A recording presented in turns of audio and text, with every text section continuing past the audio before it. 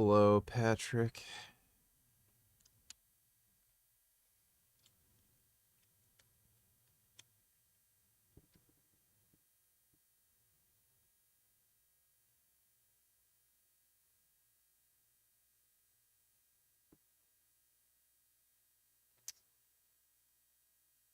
What in the fuck?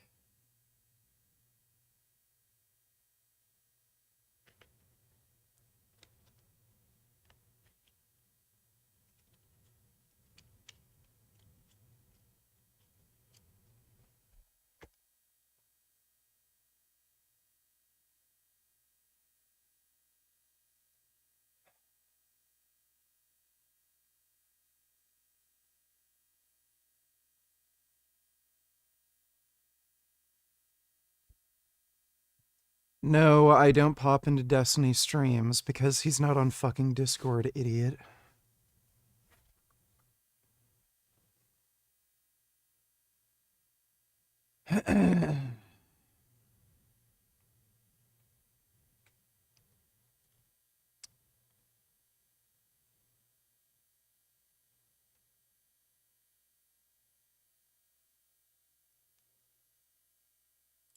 This is like obviously such a stupid argument. What do you mean?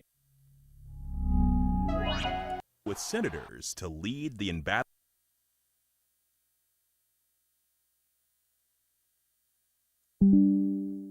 Department of Education. Linda McMahon, nominated by President Trump to be the next Secretary of Education. One time in these videos, just one time, I wish that they would be like, here's a program that's getting Video by stating that I was the only one that reached out to everyone involved in this story, and that the victims weren't just used by Destiny, but by YouTubers trying to frame themselves as heroes. One of them is still lying about what he did. Now, I'm not going to pretend that I personally care about the victims either. I don't know them. However, I do have the basic human decency to not try and sabotage them. I pride myself on doing a good job, and this video is finally up to those standards. So enjoy! Destiny is a political streamer that has framed himself as a moral authority. I've gone on his shows, cited his appearances often when covering the Red Pill. He's framed himself as someone who's fighting for respecting women. I think there's an intention within DDG, from what I can tell, from what you say and what people say, to make women feel comfortable in this space. Is that correct?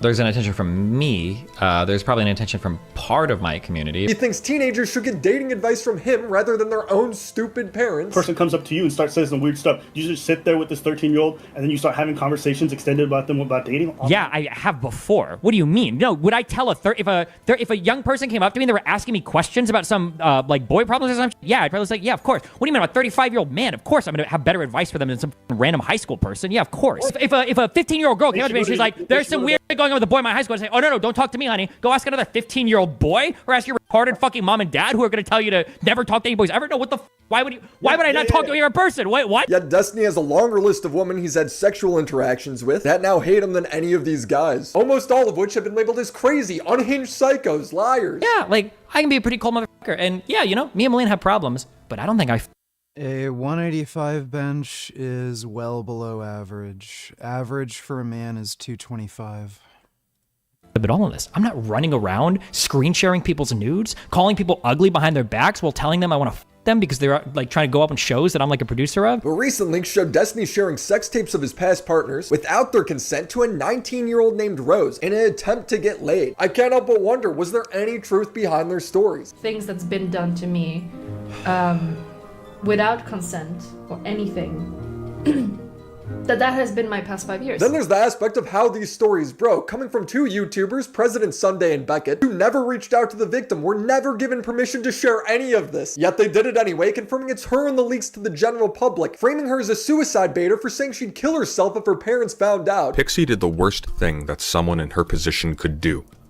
Rather than seek legal recourse or make a public statement denouncing the violation of her consent and dignity that these leaks represented, she was literally doing both of those things. She seems to have ultimately chosen to try and profit from the situation by extorting. Destiny. This guy didn't even try to understand the full story before making a video victim shaming her. Well, her parents certainly know now thanks to Sunday's journalism. If she dies, she dies. A risk he's totally willing to take on behalf of making his YouTube video. After Pixie was forced to go public, she would have other women reach out saying they also had their nudes shared without their consent. One girl even claimed she filed a police report on Destiny for secretly recording them having sex, which if true is such a violation of another person's privacy. I genuinely hope he faces criminal consequences for it. This is not the first time this accusation has come up. The way that Lauren keeps saying this is that is implying that I'm recording me people or recording me like sexual stuff or something like that.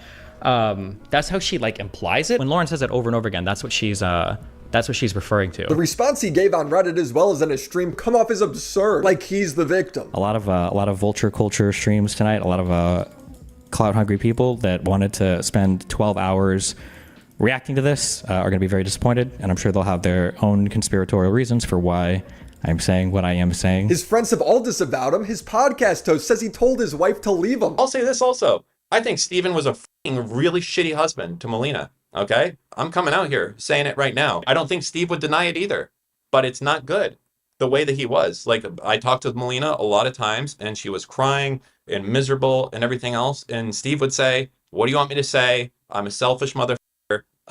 That's why I'm in the relationship that I'm in. He was like, what should I do? Oh my god, this is retarded.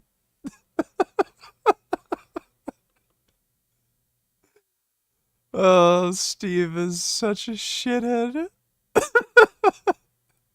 Should I leave? And I'll tell you this, I never was I was never no, you should stay and make things out. I told her multiple times, listen, if you feel like this is an abusive relationship. Yeah, I was able to get some good sleep, finally. Yeah, I take fucking supplements, oh my god. Get the f*** out of there immediately. Acting like he's betrayed because nobody reached out to him. I want to write up a list of all the people, actually, hold on. Because there were some people that messaged me to figure out what was actually going on before they kind of decided to do all this crazy public stuff about it. I just want to read off a list of those people, hold on. What a surprise. Let me see, LG.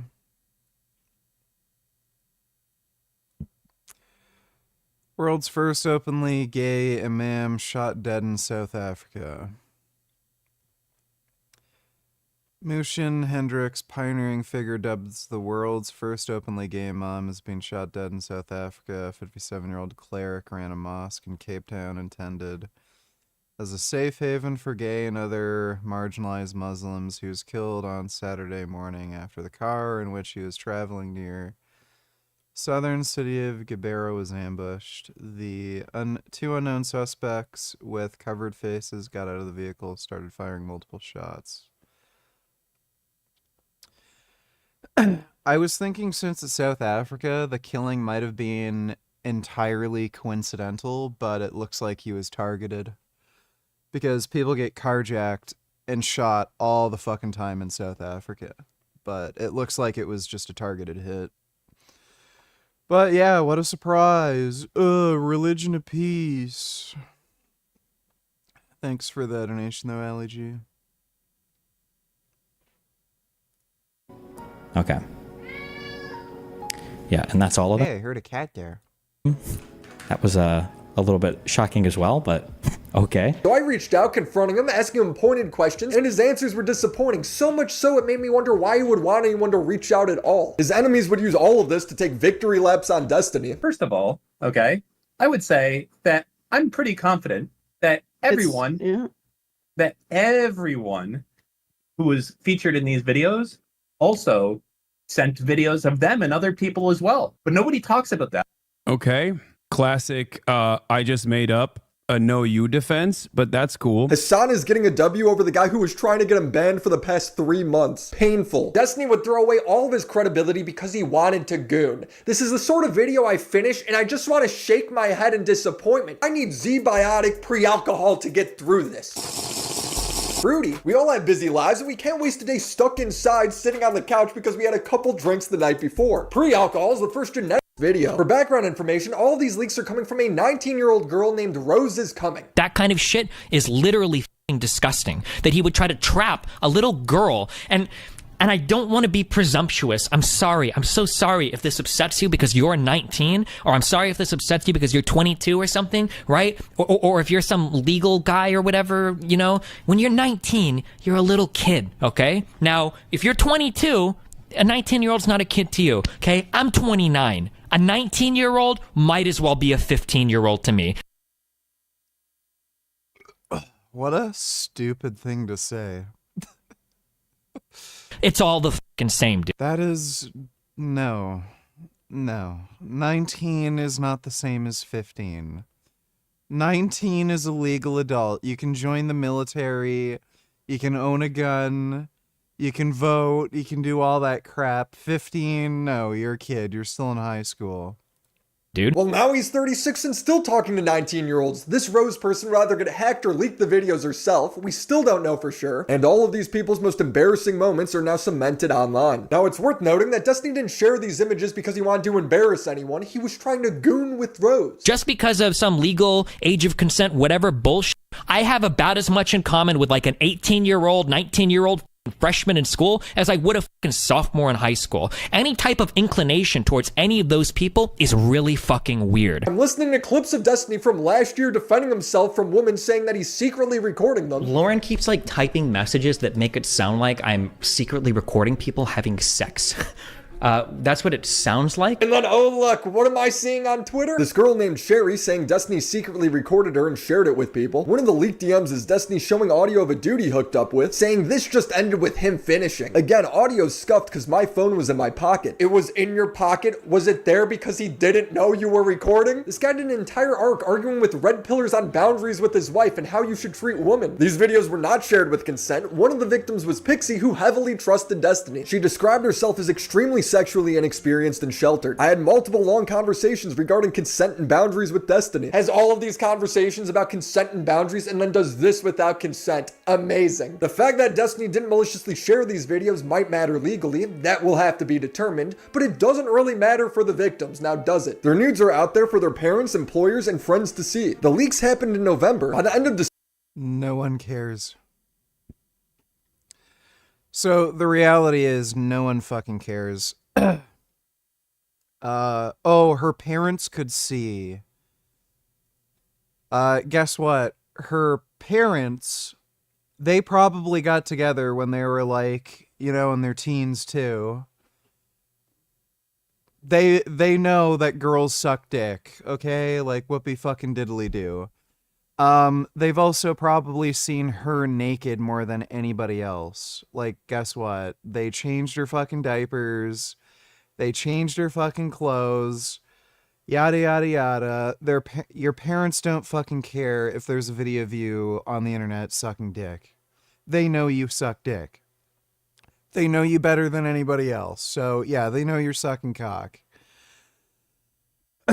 Oh, your friends could find out. Your friends don't care. They suck dick too. You suck dick, your friends suck dick, everyone sucks dick, okay? Nobody cares. Your employer could find out. I don't know how they would, or again, why they would care, unless sucking dick somehow reduces your performance at a given job. They don't care, okay? Again, your employer, they know you suck dick. It's probably why you got hired in the first place. So, all of this is just absolute horseshit. Look, especially for a girl like Pixie, she is not an attractive woman at all. Like, she's not ugly, but she is not attractive. The only people who would go out of their way to look at the videos or whatever that Destiny shared are people who are just morbidly curious about what Destiny's penis looks like. They have no interest in seeing Pixie. None. She is just not a pretty girl. So, who the fuck cares? Like, the idea that this is horribly damaging to her, give me a fucking break. This will affect her in literally 0 ways. Like, she's not going to make less money. She's not going to lose friends. Her relationship with her family isn't going to be any worse. Destiny, this has affected him and probably will affect him in very serious ways. There is a realistic chance that he might end up on a sex offender registry. There's a realistic chance that he's going to have to pay a substantial amount of money to certain people. We already know his relationships with a lot of other streamers and shit are toast, so a lot of career opportunities are in the toilet for him. He's probably lost money over this already. Like, this has actually affected him in very, like tangible ways. Pixie, all dumb girl, stupid, in her head shit. What's my family gonna think? What are my friends gonna think? What if I want to get a job? No one cares. Literally nobody cares. She's the only one who's making a big deal about it. December, Kiwi Farms, as well as many other creators, knew who the participants were. There were group chats talking about it. The most prominent victim in this story, Pixie, confronted Destiny about sharing her nudes without consent. I'm super sorry, there's literally zero excuses. In DMs, Aaron wrote to Destiny, "You didn't leak it maliciously, you distributed it non-consensually." Yeah, I know, I have severely damaged her. Confirming yes, he did do this, making him come off like a complete fraud. He has hours of content telling people how to live their lives, that they have no moral standards. Meanwhile, he's going on trips to Israel with his friend Lonerbox, while pocketing nudes of a girl he was having a thing with. There's a video of Pixie's dad thanking Destiny for being a good friend. First of all, many thanks for being a friend to my daughter. Yeah, no problem. She doesn't have any friends. Dude. Again, this is the chick that is saying, "Oh, people are gonna look up my, like, sex video." No one's gonna look it up. No one's interested in looking at you have sex. That's just the fucking reality. Like, no one cares. Like, and society does not care if unattractive women have sex on camera. I gotta tell you. Like, it's just so fucking overblown. Many thanks for being a friend to my daughter. Yeah, no problem. She doesn't have any friends. That's not true. You're No, so she has a mean. shit ton of friends. Okay. But she appreciates your friendship. Cool. And I appreciate that. That you are friends. Thanks. Well, I try my best. I'm a friendly person, you know. Bruh, this is painful to watch. Pixie is talking to Kyla here. They're friends, but Kyla has a conflict of interest. Her and her husband moved from Canada to work with Destiny. They uprooted their whole lives for this. Pixie emphasizes Steven has to face the consequences proportional to his actions. I want this to be the most expensive mistake of his life. I'm essentially asking him to punish himself in a way I don't think he will or agree with without the law getting involved. I don't have a dollar amount from the top of my head. It just Mangoosis donated $2. Let me see. Oh, wow. Those are some good hamsters. Oh my goodness. Oh, sweet little hamsters. Probably 1 or 2 more years for that to happen. But look at this, you guys. Look how precious he is. And he hasn't even landed a single kick yet. Mwah! Oh. He was baffled by that kiss. Only gonna...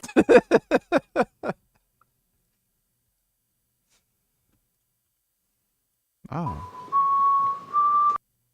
Oh my god. Meerkats are so people. Oh my god, they're so person. Oh my god. Oh. Oh, that's nice. Wow. That's really nice. It's amazing. My goodness. Wow.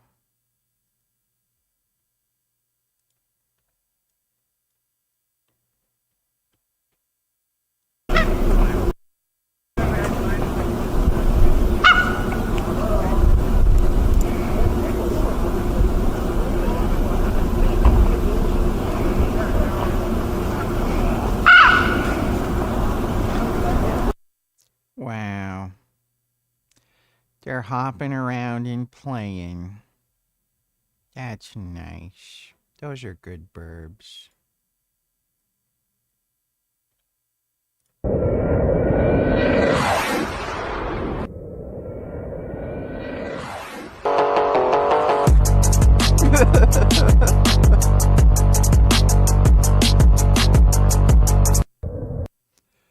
Yeah, what the fuck? I've never seen anything like that.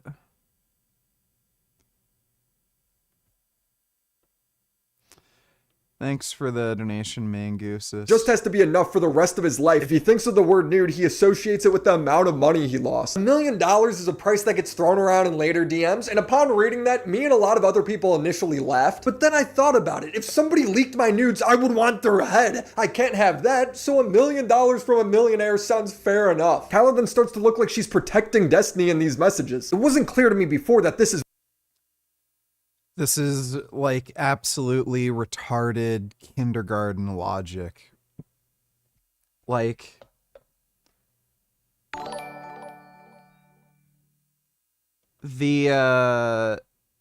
so financial compensation has to be proportionate to, the damages that were done.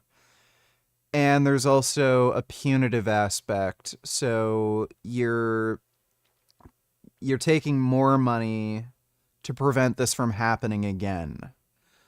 So I think generally the rule is you go with you establish what kind of damages are required for compensation, and then punitive damages are generally double compensatory damages.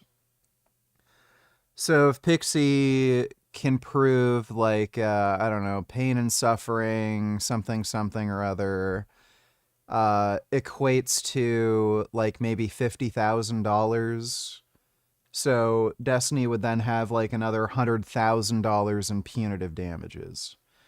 So I could realistically see a total settlement of $150,000. That's realistic. Even then, that's a little high. It's hard establishing damages from something like this because she's a fucking retard who doesn't have a job. So, claiming, oh, I have damages. Okay, what are your damages? Did you lose any money? Did you, lose out on any career opportunities? No, I sit at home and do stuff. So it's really just going to come down to how much sympathy a judge or a jury has for her. If she starts whining and crying, my life is over, I'm going to kill myself. It might help her out a little bit, but I mean,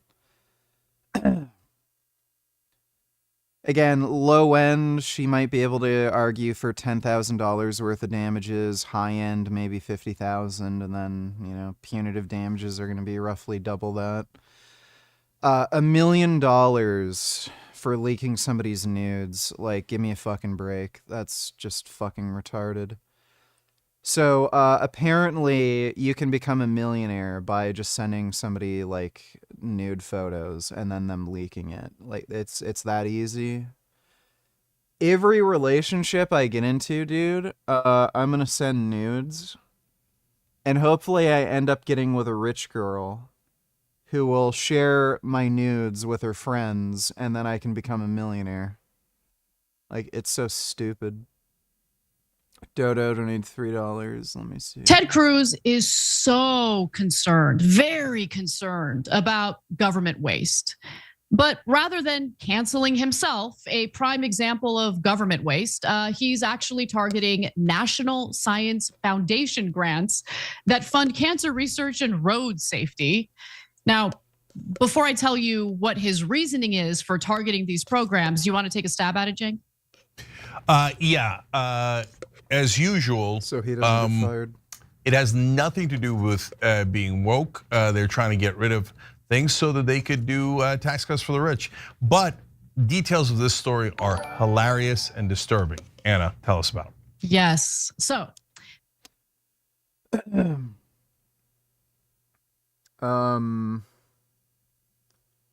was the USAID? I think it accounts for it's either 0.7 or 0.07% of the entire federal budget. Like, attacking all of these small programs is entirely pointless for reducing government waste. Just no reason behind it whatsoever. Varici donated $2. Hey Richard, you mentioned before when you took mushrooms you discovered happiness comes from within. Can you elaborate on that? Like, I don't really feel like it because I have this discussion like every single fucking stream.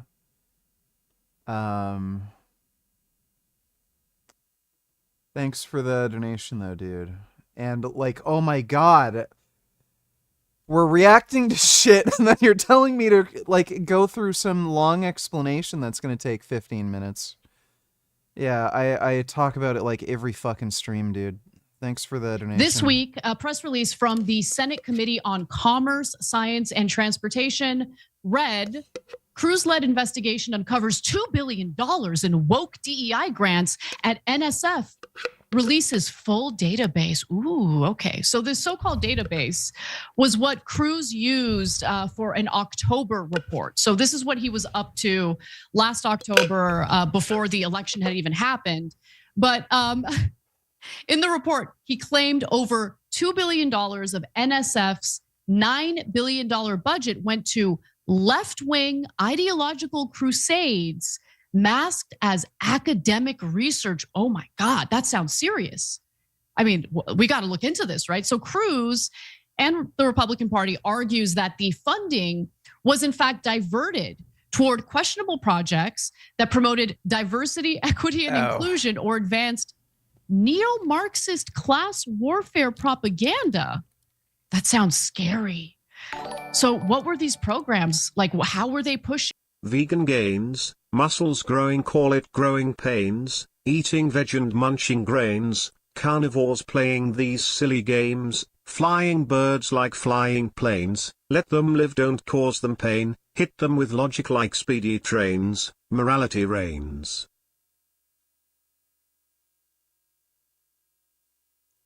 Alright, well that's good. Thanks for the donation, accidental shit during anal. Neo-Marxist propaganda.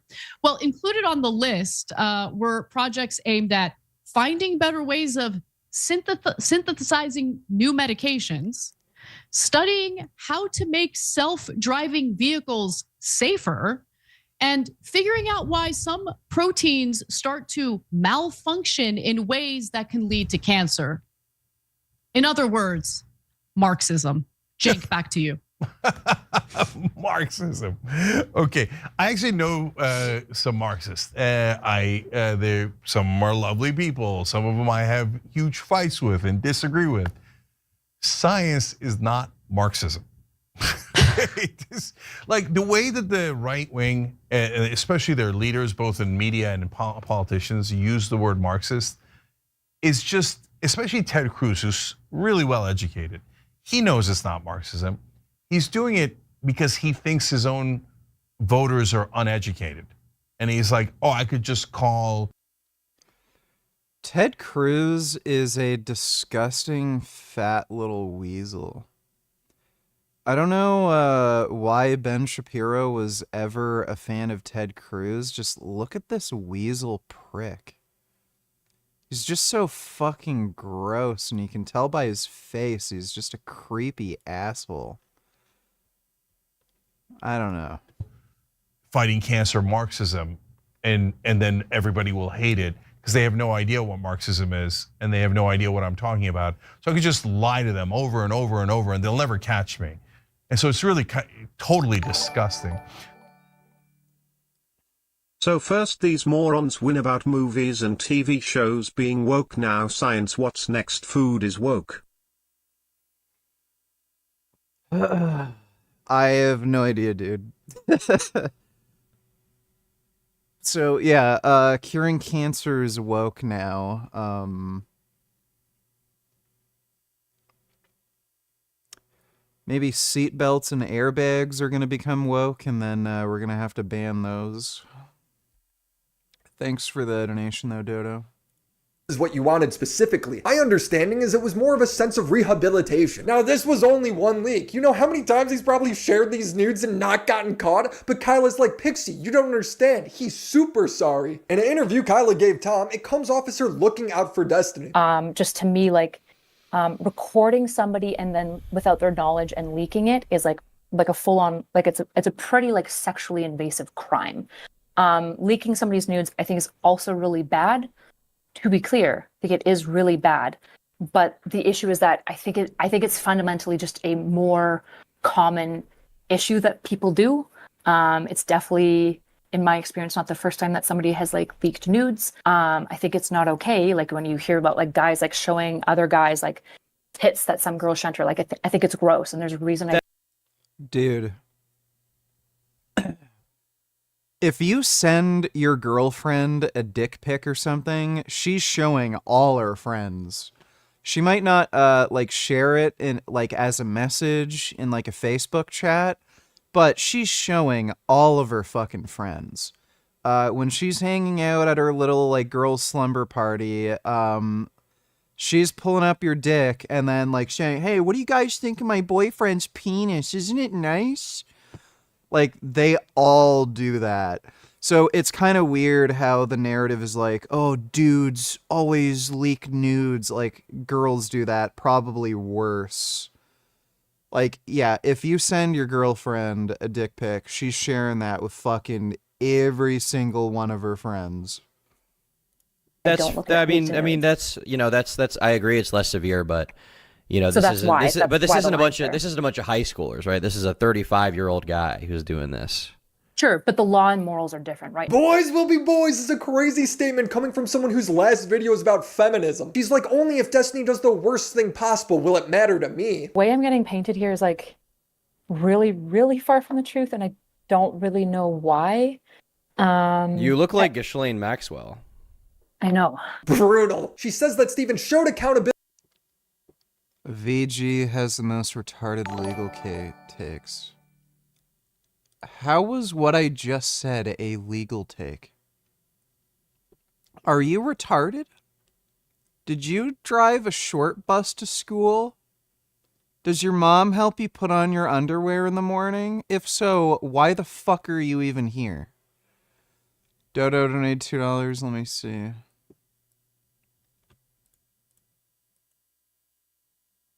And let me say this in English so you can understand what I'm saying. I have translation. No, I know you have translation, but I just want to make sure you get it right. There will come a day that we will see far more radical extremists and terrorists coming out of Europe because of the lack of decision-making, trying to be politically correct, or assuming that they know the Middle East and they know Islam and they know the others far better than we do. And I'm sorry, but that's pure ignorance. Wow. Even they know. I don't know why why can't every other country take his advice and not let them in? More engaged in manufacturing. So I asked them, so how many of those students that are signing up and want to do this, how many are women? You had mentioned trying to engage more women in manufacturing. I'm just wondering if just the name manufacturing sounds like a guy. So that was Illinois Congresswoman Jan Schakowsky, who claims that women do not want to sign up for manufacturing jobs because the first three letters of the word are man.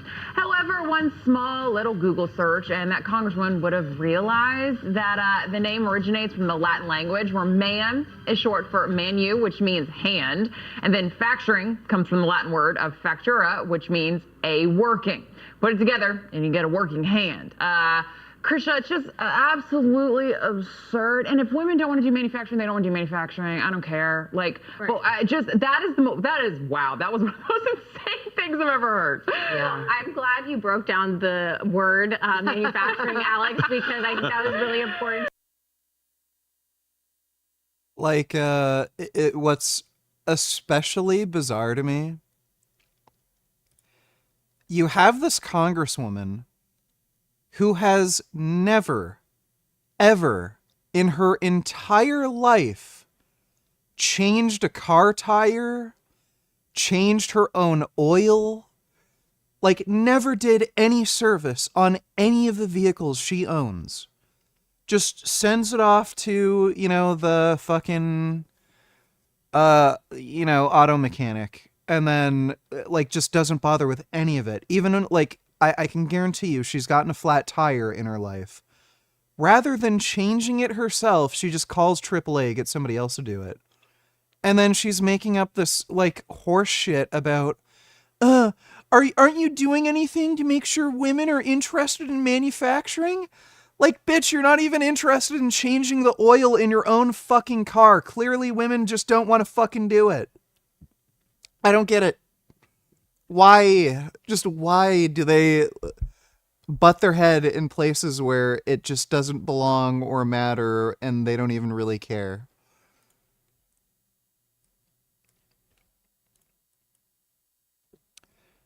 This is why so many of us HCPs were fired for warning everyone about this. We knew the dangers of this vaccine. Oh my God.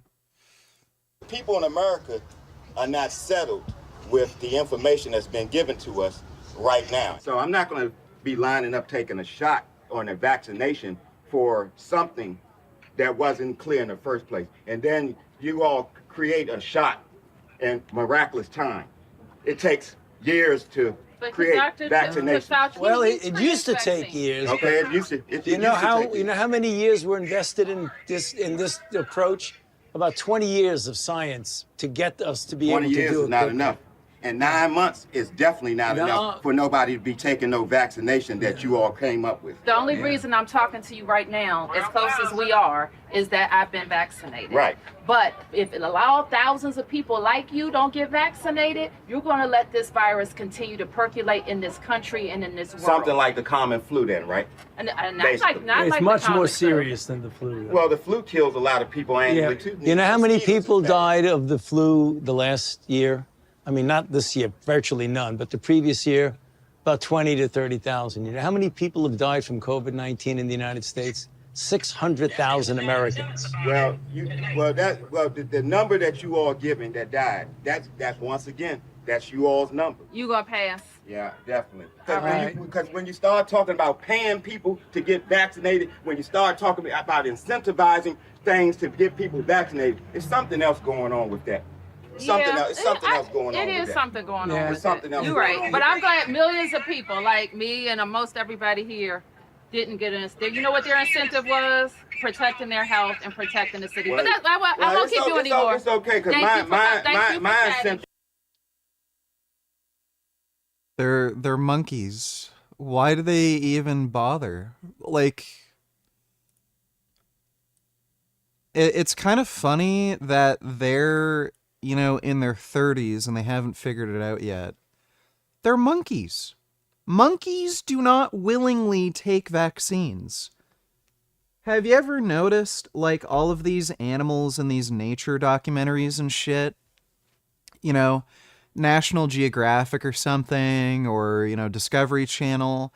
Anytime they want to give, an animal a vaccine for some outbreak that's going around, they have to, tranquilize it first, then inject it with a vaccine, then let it wake up and, go fuck off somewhere else. Yeah, monkeys aren't going to just, sit and have their arm, injected and then, walk off. They're fucking monkeys.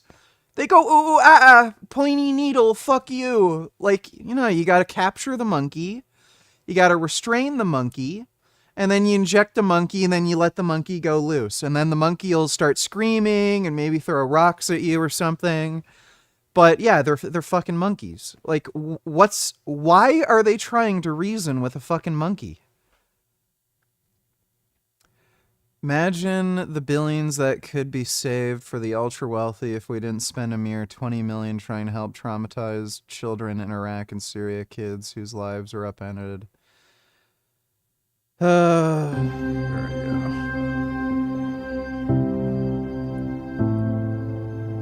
go. أنا صار لي تقريبا من وقت من 2012 جينا من بيتنا بسوريا تدمر يعني وجينا من الحرب جينا لهون من 2012 وعايش بنفس الخيمة تقريبا. إيه عندي 4 أولاد يعني شيء يعني مأساة عشناها احنا ما حبيت أتذكرها يعني بلاس. إذا الولد من هلا بيشيل هم هيك معناته ما له مستقبل يعني.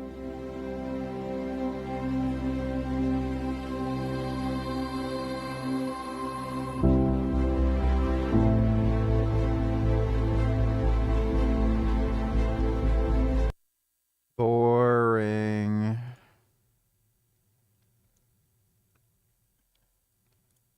What's this horse shit? They're starting to throw stones as expected, so we're gonna move to another part of the camp. All right, we're gonna move to another area. All right.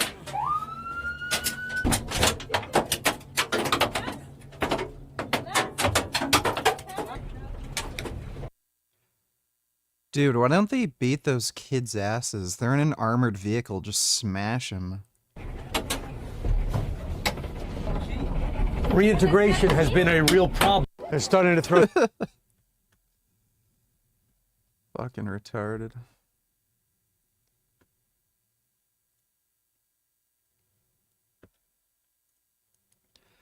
UK has decided to charge an ex-Muslim for burning the Quran in front of the Turkish consulate in London. Yep. At the scene, he was attacked by a man armed with a knife. That man was also released on bail. Look here, look. Look. Oh, he's got a knife. Go. Idiot. You fucking idiot. Find the Quran. Go.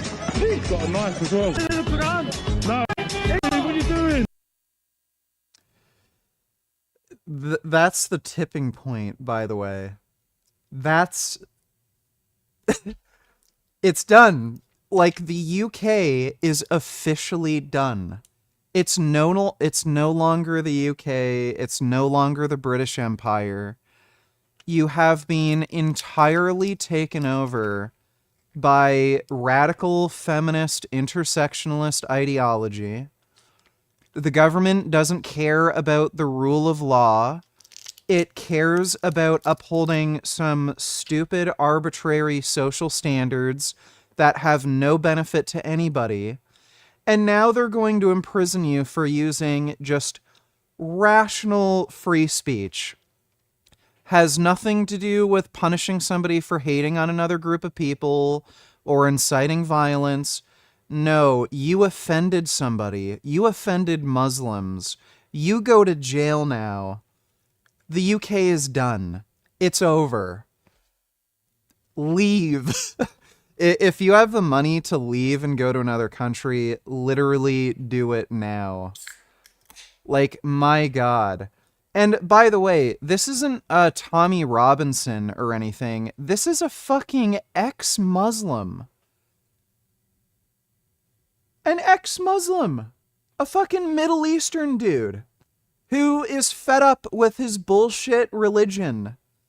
And then he's getting fucking arrested.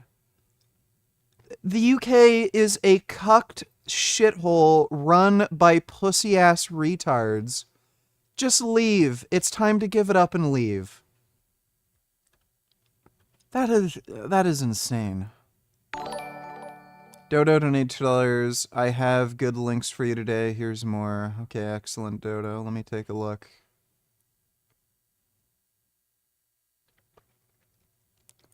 Dictators in history. Hitler, the good of the state stands above the law. Mussolini, everything within the state, nothing outside the state, nothing against the state. Napoleon Bonaparte, I am the revolution. Francisco Franco, I am responsible only to God and to history. Trump, he who saves his country does not violate any law. What an idiot.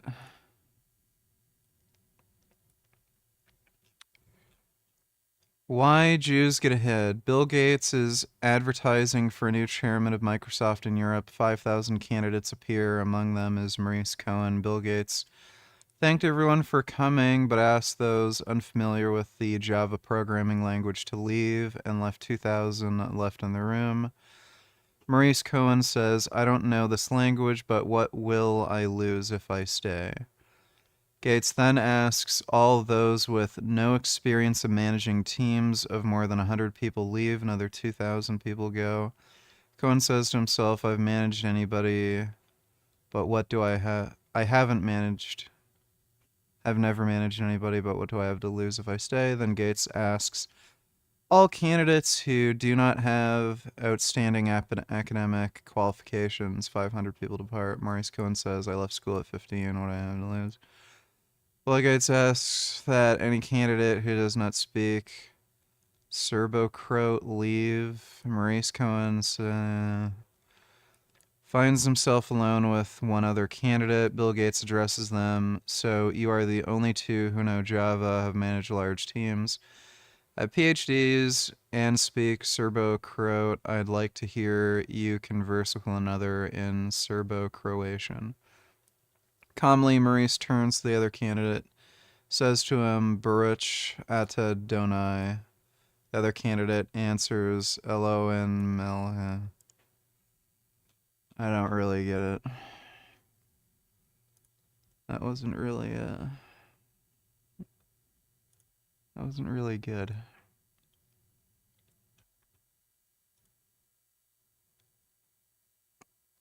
Young men in New Zealand are all done with rainbow parade.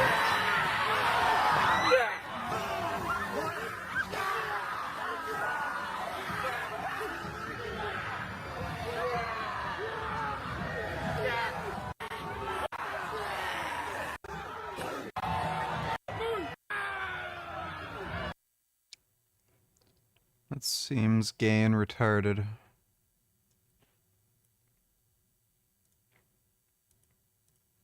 Tony Fauci won a power struggle with Broder. And he said, this is an infectious disease. We've proven it. With Bob Gallo proved this is being caused by a virus. There's a lot of people that said it's not a virus. The virus is a passenger virus. And these people are dying mainly because of poppers. 100% of the people who died in the first, of the first 1,000 who had AIDS were people who were addicted to poppers, which are known to cause Kaposi sarcoma in rats. And you know, they were people who were part of a gay lifestyle where they were burning the candle at both ends, and they were taking a lot of injectable drugs and methadone, and there were poppers on sale everywhere at the gay bars. I remember growing up in that era. In the gay bars, they would be last call for poppers and last call for alcohol at 2 a.m. And all the... So is he admitting he'd go to gay bars? And, like, what? Is he gay? Has he admitted to being gay? Like, because he's, I remember going to the gay bars and them saying, last call for poppers. Like, what? You were at gay bars? The gay bath houses sold poppers, and it became a ubiquitous. And there were a number of people in the agency who said, this is not a viral disease, but it's a disease that is environmental, and it's being caused to people who are you know, who are getting autoimmunity from doing these from toxics. But for Tony Fauci, it was really important to call it a virus because that made it an infectious disease. And it is an infectious disease. it became, and it allowed him to take control. This is the new HHS secretary. That's just fucking insane. Somebody who doesn't even think AIDS exists. Thanks for the donation, Dodo. Exactly, VG. Once again, the connection between humans and apes is really thin. Yeah, it is. Surprisingly thin. Thanks for the donation, Dodo.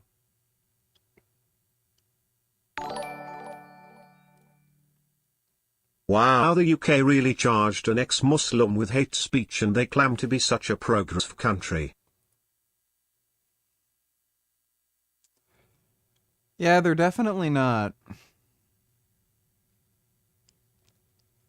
Yeah, get out while you still can. The UK is going to become an even bigger shithole. Thanks for the donation, though, Dodo. And a step-by-step plan on how he was going to correct all of this. Basically, the moment that I saw like remorsefulness, accountability, and like a step-by-step plan of like how he was going to correct the issue, that's when I was like, okay, I can still work with this person because it's like the try and the accountability that matters to me. What was his plan? Because all I saw was Destiny blaming his actions on being off of Vyvanse. Apparently, if he's off of his meds, he doesn't have to respect people's privacy. Interesting symptoms. I want to point out that Pixie stands by that Kyla was being a good friend despite how she comes off. It's worth acknowledging that. When this story hit the wider public, Destiny gave a statement on Reddit. He titled it Legal Arc Begins. Debate 2, donate $2. Let me see. Yeah, there's a dog in the dog, right? And then there could be a dog inside of that dog. This dog. Earlier you you guys were. Was that? Sorry. Go ahead. Earlier you guys were talking about the impossibility of evolution, and I wanted to break it down mathematically. I've actually been doing a lot of research on this over the past couple months. Okay. There are about 3 billion base pairs in the human DNA, and about 1% of that is how different we are from our ancestors.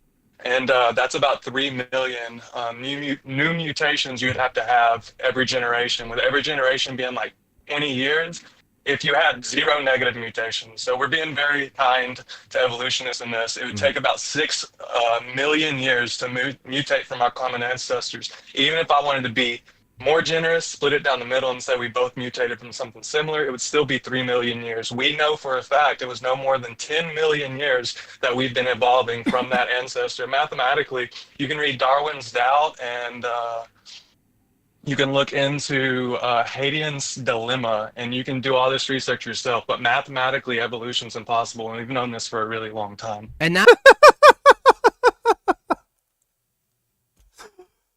Oh, these people are just hilarious. Well, I've already debated him, and he just ran, so I'm not going to bother, but holy shit, these people are just fucked in the head. Well, thanks for the donation, debate, too. Getting in mysterious ways, such wow. Which shows how unserious he is about this whole thing. Like, what if he gets criminally convicted? Will he label that his prison arc? He says he had no intention of these images or videos leaking, and that he hasn't spoken up for the following reasons. He was going to pursue litigation, most likely against the hacker and sites hosting the leaks, and that he didn't want to bring publicity to the material. 3, I've been trying to move on from covering drama content as it has had an increasingly negative impact on those in my life. You want to move on? Now that the drama's about you, it's not fun anymore? People always act like they're above covering drama when they become the subject matter. 4, one person involved has expressed suicidal thoughts in relation to the matter, and I did not want to exacerbate the situation by talking about it publicly. Now that's a nice sentiment, but it's already all out there. The real reason he's quiet is because it's going through litigation. I can't help but roll my eyes when I read parts of this. Dodo, donate $2. Let me see. Newly elected DNC Vice Chair David Hoggs is using party resources to funnel donations into his own PAC where he pays himself a 6-figure salary. Is that even true? Like, that does sound like something David Hogg would do because he's a piece of shit. New York Post. It's not terribly reliable.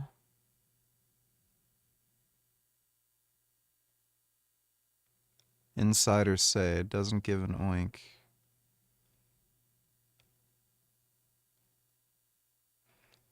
According to Democratic National Committee insiders, barely 2 weeks into his tenure, Hogg has been leveraging DNC contact list to blast out messages soliciting donations to his own political actions committee, for which he draws more than $100,000 in compensation a year. Well, we know David Hogg is retarded because he wasn't able to get into any university he wanted. Like, none of them would let him in. One of the reasons he did that whole anti-gun campaign bullshit was because he thought it would look good to some progressive universities to let him in. But none of these universities would let him in. So he's dumb. He has no real skills. Like, he's not smart, can't go through school, has no actual skills. So I guess he's just grifting as hard as he can so that he can basically just pocket money. But yeah, David Hogg is a piece of shit, just worthless. Like, especially these days, running a political campaign on banning firearms, like, you're doomed to lose. Despite, Democratic leadership getting elected over and over again, gun rights have only increased. So nobody's interested in it. Nobody wants it. Everyone thinks it's fucking stupid.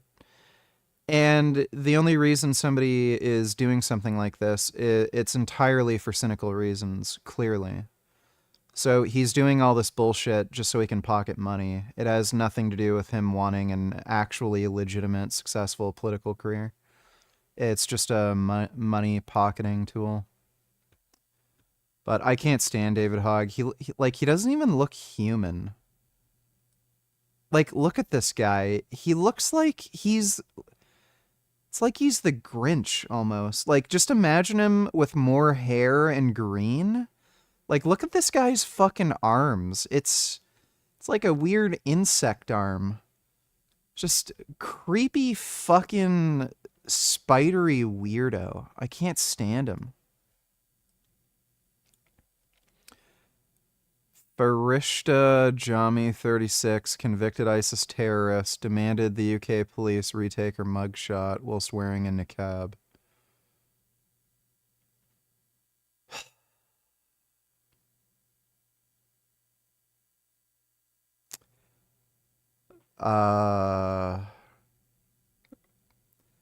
UK police.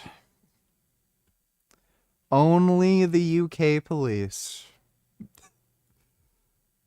Germany versus Poland. Where is it safer, here or in Germany? Here.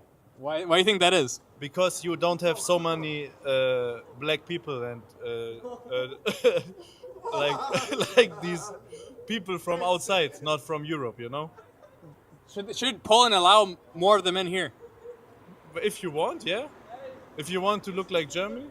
Where is it? I mean, he has a point. It's not the issue that there's, like, too many black people. The issue is that you're letting in too many black people from absolute insane shitholes.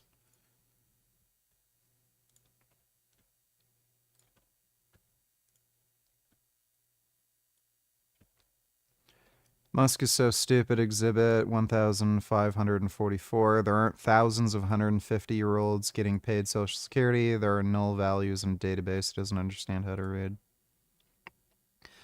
Looks like Elon's genius coders don't know how COBOL works. Social Security runs COBOL, which does not use a date or time type. So the date is stored as a number using the ISO 8601 standard. The epoch for this is 150 years ago, 1875, aka the Metra standard. So if you don't know the date of something, it will be a zero value, which in COBOL will default to 1875 or 150 years ago. I see. So he has Yeah.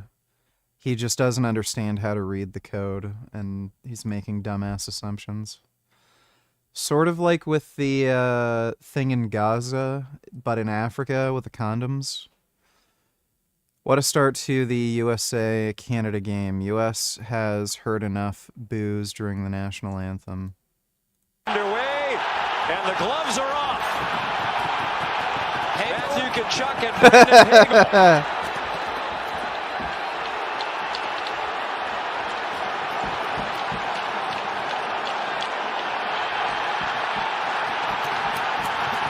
Hagel from Tampa Bay, Tkachuk from Florida.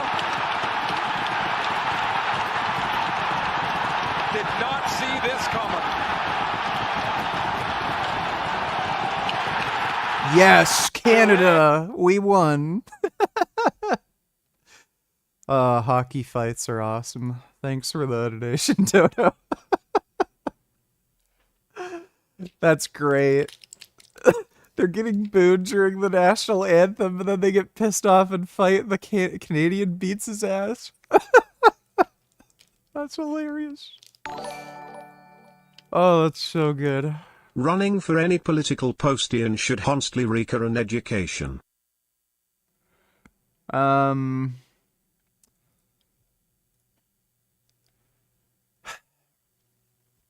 Like, probably, I mean, it's kind of strange how you can't take courses in school to, like, hold a certain political office. You'd think that would kind of be useful, but instead you just have a bunch of random idiots with just random different idiot, specialties in running organizations that they don't really know anything about or have any specific education in. Thanks for the donation though, Dodo. Good evening, VG. I really and truthfully hope that you are feeling fucking great tonight. As a white man, I feel more empowered to support my people in Europe. I mean, look how hot she is, lol. When another white boy or a white girl dies, She's not hot. Yeah, she is not hot at all. at the hand of an immigrant, we might shake our head, we might let out a sigh, we might even get angry for a minute or two, and then we go on with our lives. We offer the family thoughts and prayers, but nothing ever changes. Ladies and gentlemen, what does that say about us? This is the sign, this is a response of a society that has already given up. A society that has already accepted its defeat. But is this true? Have we given up? Dumb speech. Like, I think the mayor of London at one point said, like, oh, just get used to terrorist attacks. It's part and parcel with living in a big city. Like, a lot of people in government are just saying, like, oh, yeah, it's just something that happens, deal with it. Like, it happens because they let in so many fucking crazy wacko immigrants. But thanks for the donation, Ben. Increasingly felt uncomfortable by the language being used regarding to financial punishment and wanting to teach me a lesson, along with constant references to the precariousness of someone's mental health. You're being punished. It's not supposed to be comfortable. You know it's bad when the top comment is, I wish my streamer watched horse porn instead. I want to f a woman as a horse. I can't believe Destiny gave this guy a W. And his return stream wasn't any better, using the same song Dr. Disrespect came back with. Destiny's response isn't great. He's since banned all the alleged victims from his community. Do an impression of RFK Jr. as his first act as HHS secretary, banning all soybeans from classrooms. Also, I thought trans girls were too strong, so we banned them from sports, so why this?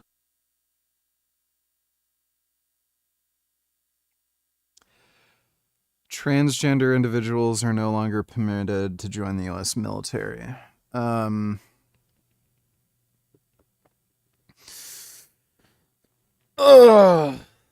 There's a lot of different,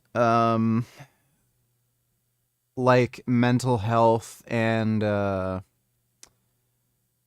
physical conditions and shit that will ban you from the U.S. military, like, a wide range. It's not the most unreasonable thing to ban transgender people from serving in the U.S. military for practical reasons, but it's pretty clear the reason they're doing this is just because they hate trans people. It's not because there's issues with that are related to mental health, suicide risk, cost of medication, transitioning, whether they'll actually be physically fit and capable to serve in combat roles, how well they'll get along with other troops, you know, troop integration. It's clearly just because they hate trans people. You can make legitimate arguments for why trans people shouldn't be allowed to serve, at least in combat roles, but yeah, it's clearly because of anti-trans hate.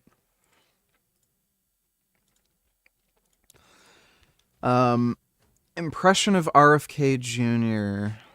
banning all soybeans from classrooms.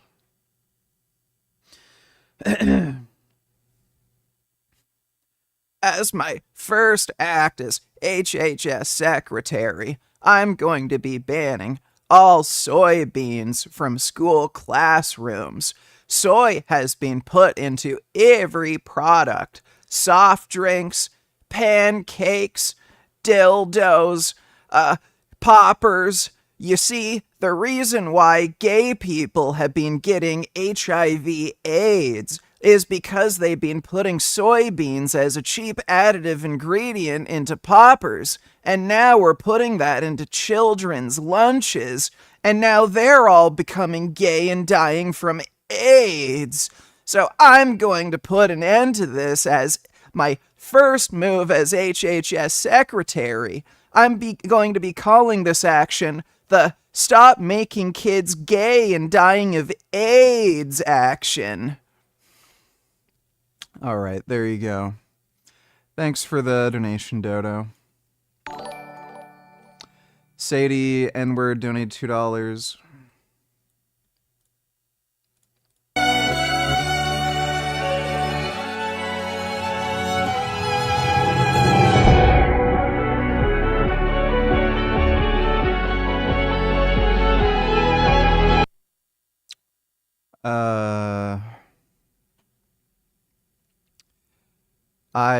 I was confused for a second, but I get it. Yes, don't mix your beautiful white people with ugly, dirty brown people. That's the... Yeah. Oh my god. Happened again. The Syrian migrant stabbed a 14-year-old Austrian boy to death and injured 5 others today in Villach, Austria. Well, that's great. Yeah, let more in. Clearly you need more Syrian migrants. Not enough yet. That female officer has a nice ass.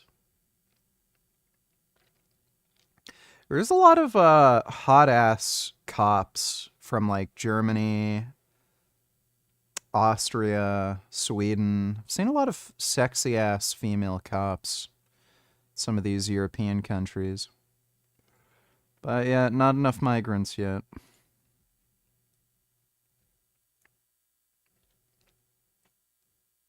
Look! Look here, look! Look! Oh, he's got a knife! Go! Idiot! You fucking idiot! They let this guy out on parole, by the way. Or, sorry, not on parole, bail. He attacked somebody with a knife, and he's out on bail. And he did it because the guy was burning the Koran. It's just fucking insane. But yeah, somebody already sent me that.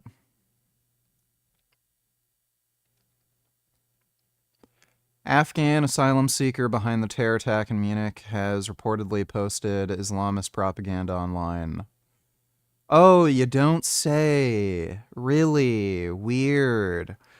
You know, I'm surprised there haven't been more terror attacks in Canada because when I was in high school, I went to high school with some Afghan refugees, and some of them were in support of the Taliban. Like, I was literally having a discussion about the, like, where are you from and all this shit. And I ended up finding out they were Taliban supporters, and they didn't think women should be allowed to go to school. So with people thinking like that, I'm surprised there haven't been more terror attacks in Canada. I'm sure if we keep letting in more migrants like Europe is, there probably will be some more terror attacks here. But, you know, supposedly Canada is much more discriminating when it comes to letting in migrants and refugees than Europe is, because the amount of... They have a way smaller population, too, and, yeah, just terror attacks galore. But that just doesn't happen here. At least not yet. Thanks for the donation, Sadie N-word. I can't believe I am saying this, but the last Pixar film Elemental was right about not letting certain people into the country. Yeah, it's not a great idea to let just anybody in. So that Pixar film might have been onto something.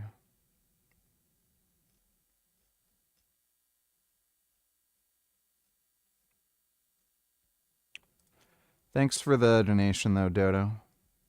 He said, bro, if I need to go on the sex offender list, I'm taking 20 other streamers with me. Okay, lol W. Who are these 20 other streamers? Is there a Google Drive where perverts on Twitch upload other people's nudes? I repeat, how long has this been going on for? How sorry could he be? Not very if he's been covering for 20 other streamers doing the same thing. But then I'm seeing Destiny's co-host Dan on one hand disavowing Destiny for what he did, and then on the other hand threatening acquaintances. If you're one of my coworkers out there, and you're making your little bit of a strong statement about how much you condemn Destiny and everything else, you better not let me find you doing something else and signing some other bullshit off for someone else, or you know, being weak. Because if that's going to be the case, either be all the way in or all the way out. Do you like Ada from Resident Evil? I don't think she's a particularly interesting character. So, I don't know.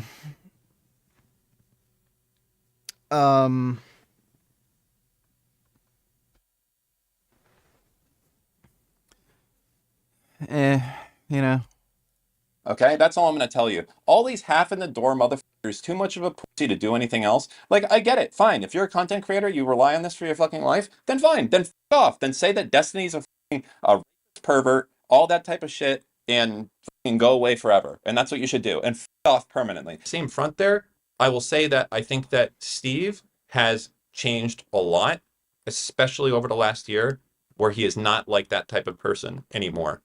You guys don't fucking you don't see it because you don't know who he is. People don't want to hear about how much he's changed when this has all just happened. But if you think that you're going to say a strong statement, say that you're not fucking with him right now, and come back in 2 months, fuck you, is what I have to say. You're worse than anyone. You're definitely worse than me. At least I'm honest about the situation. I've known the dude for 15 years. I can say that what he did was fucked up. He knows what he did was fucked up. He knows that he has to change, and he knows he's going to have fucking consequences for it. But for fucking you, you're just a fucking weasel. All these motherfuckers that did this whole shit, all the way in, all the way out.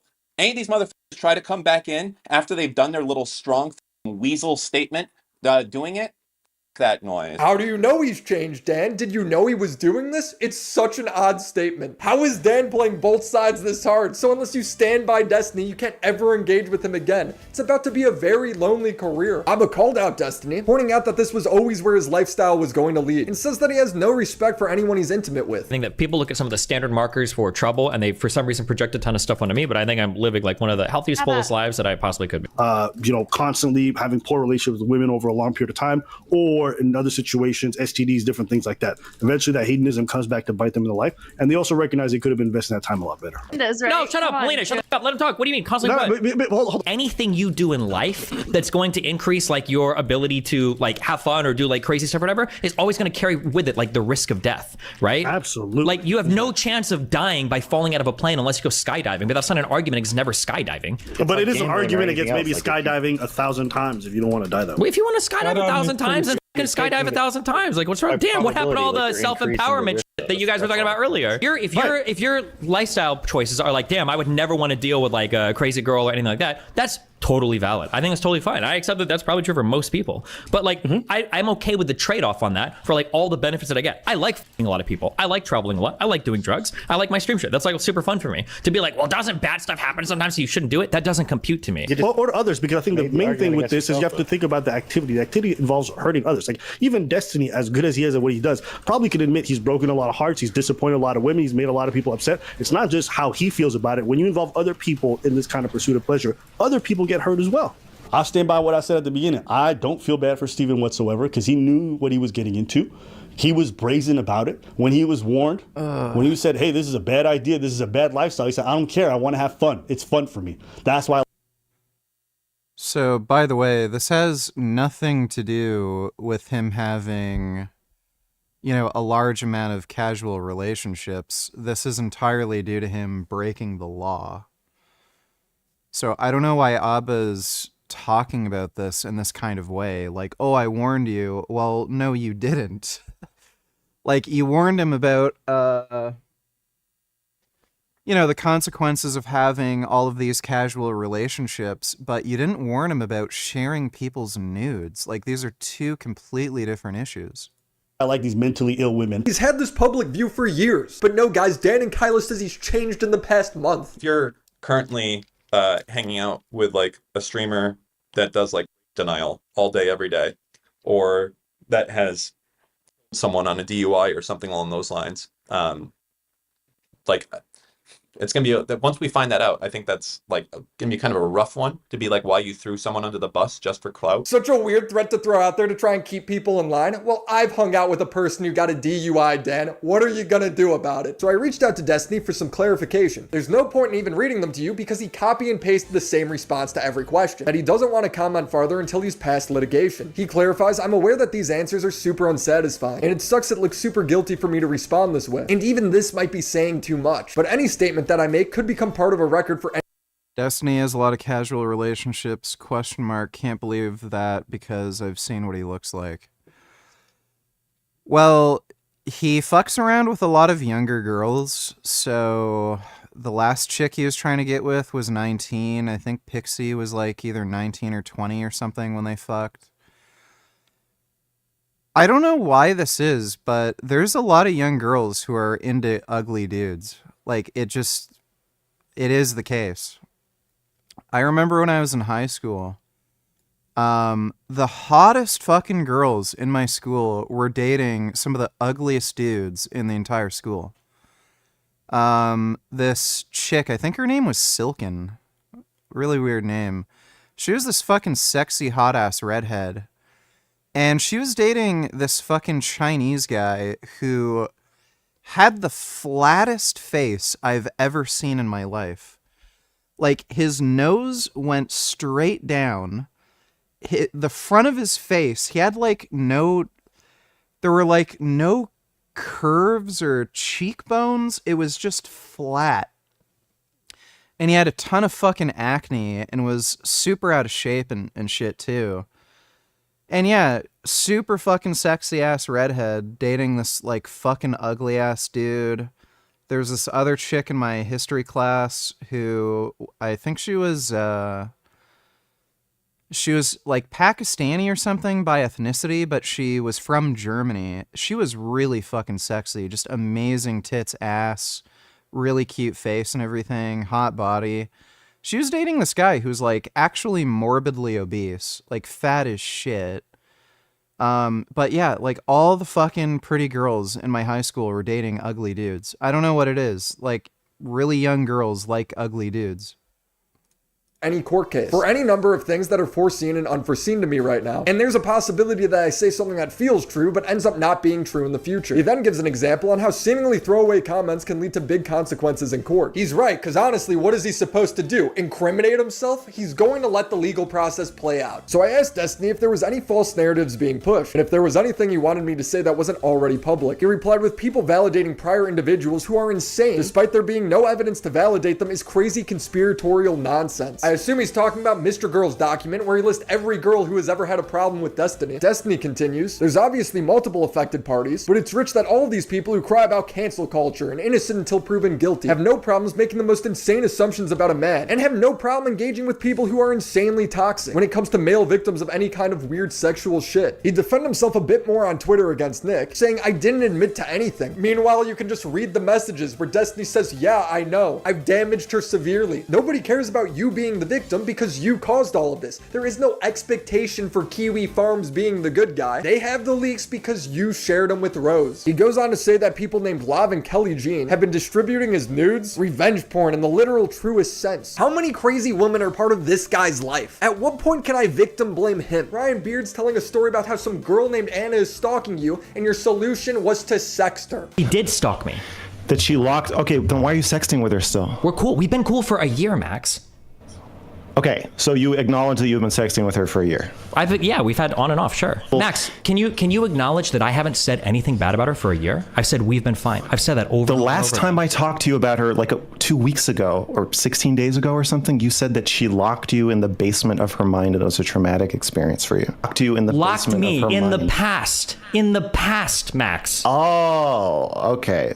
Why? Tell me, Max, why hasn't Anna come forward with any of this information now? Can you tell me, or do you want me to tell everybody why?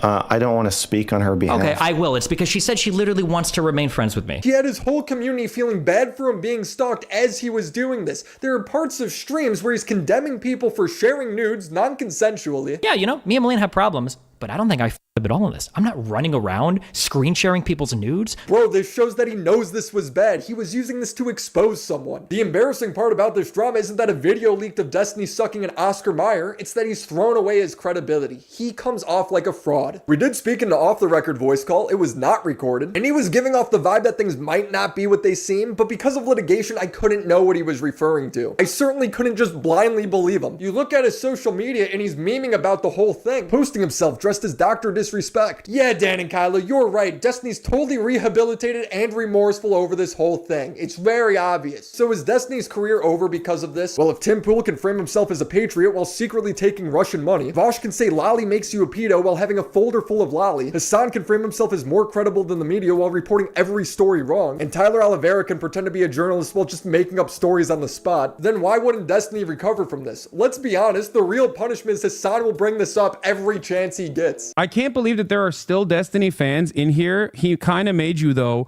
Why you so ungrateful he brought you in? No. Why not just talk it out, bro? He was your friend at one point. Dude, I don't know if you understand. We're having a conversation about this dude serially making sex tapes of the people he sometimes consensually and sometimes non-consensually records and is unconsensually sending to other people that he wants to fuck. And you're like, why don't you become friends with that guy again? I don't know, because he's gross. And Hassan is totally right. You know how hard that is to say? Again, if you're a left-leaning political viewer, your options are cooked. But seriously, it seems like if you have a political audience, you could get away with anything. You have Joe Biden's millionaire drug-fueled son getting pardoned after he said he wouldn't do it, and Donald Trump, our current sitting president, was part of an electoral scheme. But no, this is when political audiences finally take a stand. Sure, these audiences will excuse everything because they think the ends justifies the means. Hearing Lonerbox lay out his 2025 aspirations is hilarious until you realize how true it is. I look forward to some time coming back when I can brand myself as the only remaining political streamer who doesn't have doesn't have sex scandals and doesn't support terrorists. For some reason, it's always one or the other. They're very musical people. Are you being serious? Dog, what do you look? You think I made this? Isn't music. I know they're singing, but I'm seeing just guns and shit. This isn't a music video, Hassan. No, it is. They do musicals about like their actions all the time. Yeah, they're militarized action. When I looked at it, I think the vibe that I got was like short stack, thick kind of thing. You know what I mean? Like the way like goblins get drawn in porn. The fuck? Niggas press their luck in, they get a butt fucking straight up the ass raw dog. Was objectively wrong for this and deserves all of the backlash. I think it's important to acknowledge that the people who exposed this story were not looking out for the victims at all. In fact, they were actively working against their best interests. In comes President Sunday and Beckett. Neither of these people had direct contact with Destiny, Kyla, Pixie, or anyone else involved in this story. They never even tried to reach out, yet they were the ones who posted videos outing the whole thing. The only information they have comes from Aaron leaking all of Pixie's messages. They are only working with second-hand information. In Sunday's video, he says Pixie's silence was bought in exchange for Destiny paying for her law school, leaving all the other victims out to dry. Pixie has since said nothing publicly. There has been no evidence of legal proceedings being pursued, and she has seemingly ceased communications with the people she was previously working with, instead posting on X about taking the LSAT in pursuit of law school.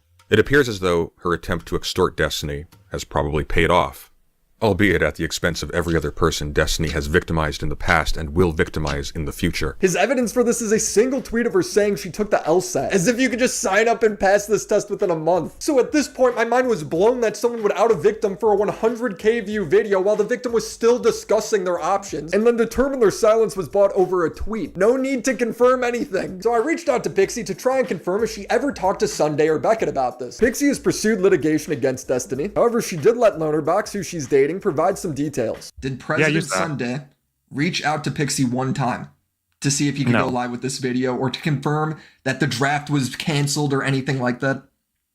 No, he didn't. It is so incredibly selfish of Sunday and Beckett to insert themselves into a situation where they take agency away from Pixie. Because one, she's pursuing legal action, and you guys making this public gives Destiny ample time to delete evidence, while Pixie's team was still building their case. I know I look smart enough to come up with that point myself. I'm not, so take that how you will. 4 days before Sunday released his video, he had a conversation with Nick acknowledging that Pixie was suicidal over this leaking. All I'm getting from this is she's really not going to want this to be public. She wants to hurt Steven, but she doesn't want this to be known that she's done this and this is her. Yeah. And she desperately doesn't want her family to know. And if I cover it, there's a good chance they will find out. Oh, 100%. Why do you think I haven't covered this at all? Like that's my principal issue. Yeah, that's here's the thing. If anything happens to Pixie in the foreseeable future, it all drops. Well, he will actually be destroyed then. That will be insurmountable. Not destroyed. He'll have his channel, he'll have his audience, but there will be no politics. The media company dream will not be a thing. So it sounds like he's getting excited over the idea of Pixie killing herself and it ending Destiny's career. This dude sounds like a psychopath. In fact, during his call with Nick, he gives a hypothetical saying as much. Here's the thing. Let's assume I was a psychopath, and I'm not, okay? Somebody saying these things would be enough to deter me.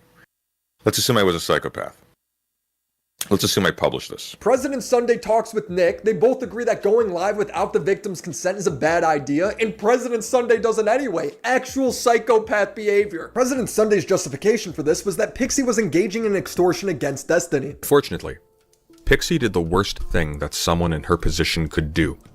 Rather than seek legal recourse or make a public statement denouncing the violation of her consent and dignity that these leaks represented, she seems to have ultimately chosen to try and profit from the situation by extorting Destiny. I don't understand how Pixie discussing what her next step is or what the correct form of punishment should be equaling extortion, because that's how most civil cases start. Destiny even says in a statement on Reddit that Pixie at no point made a specific or explicit request for compensation. So I asked President Sunday, did you talk to a lawyer or is this just your layman interpretation of the law? Because let's be real, I don't think there's any way she gets charged for this. President Sunday says, yes, I spoke with lawyers I know. You know what their answer was? Obviously. I asked, can you link me to the statement from the lawyer you spoke with, saying these DMs count as extortion? And he says they were IRL conversations, so no. So I asked who the lawyer was because I would love to confirm this, and he replies, it's someone I know. Go find your own lawyer. It's so obvious to me that he's lying. You're telling me that you talked to a lawyer but didn't get any on-the-record statement for your video? Sure. To confirm it even farther, President Sunday did a stream leaking all of our DMs. His editor Kilo came forward exposing that President Sunday never talked to a lawyer. He claims he's consulted lawyers about this.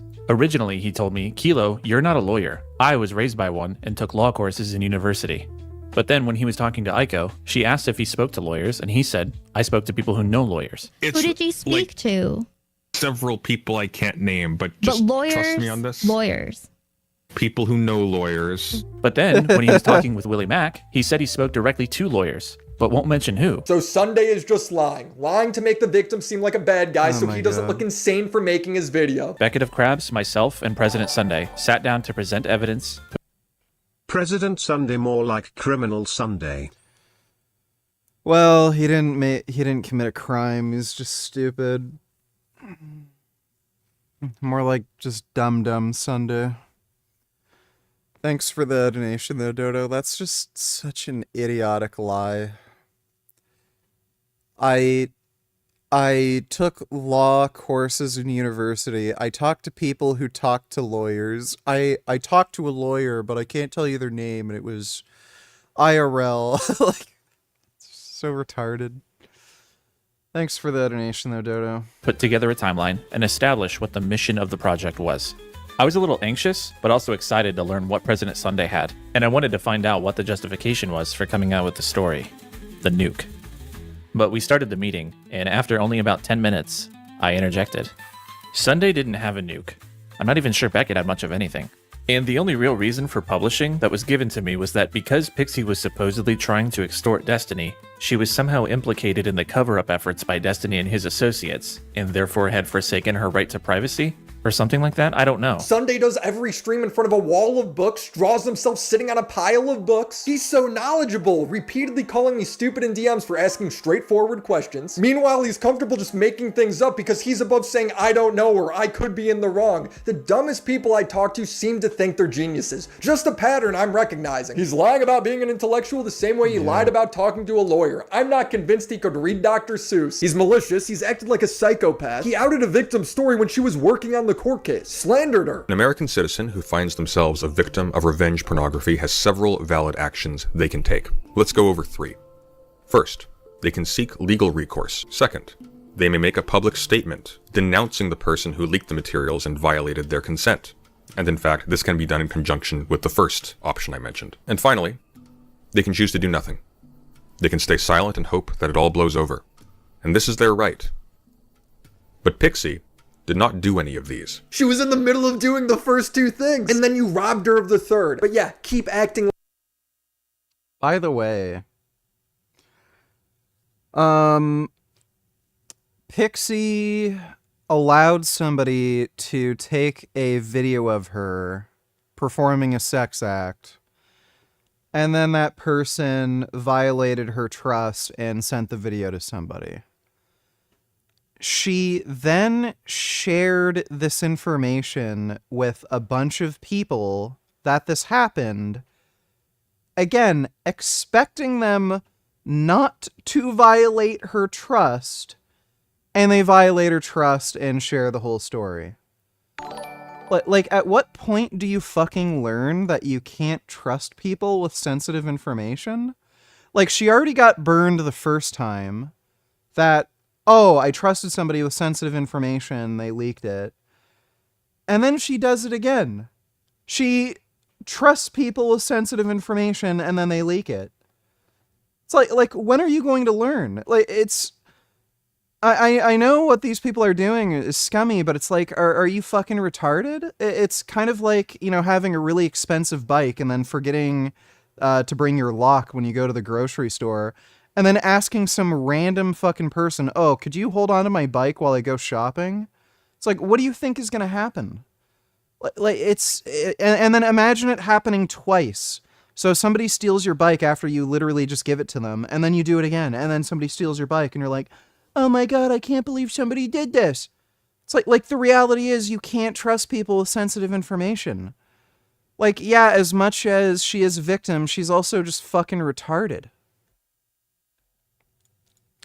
Dodo donated $2. He even looks like a criminal in his thumbnail drawing. Yeah, kinda.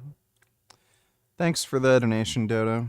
Like the good guy. He's the type of person I hope never becomes a successful YouTuber. If you're a victim, why would you ever want to share your story? He's shown it's going to leak, then people you've never talked to are going to publicize it. You will be vilified by them because they don't care about you or your legal case at all. If I had any advice for Sunday, it would be to apologize to Pixie and the victims, not just post a pinned comment half backtracking what you're saying. Also shower, get a haircut, go outside. You aren't mature enough to cover these sort of things if you don't have basic hygiene. The video made by Sunday's former editor details the clown show that was this investigation. It's the most comedic tragedy I've... Dodo donate $2. I'm married. You can't use that excuse anymore, VG, when people tell you you're gonna die alone, but you can always say you have Dodo. Without anybody Just crimes dying, against humanity, to be clear. Oh, Israel's Without still anybody bad. They were dying. able to get hostages returned without killing anyone. You're Israel's mentally still ill, evil. and you're going to die alone, and you're going to be in an unvisited grave. In an unvisited I'm grave, married. pardon me. You're married? Yep. Oh, that poor woman. Goodbye. I'll just tell everybody that I have Dodo.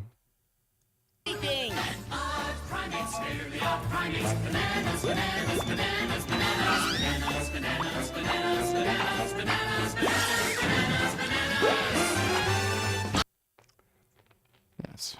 Thanks for the donation, Dodo. Oh, hey, Gum Gum. Hey, Gum Gum. I also have Gum Gum. See? This is Gum Gum. I have my Gum Gum. It's a good Gum Gum. I love my Gum Gum. It's my Gum Gum. Yeah, that's a good Gum Gum. It's a good cat butt. It's a very nice cat butt.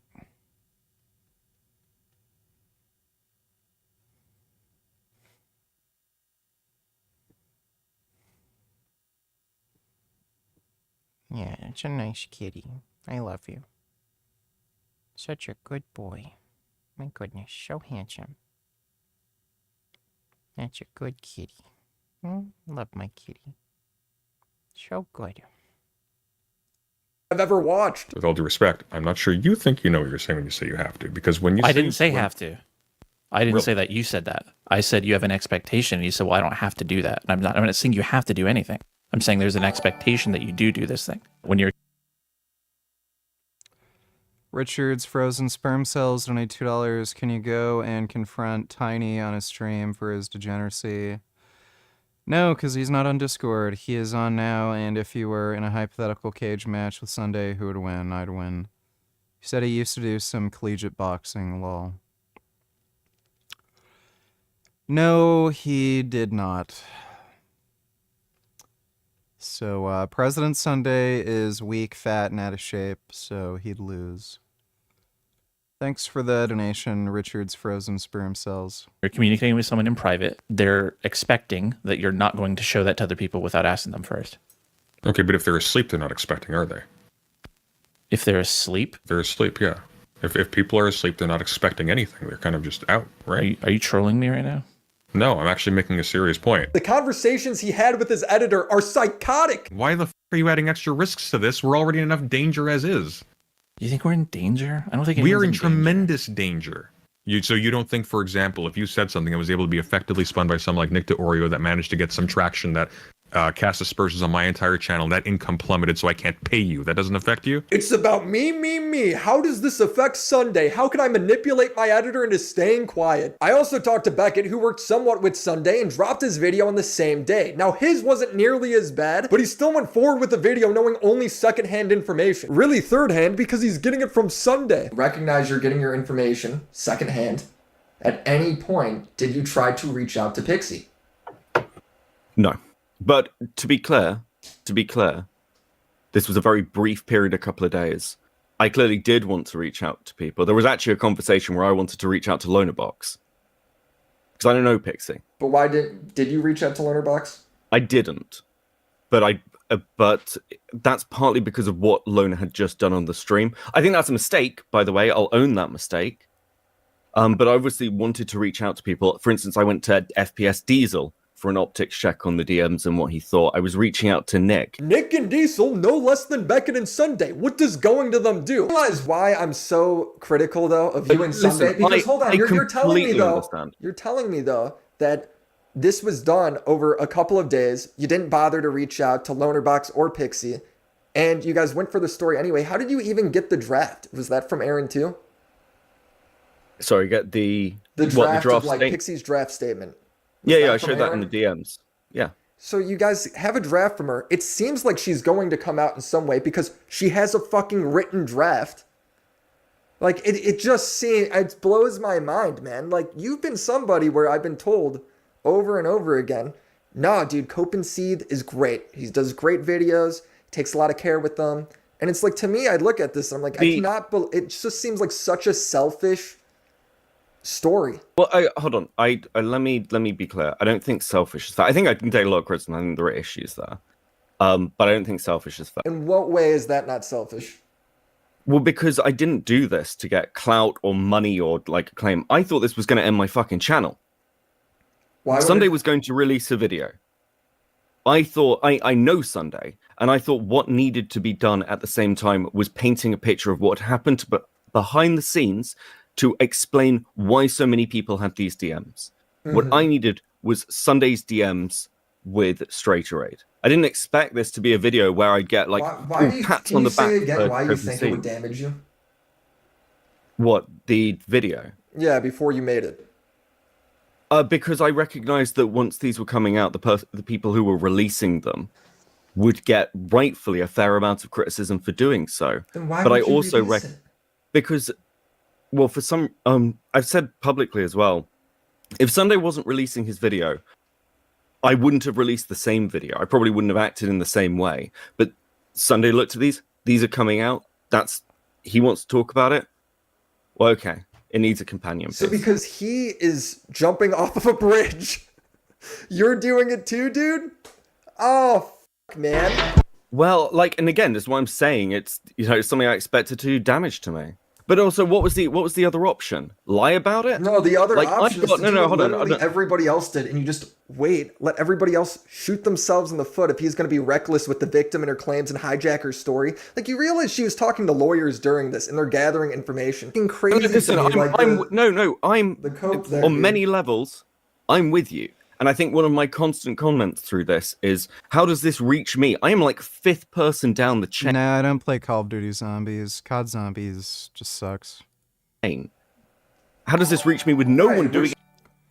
Dodo Donatillers, can you start gaming soon? Because I need you to finish up Ghost of Tsushima so you can play Life is Strange. Also, do you agree? Let me see. I'm telling you right now, there's going to come a time in my lifetime and all of your lifetimes where we have full dive nerve gear. Like, that's going to happen. Look at how ridiculous this environment looks now. When I was growing up, we had Super Nintendo, and that shit looked amazing. Look at this now. And over time, just gets better. Over and over. 10. I remember when you... Yeah, we probably will. Let me see this next one.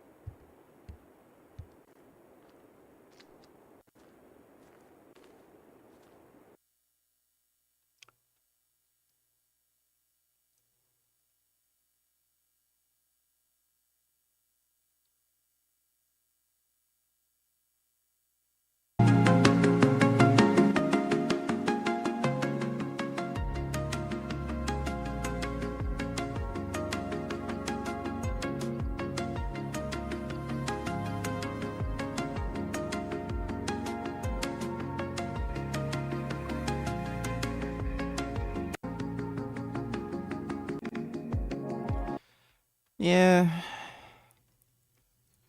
The problem right now, though, is making graphics cards that can run that sort of shit, because for the last few years, they've had to rely on AI tools like DLSS to really run games with those sort of graphics settings at a reasonable resolution.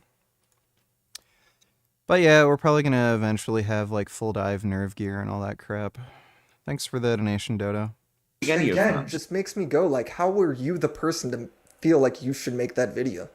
Because I thought it was such a fucking mess that at least I could make an uneditorialized. Yours I don't think was as bad, but just the premise of this whole thing, when I talk to everybody, it's just... I think it is a mess. Beckett is the only person I talked to that acknowledged wrongdoing and said he would go about things differently in the future. Takeaway seems to be what I think is the most important thing, and that's that you have to reach out to Pixie. You gotta make clear, like, hey, you look so good. If he was part of some drama as a side character and I interviewed him, I would do it then, but I don't think I could just go hang on his podcast anymore. Destiny and I were not friends. However, I have a lot of respect for him. He's the only major creator in the political space that I have covered that actually looks stuff up, reads first-hand information, and directly engages with his critics. That may seem like a low bar, but it's rare. He's somebody that has always demanded accountability from others, but right now when he's objectively in the wrong, he's not taking any of it. He's calling Nick a hypocrite for saying innocent until proven guilty with Ethan, but not treating himself that way. Nick then makes very clear you shared Pixie's intimate videos with a random 19-year-old OnlyFans model, and then posted logs where you admitted to severely damaging her. And he links the messages of Destiny doing just that. I'm the kind of person that could forgive anyone for about anything, but there needs to be remorse, and he's obviously not there yet. His coworkers cover for him saying he is, but I don't see it. I don't see how anyone could take him seriously until then. I also want to emphasize how good the video was by President Sunday's former editor, Kilo. He actively tried to correct the record, and his video has very few views. He gave up money to try and do the right thing, and I think that should be acknowledged. Hope you enjoyed the video. Subscribe to the... Well, that was fair. Let's take a muscle mommy break. Damn, her ass, dude. Holy shit. That is a nice rear end.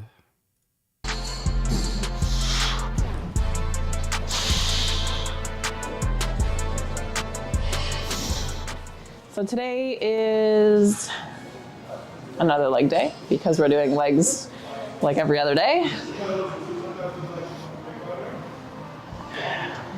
I'm not going to play Super Mario Sunshine. That was a nice sound.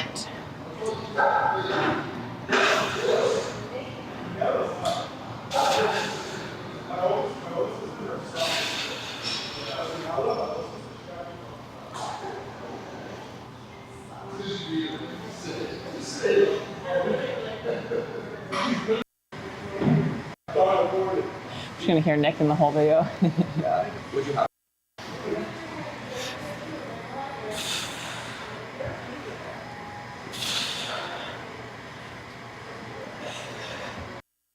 Top. I'm gonna try to push heavier than last week.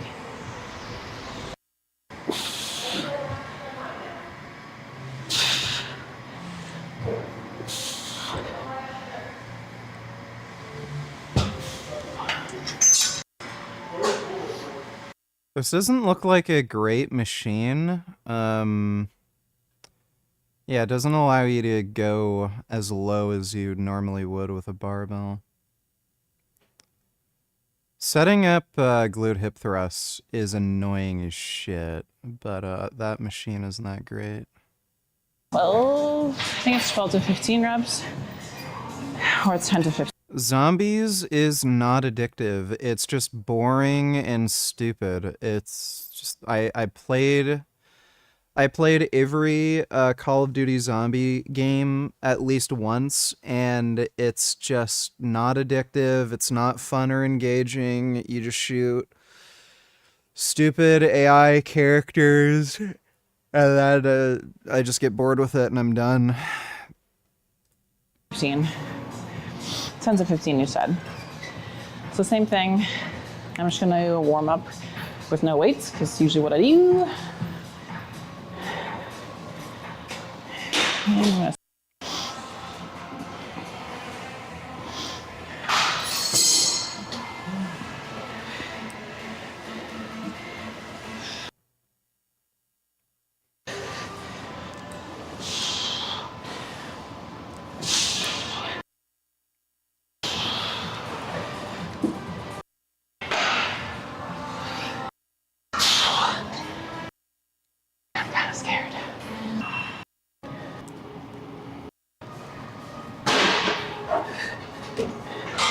Now this is where it gets good.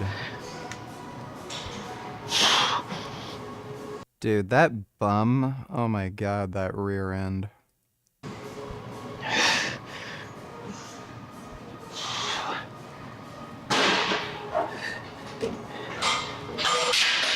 I don't even know how I'm gonna Not saying it's easy, it's just fucking boring. freaking hold the 50s.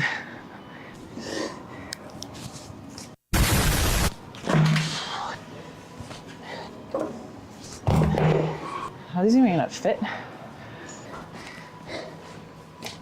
Yeah, dude, her ass is just phenomenal. This is gonna be so bad. a little nervous. Little nervous. They're huge dumbbells. That's what I mean. They're like massive. So I find they hit my legs a lot. Okay, I'm gonna take like another minute and hope I can get tens.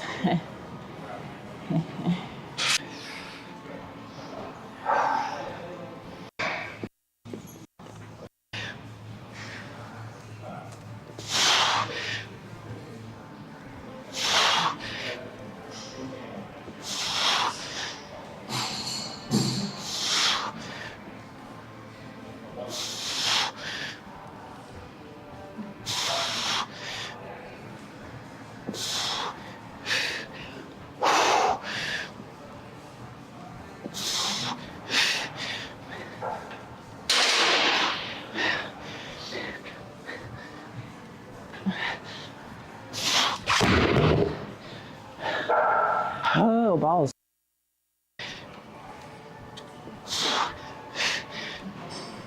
Wish I could just put my nose right there while she's doing that.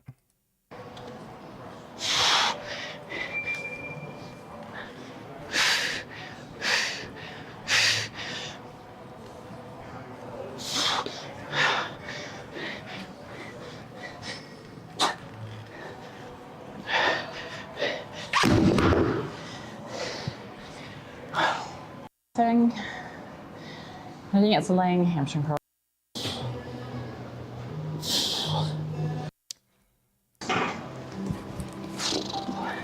That is a great derriere.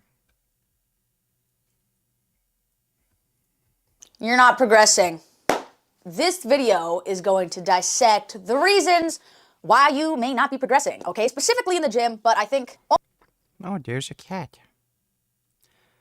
And I have a cat on my lap here. So many cats. Oh my god. Gum Gum. Oh my goodness, Gum Gum. Oh, I love my Gum Gum. Yeah, it's a good Gum Gum.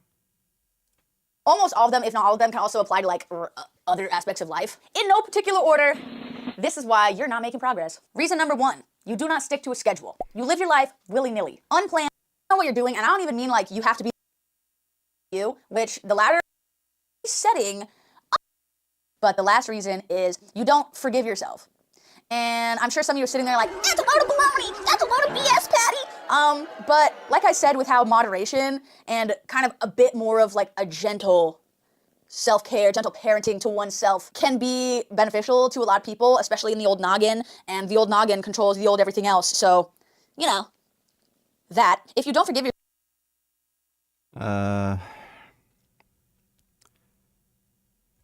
I don't know how that makes any fucking sense. People generally don't make any progress because they don't adhere to a schedule or they don't have a good periodization or progression strategy. I mean, that's a dumb video. Is your diet killing you? Benjamin Bickman. This guy's a low-carb diet retard. People were sitting around on a Friday night listening to us chat and thinking, oh, I really want a stick of butter. They want something sweet and gooey. We crave carbs, and they have myriad metabolic effects, one of which is to spike insulin. What happens to type 1 diabetics if they eat nothing but fat? The fat cells get big. They get so big that they have to tell insulin, I'm done. A government issues a mandate telling its people what to eat, and boy, they got it wrong. All those vegetables and fruits have been genetically altered to a degree that's just beyond comprehension.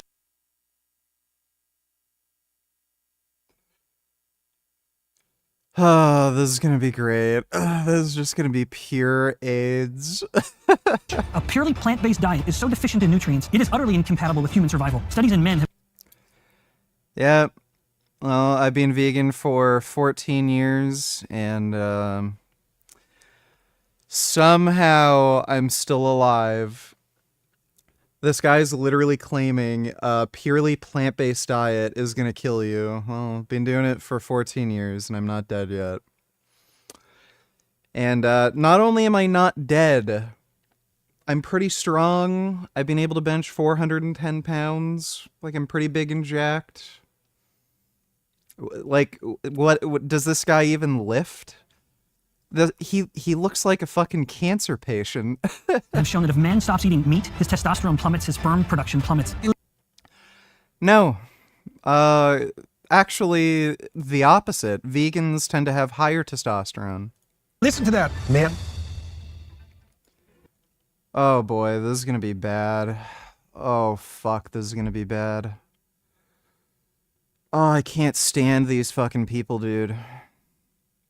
Jordan Peterson always brings on the biggest fucking retards imaginable. Oh, Gum Gum. You know I love my Gum Gum. Yeah, you're a good Gum Gum. This cat is so beautiful. Yeah, I love you. You're such a good sweetie pie. My goodness, you just want snack and cuddles. That's all you want. Snack and cuddles is all this cat thinks of. When is my next snack and when is my next cuddles? Oh, I love you. Little cuddly sweetie pie. I gotta go take a piss, but I'll be right back and we'll react to this absolute horseshit nonsense when I'm back. Yeah, I gotta go take a pee-pee, sweetie.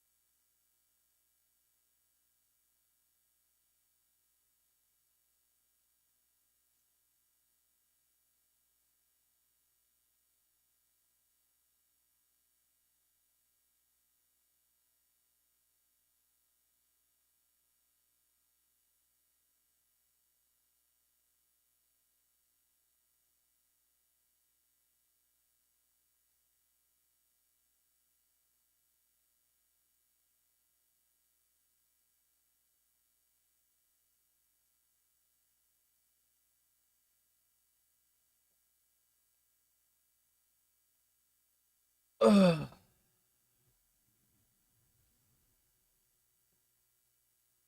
All right, here comes the retardation.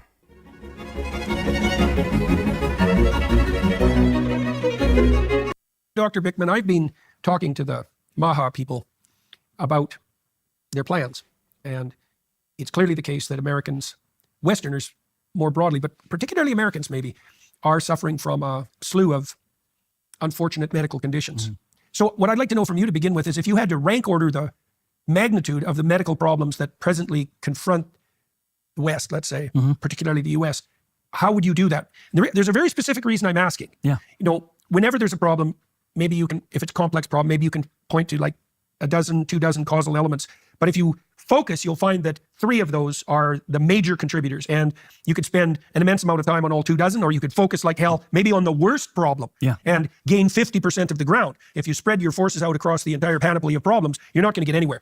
Like if there are 24 stakeholders in the system that are making America sick, and you take on all 24, all you're going to do is fight endless battles. So I'm curious if you had to zero in, to where you'd get the most bang for the buck. When you look at the health of America, what do you see as the major impediments, the major problems? If you look at the top 10 killers, you can actually thematically lump them all into what I call the Well, obesity, drinking, and smoking would be the 3 biggest ones. If you could eliminate those issues, you'd get rid of the majority of people's health problems.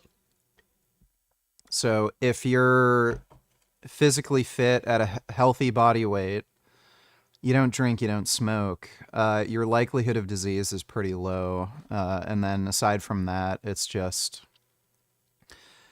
some of these smaller dietary choices like saturated fat consumption, cholesterol, crap like that. cardiometabolic crisis, where that encompasses the problems that are overtly metabolic, like type 2 diabetes, which is a top 10 killer. I think it comes in around number 6 or 7, but also number 1, which is heart disease. And now there are others in the top 10, like Alzheimer's disease, for example, that you wouldn't think. You'd say, okay, well, Ben's not including Alzheimer's disease in these cardiometabolic killers, and yet I actually am. Even certain forms of cancers are viewed increasingly as a metabolic problem. So it might be that I'm the guy with the hammer, and so I see the nail, but the nail is poor metabolic. No. Cancer is not a metabolic problem. Health.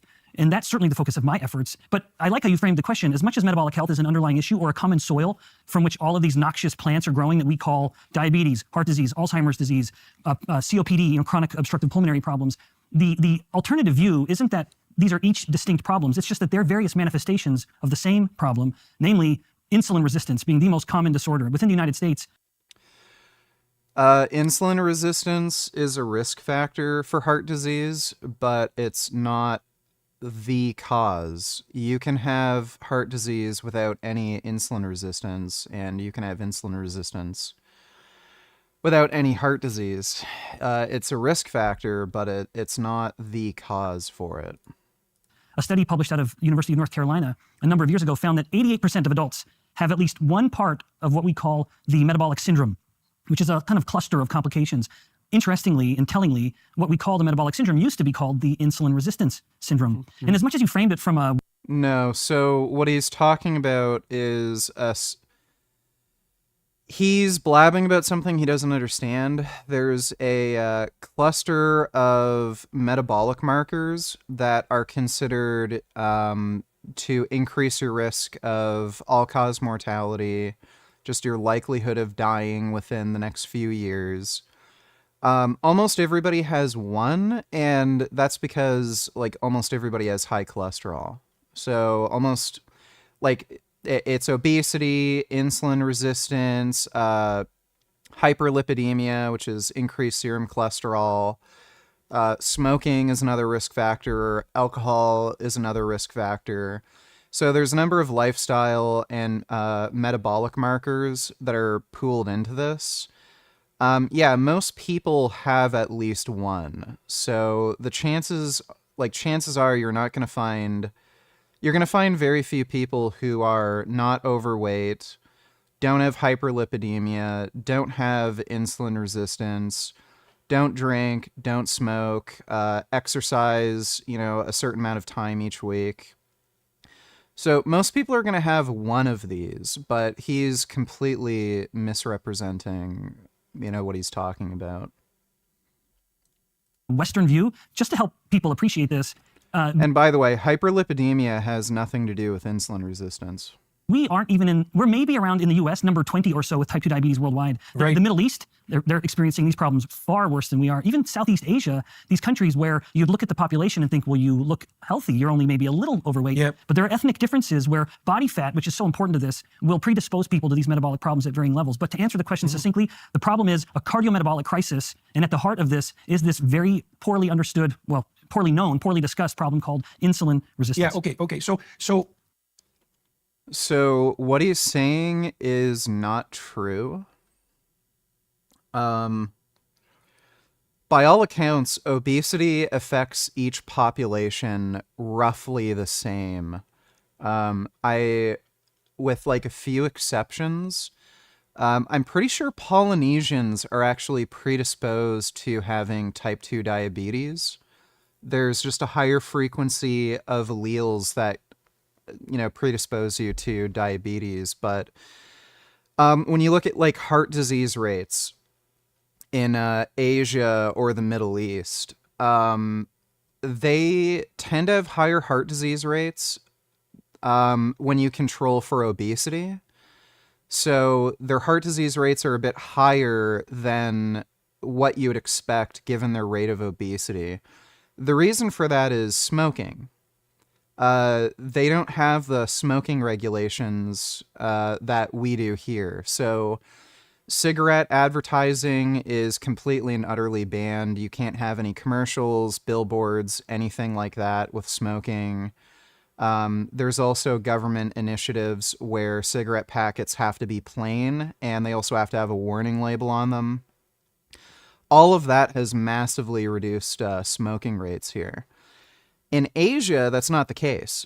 They can have whatever advertising they want, and what's really fucked up is because there's no advertising restrictions, cigarette companies can actually make advertisements about how smoking is healthy for you. So in certain areas, I think it's true in the Philippines, there are like the majority of the people there actually think smoking is healthy. They think smoking helps like protect against cancer because of the lack of restrictions on tobacco advertising. So that's why you're seeing higher incidence. Indonesia. Yeah, Indonesia. Not Philippines, Indonesia. So that's why when you adjust for obesity, you see disproportionate rates of heart disease. It's just because of smoking prevalence. Again, this guy is just a complete idiot, doesn't know what he's fucking talking about.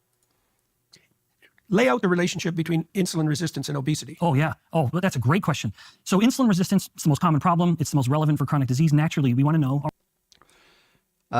Insulin resistance is not the most common problem. I don't know what he really means by that. Hyperlipidemia would probably be the most common health problem given the rates of heart disease. So, unless he's going to claim these are all one and the same, I know these low-carb diet idiots think the only way to develop heart disease is with insulin resistance. All right, well, where did the villain come from? Yeah. What is the Breaking Bad story? I typically describe and teach that there are two paths. There's fast insulin resistance, which has its own noxious stimuli, that it comes quickly and it can go quickly. But then there is slow insulin resistance, and this touches on your question, so I'll answer it with that. There's... That's not a medical term, by the way. He literally made that up. Also, you're wrong to say that humans are chimps because bonobos are just as closely related to humans.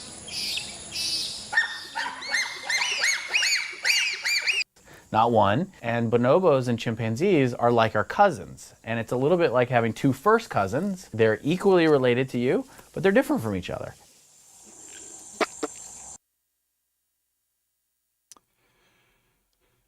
Okay, well, people are still chimps. Thanks for the donation, Dodo.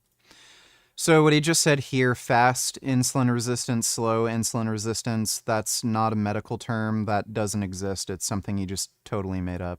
That one in mind. One of the ways in which insulin resistance develops is by fat cells that get too big.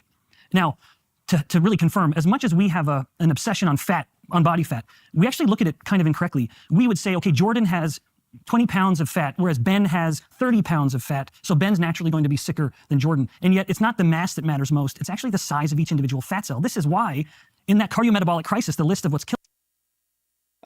No, the total fat mass seems to be the most relevant. You're not going, so first of all, when you first start gaining weight, your fat cells divide. That's the first thing they do. And then as weight gain continues, fat cells will get larger. So you're not going to find a large difference between individuals when it comes to fat cell count and fat cell saturation. If you're at a certain body weight, like a certain adiposity, you're going to have most people be roughly the same when it comes to fat cell count and fat cell saturation. So yeah, fundamentally, total fat mass is kind of the end-all be-all, and there's no way to change your fat cell count. That's kind of like, it's sort of like genetically determined type of thing, so it's not really a treatment modality. So weight loss is always going to be the main concern of treatment.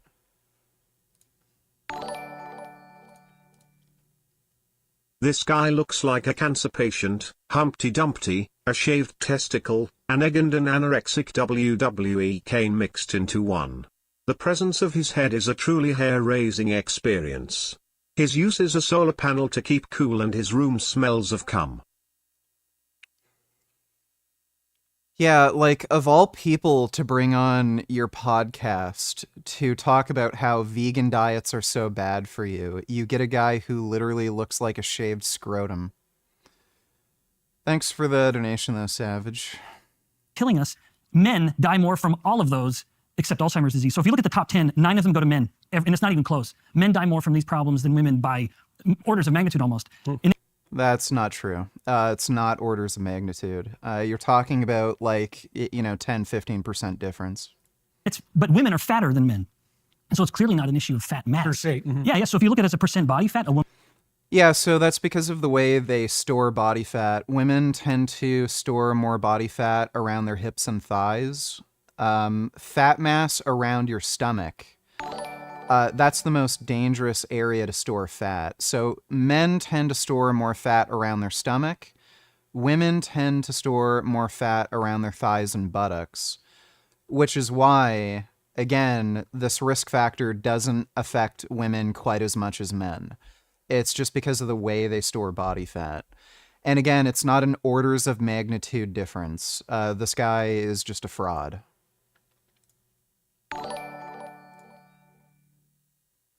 No VG honestly, I think humans are more like bonobos. They even perform perverted sex acts like incest and even pedophile just like us. Just go to this video at the 2.36 mark. Okay, I'll look at that in a second. Thanks for the donation, Dodo. So just a quick Google search. This is according to the CDC. Total and diagnosed diabetes prevalence was higher in men, 18% and 12.9% respectively, than in women, 13.7 and 9.7 respectively. So you're talking about like roughly a 3 to 5% difference between men and women when it comes to diabetes prevalence. So that I don't know, like, unless this guy doesn't know anything about math and doesn't know what an order of magnitude is, diabetes prevalence between men and women is not substantially different. You're talking about like a 3 to 5% difference. Dude's just completely full of shit.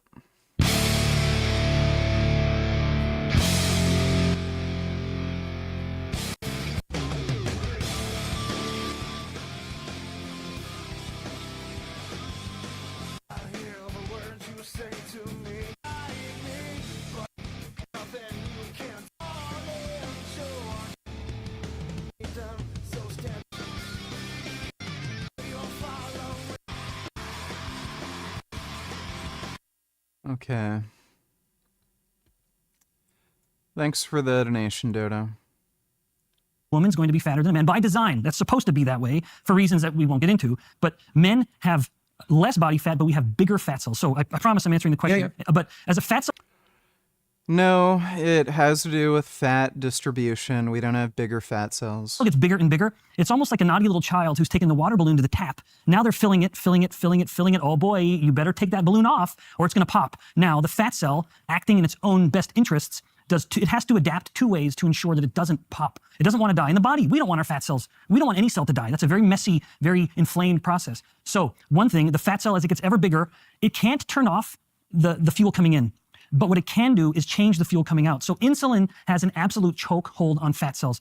This is a little outside the question, so I won't quite get around to it yet. But insulin is an absolutely essential signal. As much as we focus on calories, insulin tells a fat cell to grow. And now the fat cell is growing and it's telling insulin. What he's saying is complete nonsense. So you cannot have an increase in fat mass without a caloric excess.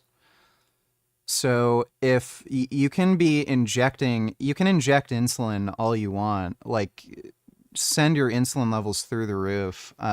If you're not eating enough calories to actually increase fat mass, you're not going to get any fatter. I said at the 2.36 mark you skipped over it.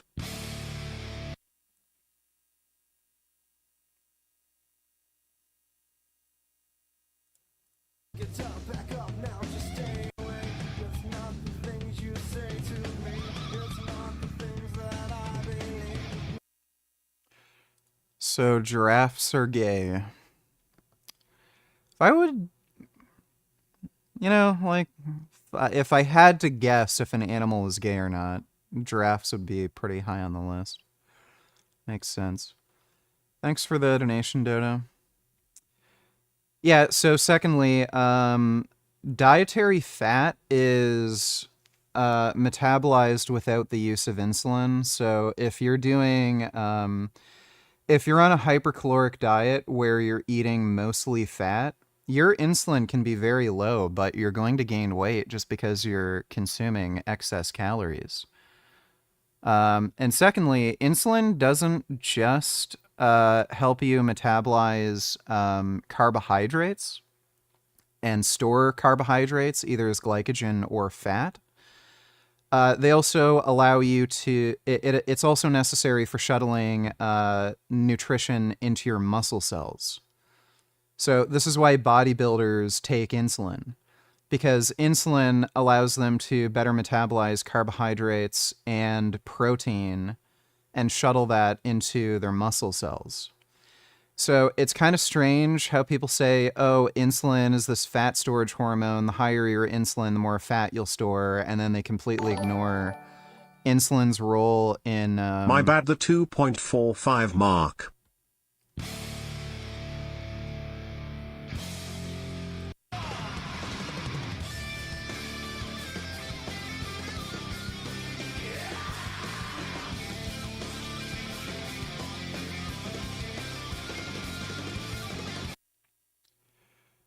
Incest, sexual activities among these apes are very common. Okay.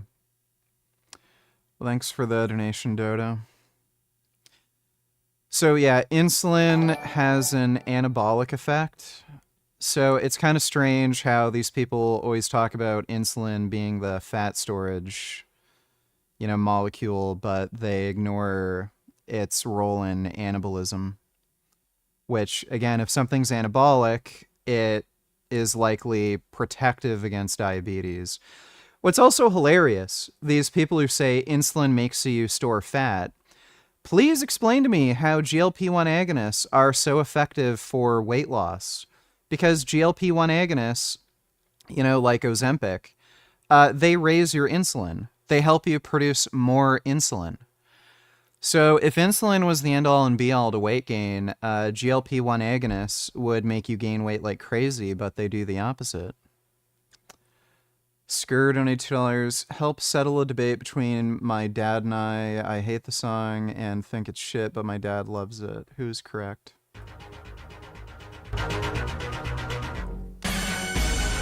Forces is fucking great.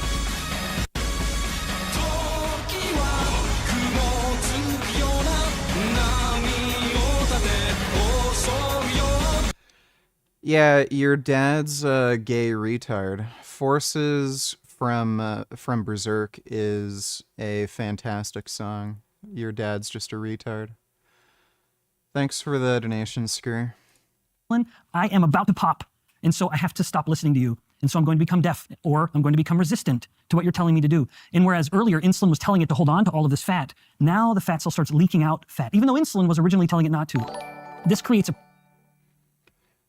Going Anders, $22. I don't know why, but my nose hurts and my lips are chapped, stomach hurts, and I was shitting out white shit, cracked my shades too, knees are a little achy too. If your poop is white, that means you're not absorbing whatever fat you're eating.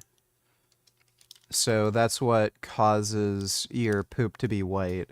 And especially if your poop floats, that's a very good indication that you're just shitting out fat. I don't know why you're having that digestive problem. If it persists, then I'd say go to the hospital and see what's going on. But it sounds like you're not absorbing any dietary fat or very little dietary fat, and you're literally just shitting it out. You might have like a gallbladder problem where your gallbladder isn't producing enzymes required to digest fat, which could be a serious problem. If you have like a gallbladder blockage, that could kill you. So you might just want to go to the hospital right away and see what's going on. Thanks for the donation though, Going Anders. The problem that we can refer to as ectopic fat deposition, because now the fat cell is leaking out these things called free fatty acids. So blood fat levels are going up. Now that's not normally a problem necessarily, but that should only happen when insulin is low. Now we have this weird state where insulin is high, which should be telling the fat breakdown to slow down. I'm getting into deep biochemistry actually really quickly. So normally if insulin is up because we've eaten some carbs and stuff, then fat in the blood would be down because insulin would be telling the fats to hold on to it. But now, or when we're fasting or low carb. So this guy doesn't seem to understand that protein also drives up insulin. So if you eat a big steak, your insulin is going to go up pretty substantially. Carbohydrate diet, then insulin is down, and now we're mobilizing more fat. So normally the biochemistry and the endocrinology is such that if insulin's high, fats are down. If insulin's low, fats are up. Unless the fat cells are overfilled or have undergone hypertrophy or a growth expansion, now you have high insulin and high fats. And so the body can't burn that fat, it has to store it. And so now we start storing fat in tissues that are ill-suited, like the pancreas is getting fat. Why isn't it just excreted? 1 12 ounces sugary soda versus 1 12 ounces draft beer, which is worse for your health? I heard higher quality draft beer has chromium, selenium and B vitamins.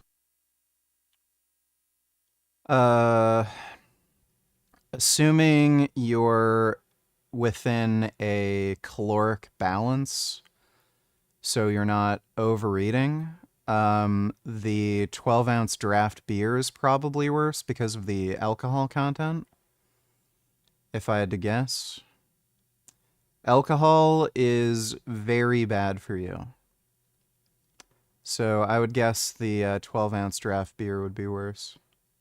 Thanks for the donation, Maroon Blue, and I mean, it doesn't really matter what nutrition's in beer. It contains alcohol.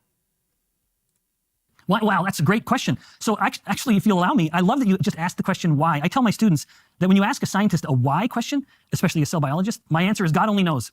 So I don't know why God designed the system to work that way. Why not excrete the fat? But maybe it's because historically the probability of prolonged nutrient availability at that level was like 0. Oh yeah, for sure. Right? I mean, we're living in a very unique day. So the rule would have been historically, if you have extra food, hold on to it because hard times are coming. So that is in fact reflective though of insulin's effect. It is so determined to store energy that it will literally depress metabolic rate. It will prevent any wasting of energy. So that's the first problem with touching on the question of what's the connection between obesity and insulin resistance, because there is a connection. So the fat cells get big, they get so big that they have to tell insulin, I'm done. I can't get any bigger, so I'm going to leak out the fats even though there's a hypothesis that insulin resistance is something that occurs to preserve glucose for the brain.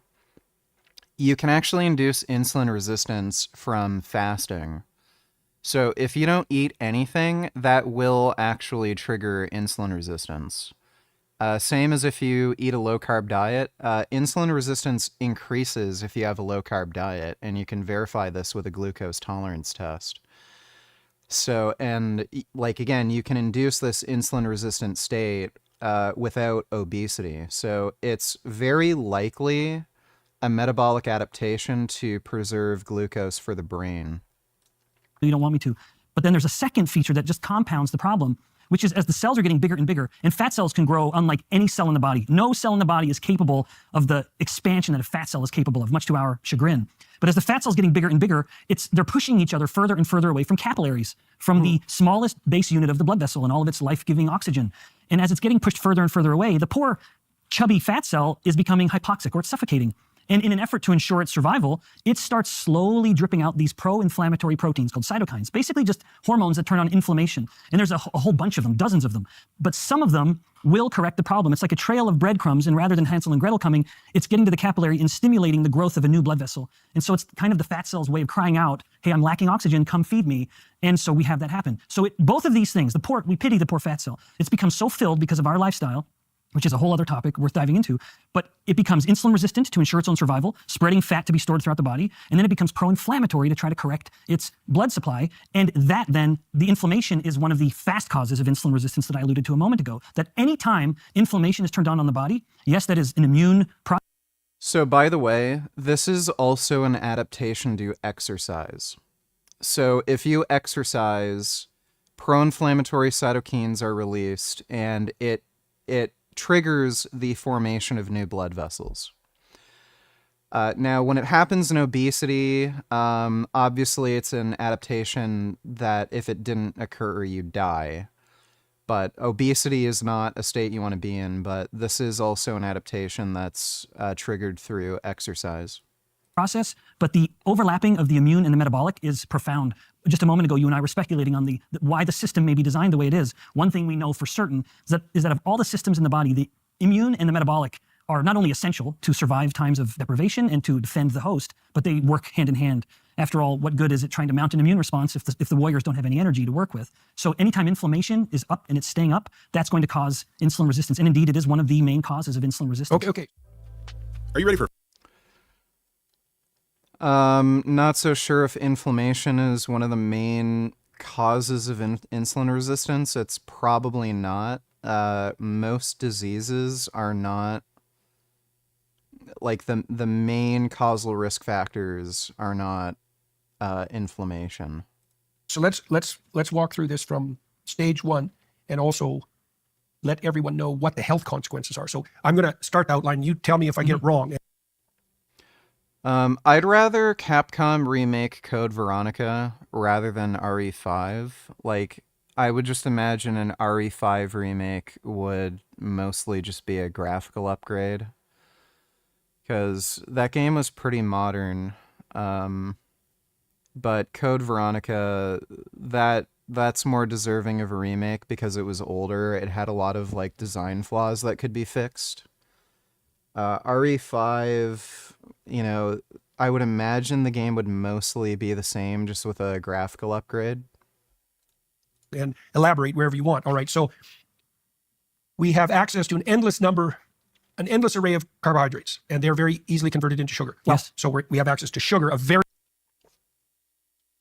I don't know why he's saying that. We have like infinite access to any macronutrient. We live in a modern, Western society. You can eat as much fat as you want, as much protein as you want, as much carbohydrate as you want. You can eat anything you fucking want. various forms and to carbohydrates in absolute plenitude. Yes. Right. And so that's easily converted. That's very high energy source, very dense energy source, and it's easily converted to fat. No, it's not. Carbohydrates are not easily converted to fat. Protein is the most difficult to convert to fat. You could argue it's like practically impossible. Carbohydrates can be converted to fat, but it's in very, very low quantities. And fat doesn't need to be converted to fat. Fat is just fat. You can like pretty much directly store it. If you look at energy models of weight gain, what usually happens is de novo lipogenesis, conversion of carbohydrates to fat. It accounts for very, very little of your total weight gain. What happens is when you eat an overabundance of carbohydrate, you stop burning. Fat burning turns down. So the fat you're eating that would be burnt as energy, what ends up happening is it just gets stored. So fat storage seems to be the primary mechanism of weight gain, not carbohydrate storage from conversion of carbohydrate to fat. And so that's what happens. And the reason that happens is because we're evolved for lean times and we store excess energy like a grizzly bear or a camel. And we do that so we don't starve to death in the winter. And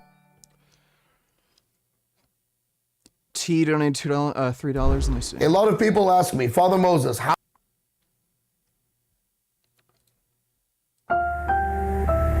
Okay, we can look at these. Thanks for the donation, T. Can you recommend a gaming desktop for approximately $1,000? I would tell you not to buy a pre-built PC and just make your own PC. You save a considerable amount of money doing that, and you can get the parts you want. Practically any PC that you get for $1,000 is not going to be configured properly, and it's not going to run memory and dual channel. They usually save money by just giving you a single channel of memory, and then it slows the computer down like crazy. So just build your own PC with whatever budget you have. How can I increase my manliness to absurd levels? Well, today we are going to Well, step one would not to be Christian. Explore those behaviors which will take you up and take you down. We have this beautiful chart here that is going to show us where we place modern day activities. Number one, looks maxing. If your routine includes dyeing your beard, using some kind of iron, mewing, waxing, shaping your eyebrows, or any other such thing, you have a wonderful place in your mom's basement where you can live and post photos of yourself on Instagram showing a physique or facade that is ridiculous. Cross legs. If your thighs are able to cross perfectly like this, they are simply not big enough. I don't have anything more to say about that. Game Boy. Does this guy lift? Like, he's clearly overweight, but it's hard to tell if he actually lifts. Like, he might actually be strong. Like, he looks like he has big shoulders. Yeah. Okay, yeah, this guy's strong. Combine bench press, 225 for 36.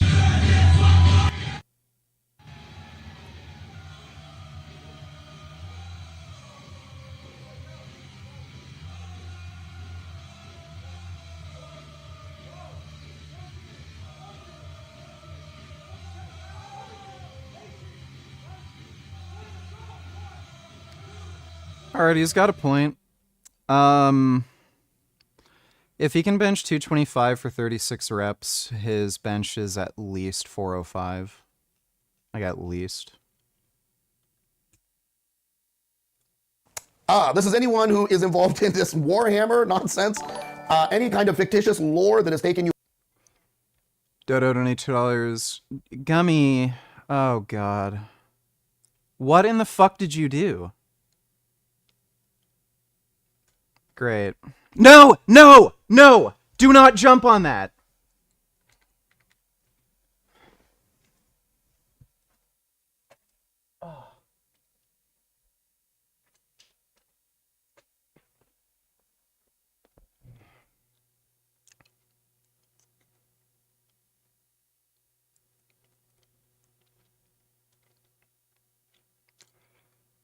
I have no idea what Gummy just did to my computer. That's... that's baffling. What in the hell did you do? My fucking main monitor turned off, and only my second monitor is showing, and it's not in portrait mode.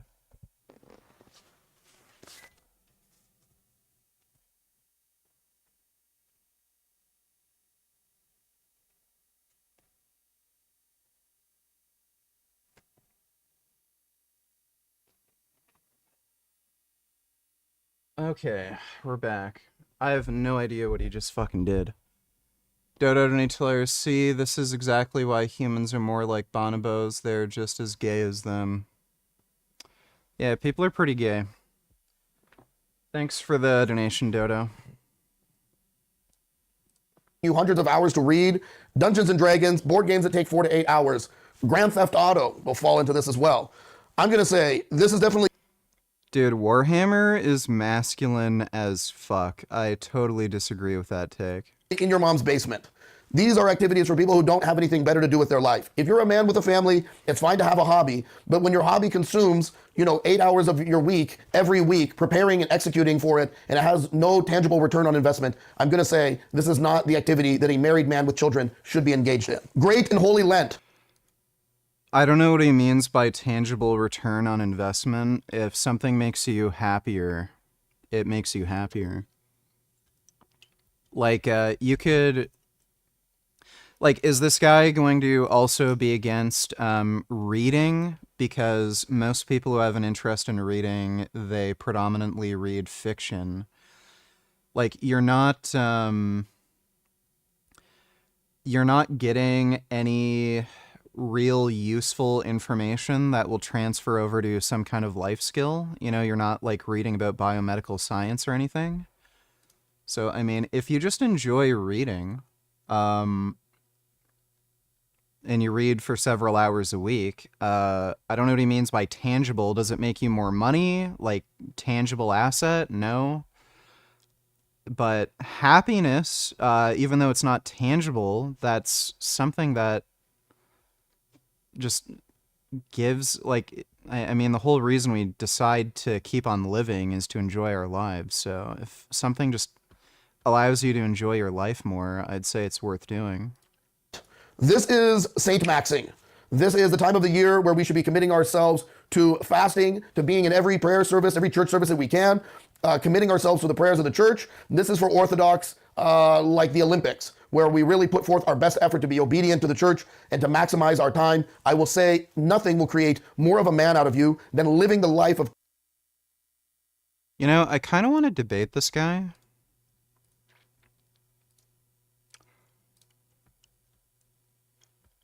He doesn't have an email. No,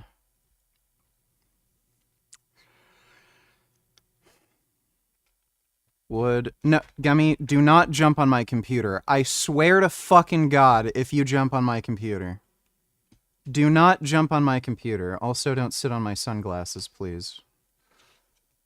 Oh, god damn.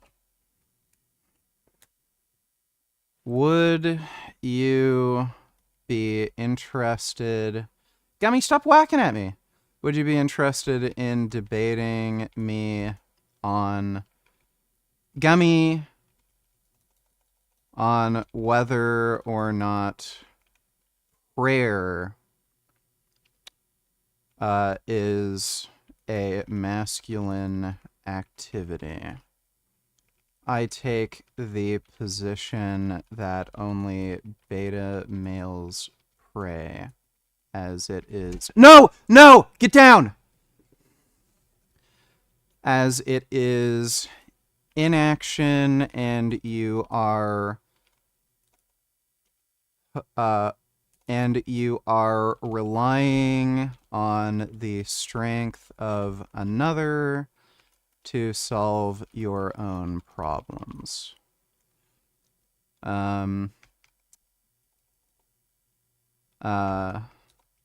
Contact me if this topic interests you.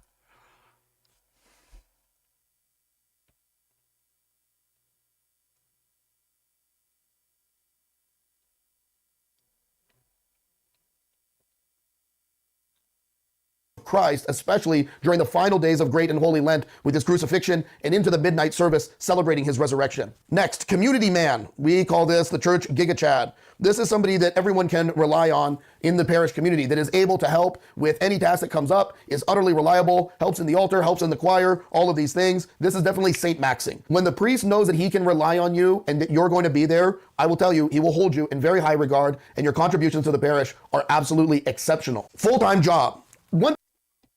Gummy, get the fuck down! Oh my god. He keeps turning off my fucking computer when he jumps on my PC, too. Thing I get questioned about a lot is... So, this sort of shit turns you into a beta male rather than seeking out your own desires, you know, relying on your own. You have 5 kisses and you have to put them on Joey. What are the 5 areas of Joey that you kiss? I would kiss his forehead. I would kiss his kitty cheeks. I would kiss his ears. I would kiss his tum-tum. And I'd kiss his little kitty toes. Thanks for the donation, the even now. So yeah, rather than trying to convince men that you know, you're your own individual, you set your own rules, and you can shape yourself and shape the world around you to your own will. No, give yourself up to God. Give yourself up to this like greater community. That's no. Oh my God. I'm gonna have to put him upstairs, I think. Yeah. Just basically be a beta male that falls in line with everybody else. Is, Father, I don't have a very manly job. I work in computer programming or whatever else. Should I find something that's more masculine? The fact of the matter is, if you're working a full-time job and you're As a 20-year Warhammer veteran, this is an excellent breakdown of all the 40k factions. Probably the most correct thing Jordan Peterson ever said, even if it's edited. Breasts. And second, come. Something will get you sooner or later. You can bloody well be sure of that. Well, I don't like being in the kitchen. You don't appreciate it. Burn it to the damn ground. I'm a clinical psychologist. I'm a pretty good dancer. They're just psychopaths who are looking for trouble. Is this the corpse? I've identified you as a predator. You better look the hell out. And I'm going to manipulate the conversation. I'm no threat. I'm hunched over. You're a crazy chimpanzee. I'm going to eat you, and it's going to make me very happy. A lot of them are just like silly, quasi-diluted, virtue signaling, 18-year-old people who just don't know any better. Wake up in the morning and you have an ache in your side. It's like, well, is that nothing or cancer? If they had any ethical standards whatsoever, they wouldn't reproduce. I'm having a bitch of a time, and I richly deserve it. You should be a monster. An absolute monster. Here's what I do. Kicking, biting, fighting, and property theft. Our organization is corrupt and should be restructured. That is accurate. Thanks for the donation, ABC. You're able to create a good enough revenue to support having your children, your family. There is absolutely nothing not manly about that. You just may have talents that reside in a certain realm of life. So if you got a guy who is a programmer making $250K a year, is it more manly to stop doing that and go be a roofer for $60K a year? Absolutely not. The full-time job, the hardworking husband, this is definitely lumberjack. And I say that because it doesn't matter what you're doing, you're swinging the axe of your mind or your muscles, and you're providing for your family. Cold plunges and sauna. I'm gonna put this under, I got my first tribal tattoo. They're fun, they're enjoyable. There's some health benefits to both of them. Obviously, there's more benefits to sauna, but it's one of those things. There's no health benefits to sauna, and practically zero benefits to cold plunges. If you're doing video of yourself cold plunging and putting it on Instagram or wherever else, it's like you're saying, I have the mental hardness to do something difficult, but I really need your likes and affection. If you're doing something hard, do it in private, don't tell anybody, and don't try to create. This actually isn't cherry Coke, it's orange cream Coke Zero. They just came out with this flavor. Create some kind of pseudo Instagram persona out of it. That is lame. Watching sports. Look, again, all things in moderation. If you're the type of person who's watching the Super Bowl with people, that's fine.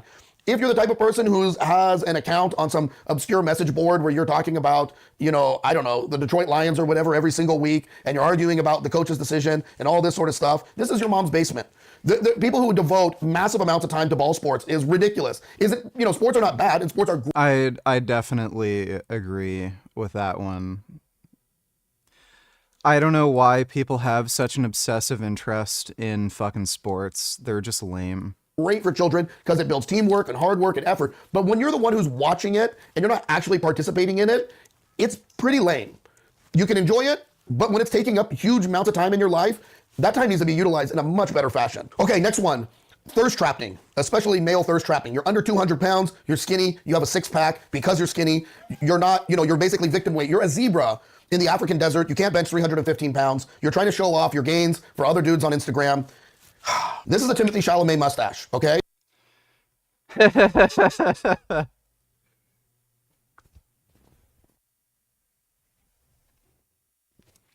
I love how this guy says the cutoff for, like, actually, you know, being at man weight is 200 pounds. Like, most people cannot be over 200 pounds and be, like, athletically lean. Like, if you're over 6 foot, you know, that's pretty obtainable, but, yeah, most people, if they're, like, not even visible abs, but you can kind of make out some definition in their midsection. Like, most people are probably going to end up being around, like, 170, 180, around that range, just because, like, most people are, you know, 5'8", 5'9". Okay? This is, you're trying to show something that you think you've created, but it really isn't much. All right? If you need the recognition of other men to cheer you on for what you've accomplished, you've got some massive insecurities that you got to work on. Which goes with the next one, skinny jeans. I'm going to drop skinny jeans down in the Timothy Chalamet mustache as well. Look, if you have quads that are less than 24 inches and you have to wear jeans that are tight, there's something strange going on. There is a point where you're going to have massive quads and then jeans are just going to be tight. That's fine. But when you're trying to show off your physique, but the physique is just skin and bones, there's not much to show off. Based. Let's see. I'll tell you this. This is, I got my first tribal tattoo. This is the David Goggins trying to be hard. Look, cussing does not make you hard. The other thing is too, if you're a hard and dangerous individual, you don't need to tell other people that. It's always the people who are telling everybody about how tough and how awesome they are that are the least tough and the least awesome, okay? So when you're... Well, swearing doesn't make you a badass, but certainly caring about what other people think of you swearing, that also doesn't make you a badass either. So speak the way you want to speak. You're cussing and you're forcing this kind of, I don't know, masculine, emotional state on other men. There's nothing masculine about that. Being calm and peaceful in the midst of life and all of its stressors and difficulties and not having to cuss is actually way more masculine. Having a large family, we call this having the full quiver of arrows, as the psalmist says. This is Saint Maxing. This is when you have completely given yourself over to the God's design for family life. And why do I say this? Because having a lot of kids takes a lot out of you as a man. It is an incredible burden to trust God that he's going to help see you through it, that you're going to make it, that you're going to have the ability and wherewithal to tackle this. You know, when you have 1 or 2 kids, people normally cut off because it's so hard. And I'm going to tell you from experience, you know, having a large family does not make you masculine. There are people living in fucking trailer parks who are alcoholics, who have like 8 kids. I mean, just because you fucking dip it in, that doesn't make you manly. That's just me. It just makes you a chimp. Within the last couple of weeks, I've had times where literally children were pooping and vomiting all over themselves, multiple children, even at the same time. And to go through an ordeal like this, it does. It pushes you to your absolute limit of mental fortitude to stay calm, to take care, to clean up everyone, to get everyone washed off and back to bed. This is absolute manliness in service and in action to the people that you love the most. No, it just makes you a chimp. And are the most important to you, your wife and your children. Eating soup. Listen, if you're eating a soup that you could not eat with a fork, okay? What I mean is the soup, if the soup does not contain large chunks of meat, but requires a little spoon that you slurp off of, there is something catastrophically wrong going on. This is definitely a Timothy Chalamet mustache, all right? When you eat soup, it should have chunks of protein in it. It should be basically a watery meal of goodness, a ancient Scottish broth, okay? If it is dolled up and you sit there drinking water by the spoonful over and over again, there is something completely amiss. Yeah, I don't like watery soups. I like thick, chunky soups. Like a good, lentil or split pea soup. Those are great.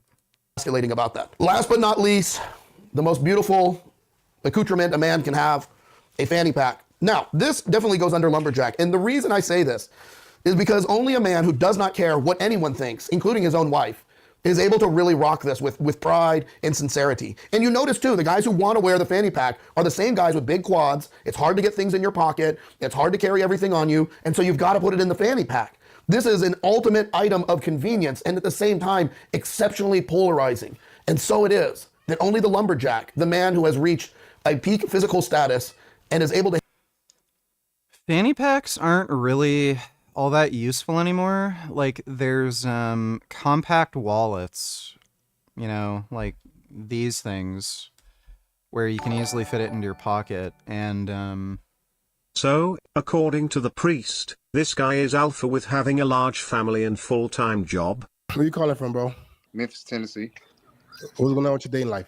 It's only 25, 5 kids, 3 baby mamas, lives on minimum wage. Yeah, supposedly, according to the priest. Like, again, having a large family doesn't make you manly. It makes you a fucking chimp. Your ability to make responsible decisions that aren't out of just pure emotion or stupidity, and your ability to provide for others that you decided to be in your care, like, that's what, might make you a man. But just because you're breeding, that alone just makes you a chimp.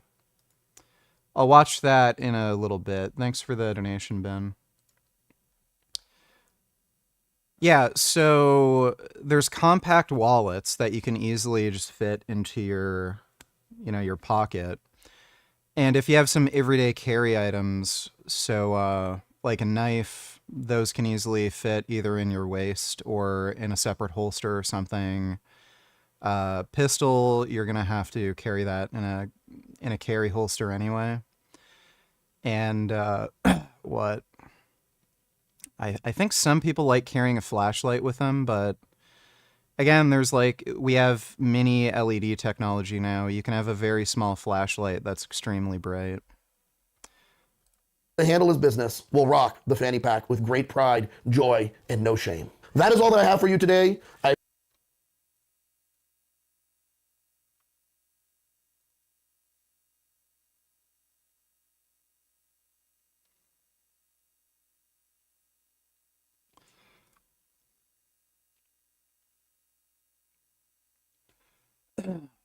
video looks interesting. False masculine.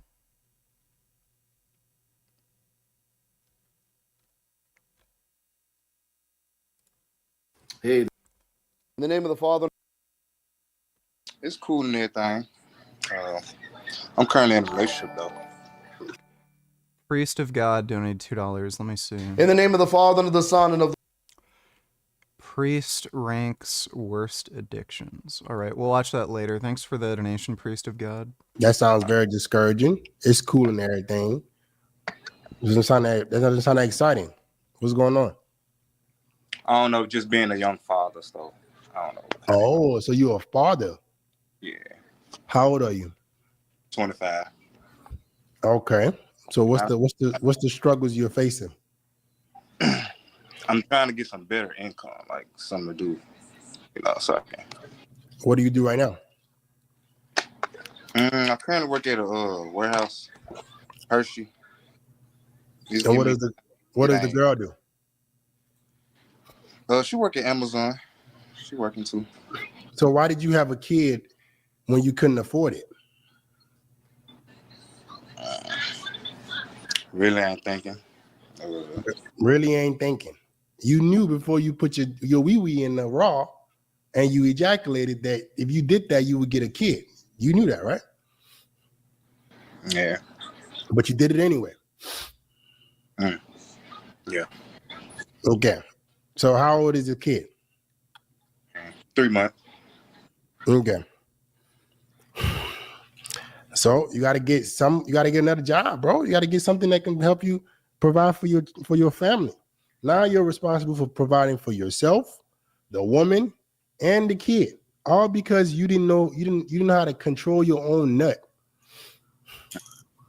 And that ain't even the original thing. I really got more than one. So, but they You got more than one kid? Yeah. How many kids you got? Man, I got 3 child's mothers and I got 5 kids. Whoa, my Lord. What? You got how many kids? I got 5 kids and I got 3 child mothers. I know this is no shit. Hildred, you chimpanzee behavior, dude. You got 5 kids and 3 baby mamas. Yeah. Since when? Like, by the way, society would work way better if we had forced sterilization. Like, if everybody had to get a vasectomy by puberty, no one would be having kids by accident. And you wouldn't have, I can guarantee you, poverty rates would go way fucking down because rather than these chimps having kids, they could just make money, even if it's a shitty, minimum wage job. they'd be able to keep their money. And even if they don't keep their money, they could spend it on something that creates useful economic stimulus rather than like wasting it on fucking horseshit, right? So rather than spending their money on some dumbass kid who's probably going to end up in prison or something or on welfare, they could buy a car that they really don't need, but, you know, they can at least make the payments on because now they don't have to give money to their fucking baby mama or anything. And then you'd have fewer women who are on like welfare or government assistance, food stamps, shit like that. But no one wants to do it because, oh, my freedoms are going to be taken away. I want to be able to fucking ruin my life and have 10 children with 10 different women. My freedom. Like, it doesn't restrict your freedom in any way. If you want to have a kid with your wife or something, all they have to do is, like, extract your sperm, and then there you go. You can still have kids. It doesn't stop you from having kids. It just stops you from accidentally having kids because you're a fucking chimp. Why don't we do this? Well, I'll tell you why. It's because the government needs more retards to be born who are either going to end up in jail or join the fucking military and thrown into a fucking meat grinder or some shit.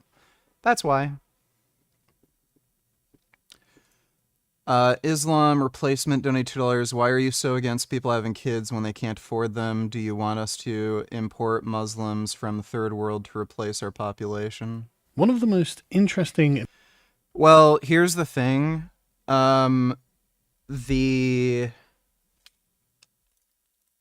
People are having less kids as a whole, and that's why immigration is going up. And this is happening all across the entire world. It's just that certain countries are going to experience that later than other countries.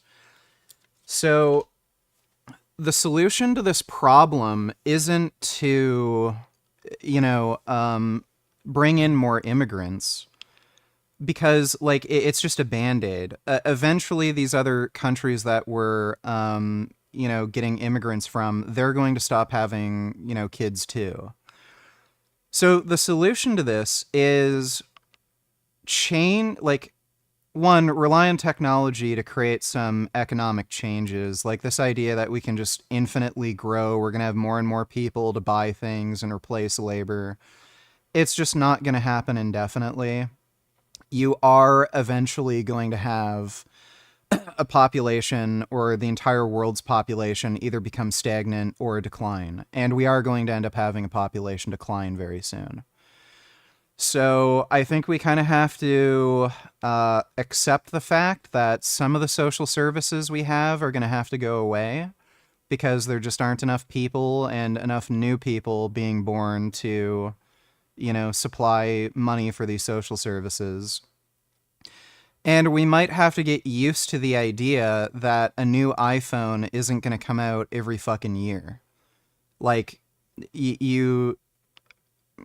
our whole economy and everything, all this innovation, it's entirely driven by this idea that we're going to keep having an increase in the world's population, and it's going to end eventually, and people are just going to have to get used to the idea that we don't need an iPhone every fucking year. We don't need new car models out every single fucking year. We don't need every single one of these social services if we can't afford it. And we can kind of maybe keep driving innovation and everything with AI and automation. So we should really lean into AI and automation and think about different ways in which people can actually generate money. So I know Elon Musk has this idea. He's probably not going to be the one to do it properly or with good intentions. But there's this idea that since so many people are online and are using social media, that in itself should drive its own economy.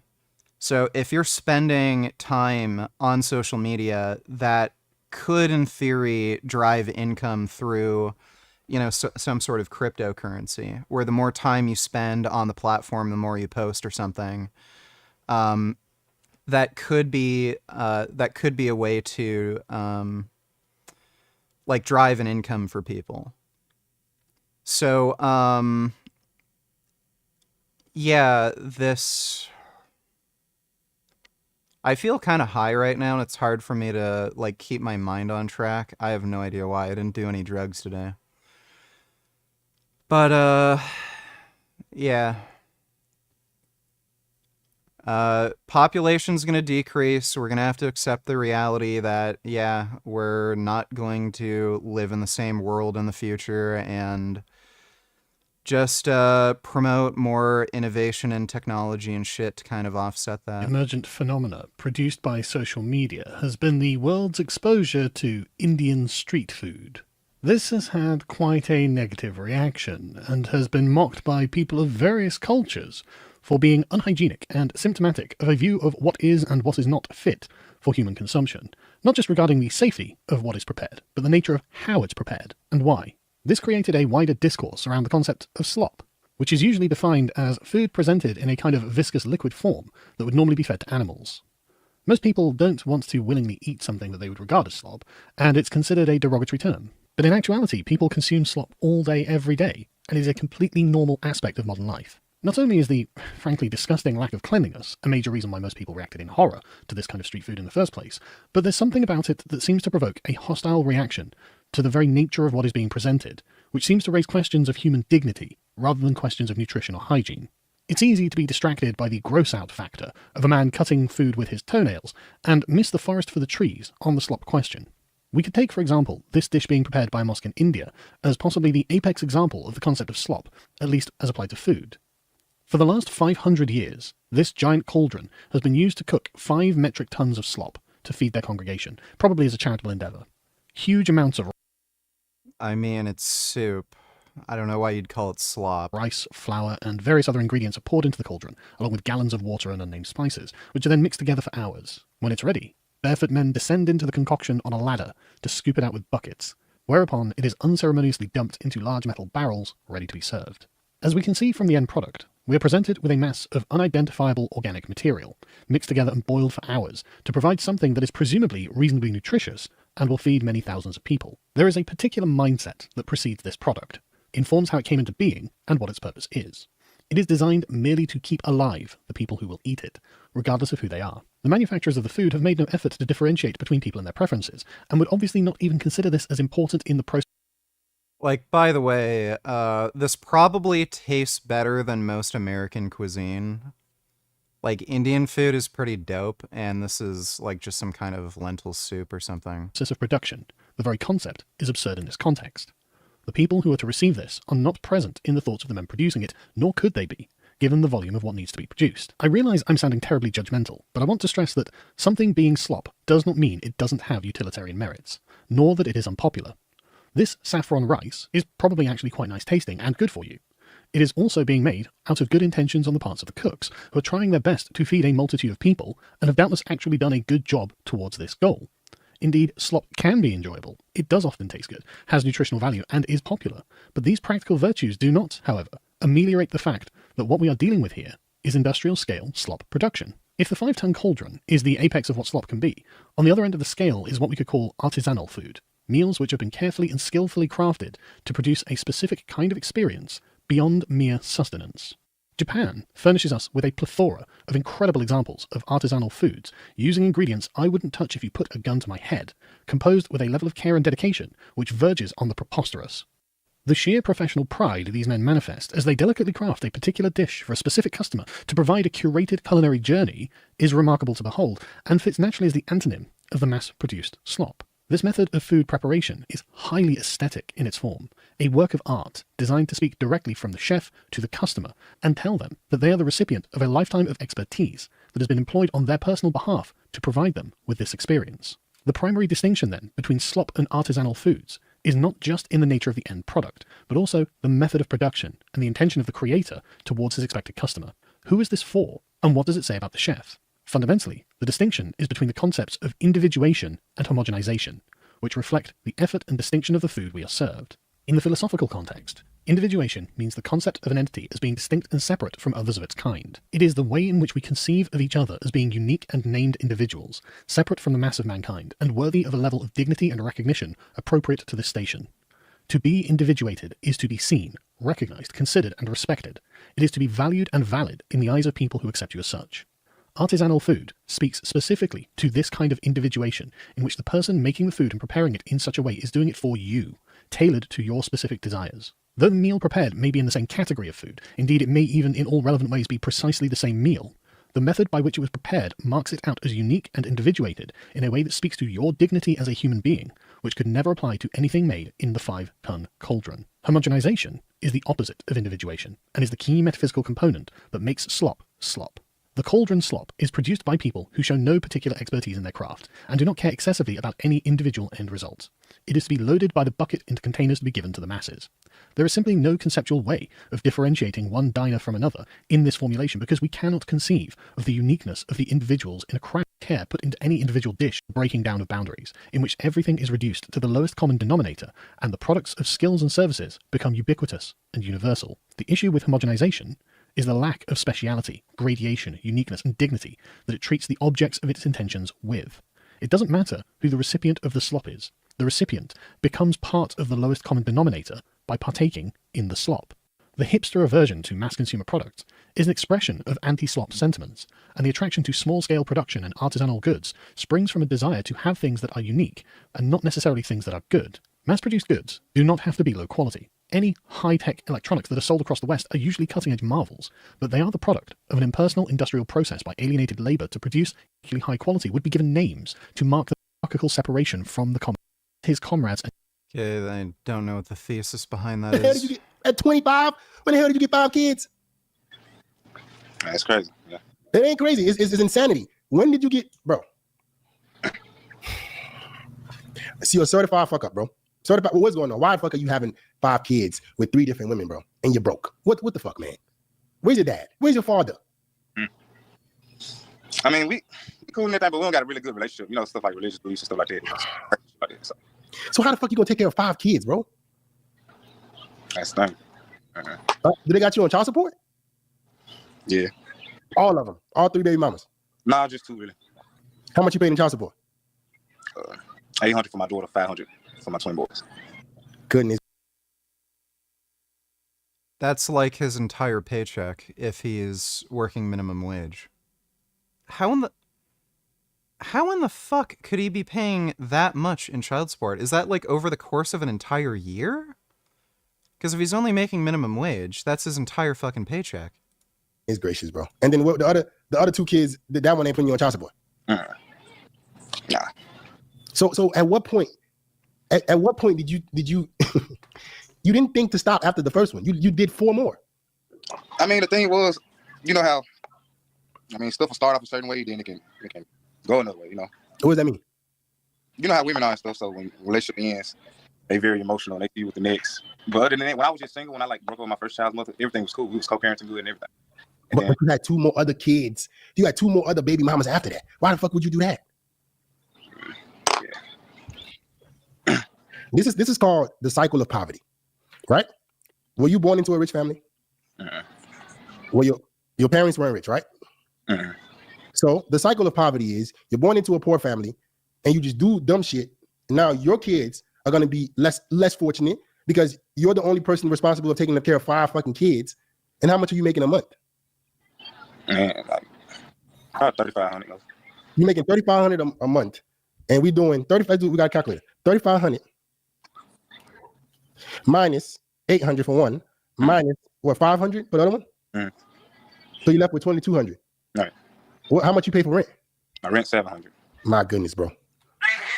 Okay. How much it costs for you to feed yourself and the other 2 kids plus the woman? Probably like 300 a month, bro, or something like that. 300. Y'all on food stamps? Yeah.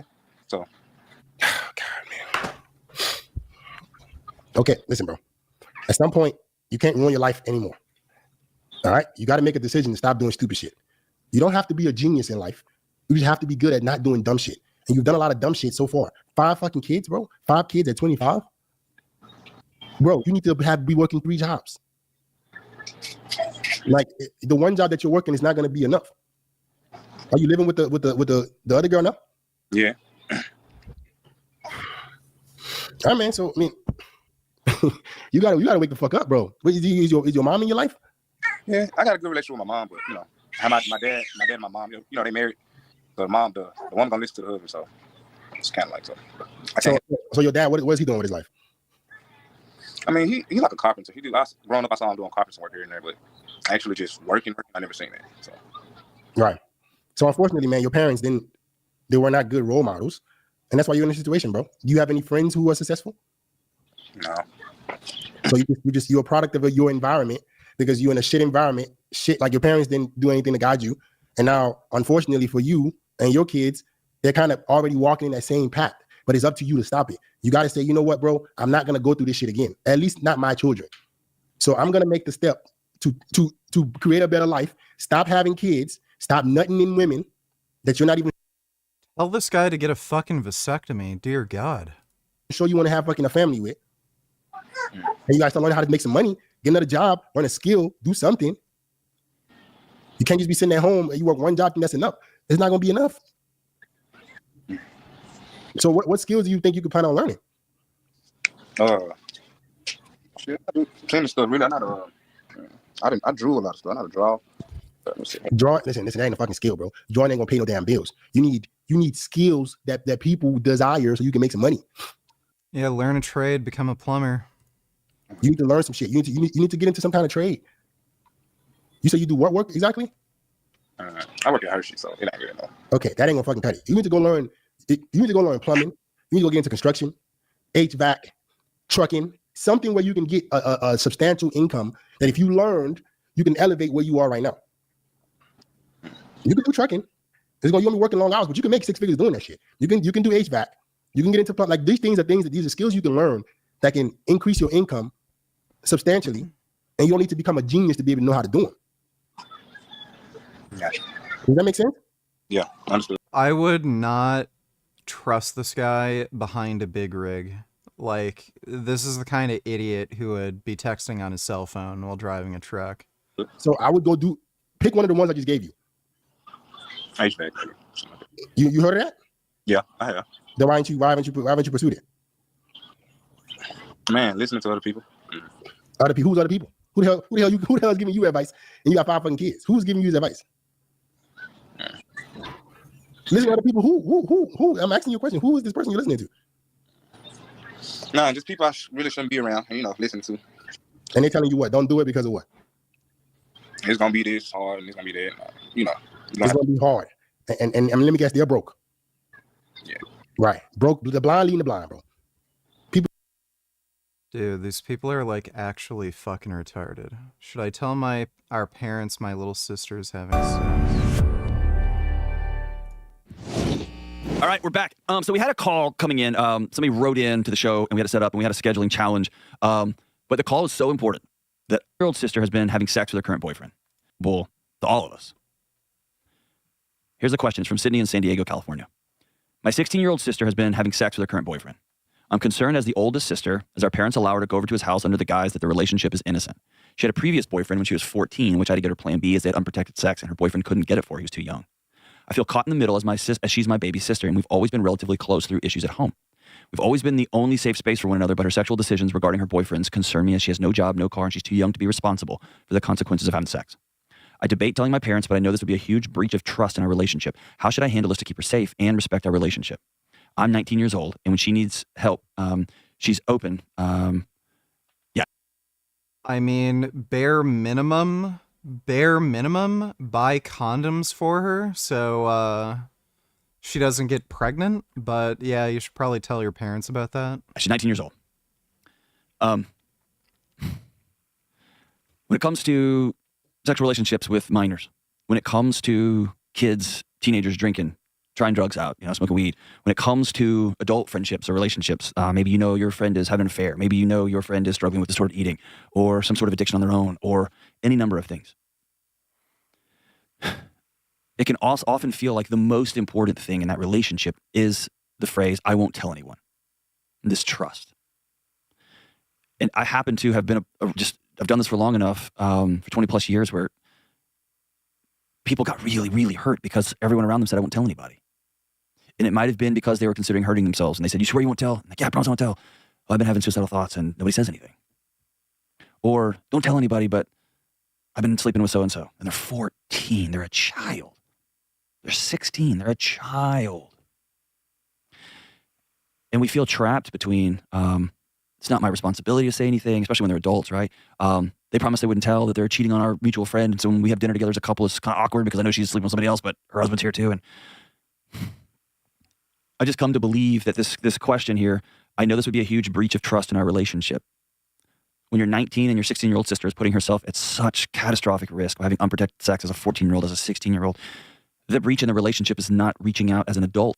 Yeah, whatever. This is Father Moses. Just wanted to check in. We started great in Holy Lent. Oh, wait, somebody sent me this. The Holy Spirit. We're going to be talking today about one of my favorite subjects, a subject that I have done a lot of personal research on.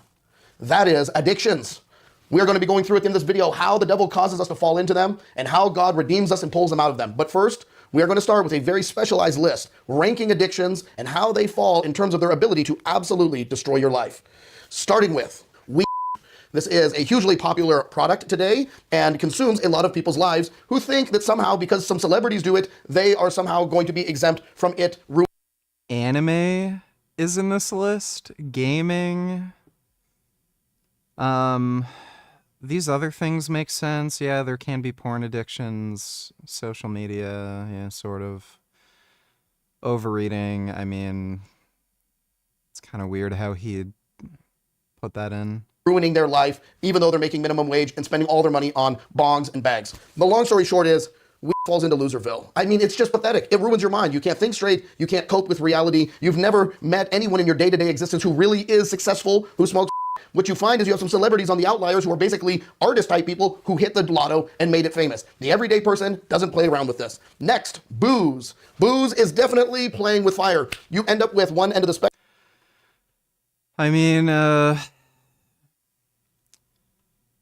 it's like when it comes to drug use, it's not like an on-off switch where as soon as you do drugs, you're going to be a unmotivated loser.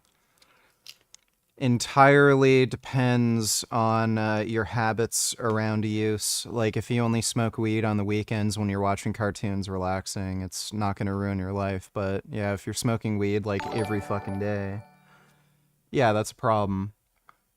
Gay woke fags, donate tellers, do you agree with this woke faggot?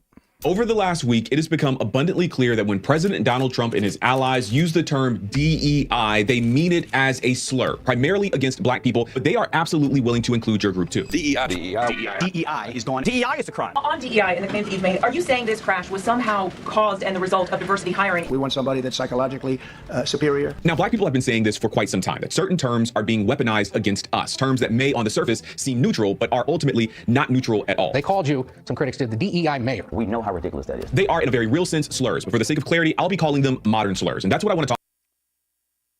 Well, anytime DEI is brought up, it's being used in context to criticize minorities or someone who isn't like heteronormative.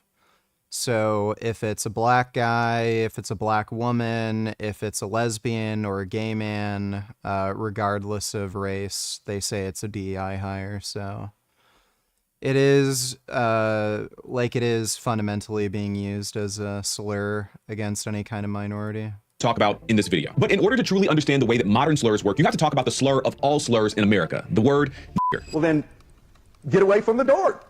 This is the rise and hopefully fall of the modern slur. Let's dig in. This video is sponsored by Ground News. More on that later. I made a full video on the N-word that you should absolutely watch next, but I want to revisit this word from a different perspective. A question that I've had for some time is why the N-word is so bad. I know how it made me feel when bigots online or on video games or in person have used it against me, but the question is, how did this word, this slur, come to be so particularly infamous in America? Well, the answer is actually very simple. It was intended to be that way. A little backstory, and I'm gonna go ahead and warn you that I will be saying the N-word a lot in this video. Why is this word used so frequently? So go ahead, just brace yourself, turn the volume all the way up. You know, in public, no headphones. I've used it. Nigga.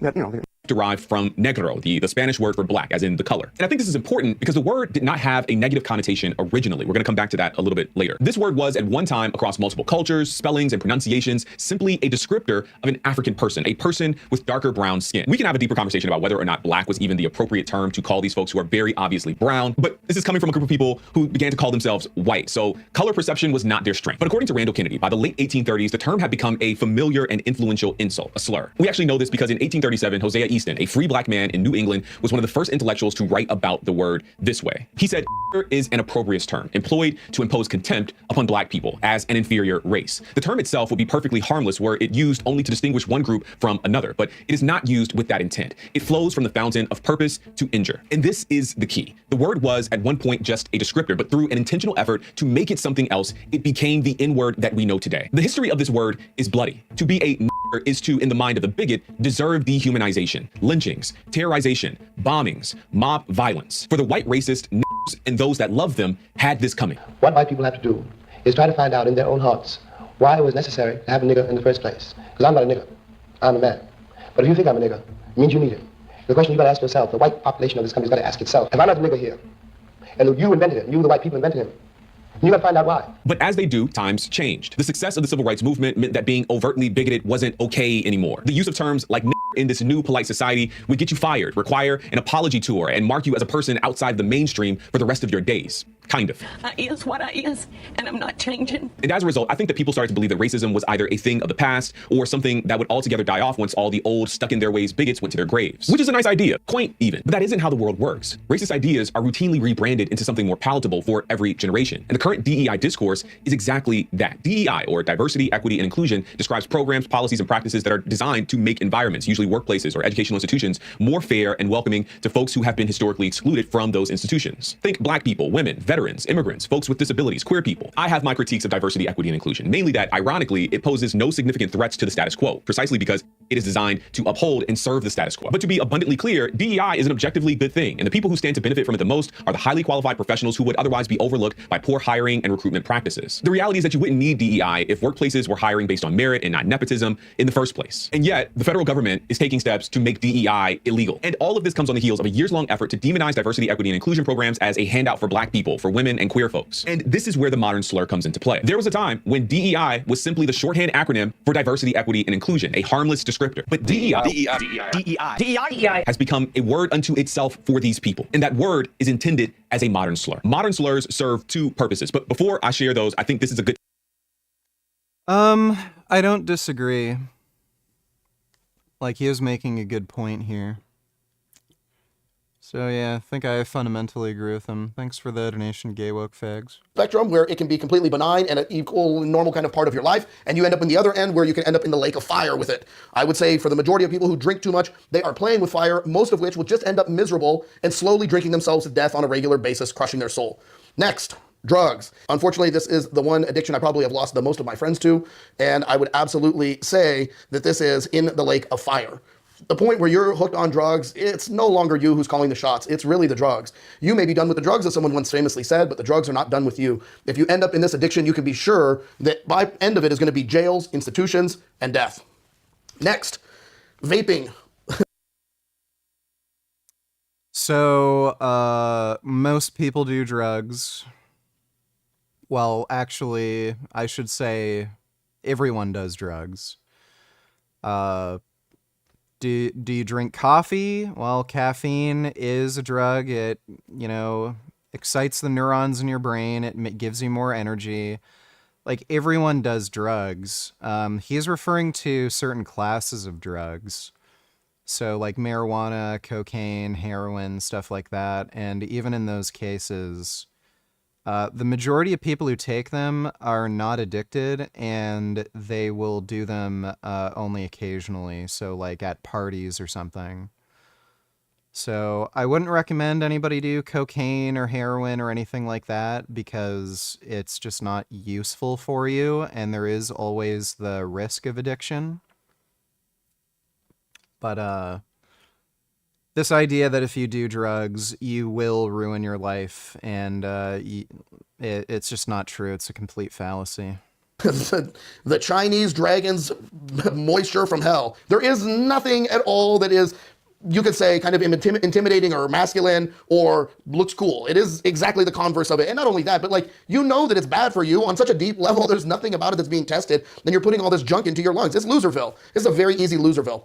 Next, gambling. 50% of the United States, maybe 60% engaging in gambling in the last year. Of those, 1% to 2% of the entire population is prone to gambling addiction, which means if 50% of the population is gambling in the last year, roughly 4% of those are going to become gambling addicts. What most people don't realize is that gambling addiction actually leads to, I believe, the highest rate of suicide of all addictions. I would definitely call it playing with fire. There are people who are able to gamble and lose some money. There are people who are able to stay within their means, but goodness gracious, if you go into a casino, it is a little taste of hell. Sex addiction, the dating culture, the hookup game, all of those things that we find ourselves in. This is an easy one. It is the lake of fire. Any meaningful life for a man involves... By the way, there are swarms and swarms of people who cannot get laid, both men and women. The idea that, like, if you use Tinder, you're going to be a sex addict and kill yourself or something. Like, bro, most people who go on Tinder literally can't get a single date. So, it's only a problem for a very select few people who are particularly attractive and maybe also socially apt, and everyone else really doesn't need to worry about this. A life that is interpersonal in nature, and primarily it involves being with a wife and cultivating a family and having children and doing something meaningful for your existence. If you sleep with a bunch of women, every single study shows that you're going to be prone at a much higher rate to divorce. Why? Because you've set yourself up for it. If you can't go from just living this kind of smorgasbord life to all of a sudden one day settling down and being with the same person, sexual addiction absolutely destroys a person's mind, their body, their ability for interconnectivity, all of that through this one beautiful act that is created for marriage. Shopping, debt culture. I mean, at the end of the day, I would say it just ranks as find something productive to do. Find something to do with your time that doesn't involve looking at buying crap in order to make you happy. So many people stockpile their house and go through this cycle over and over again of buying stuff in order to chase after some happiness that never comes in a package. At some point, you've got to be honest with yourself and just find something better to do with your time. I'd agree with that one. Psychedelics, opening the third eye. It's playing with fire. That's where I rank this, playing with fire. For some people, they're going to end up in the grip of the devil, for sure, 100%. For some people, they're going to enter into psychosis and never get out of it. I mean, I've seen these things happen firsthand. I've seen people who went on one trip and became demon-possessed, literally met demonic entities that they say entered into their body off of one trip. That is highly unusual. If I didn't do psychedelics, I likely would have ended up killing myself. By the way, psilocybin seems to be more effective than, standard antidepressants like SSRIs.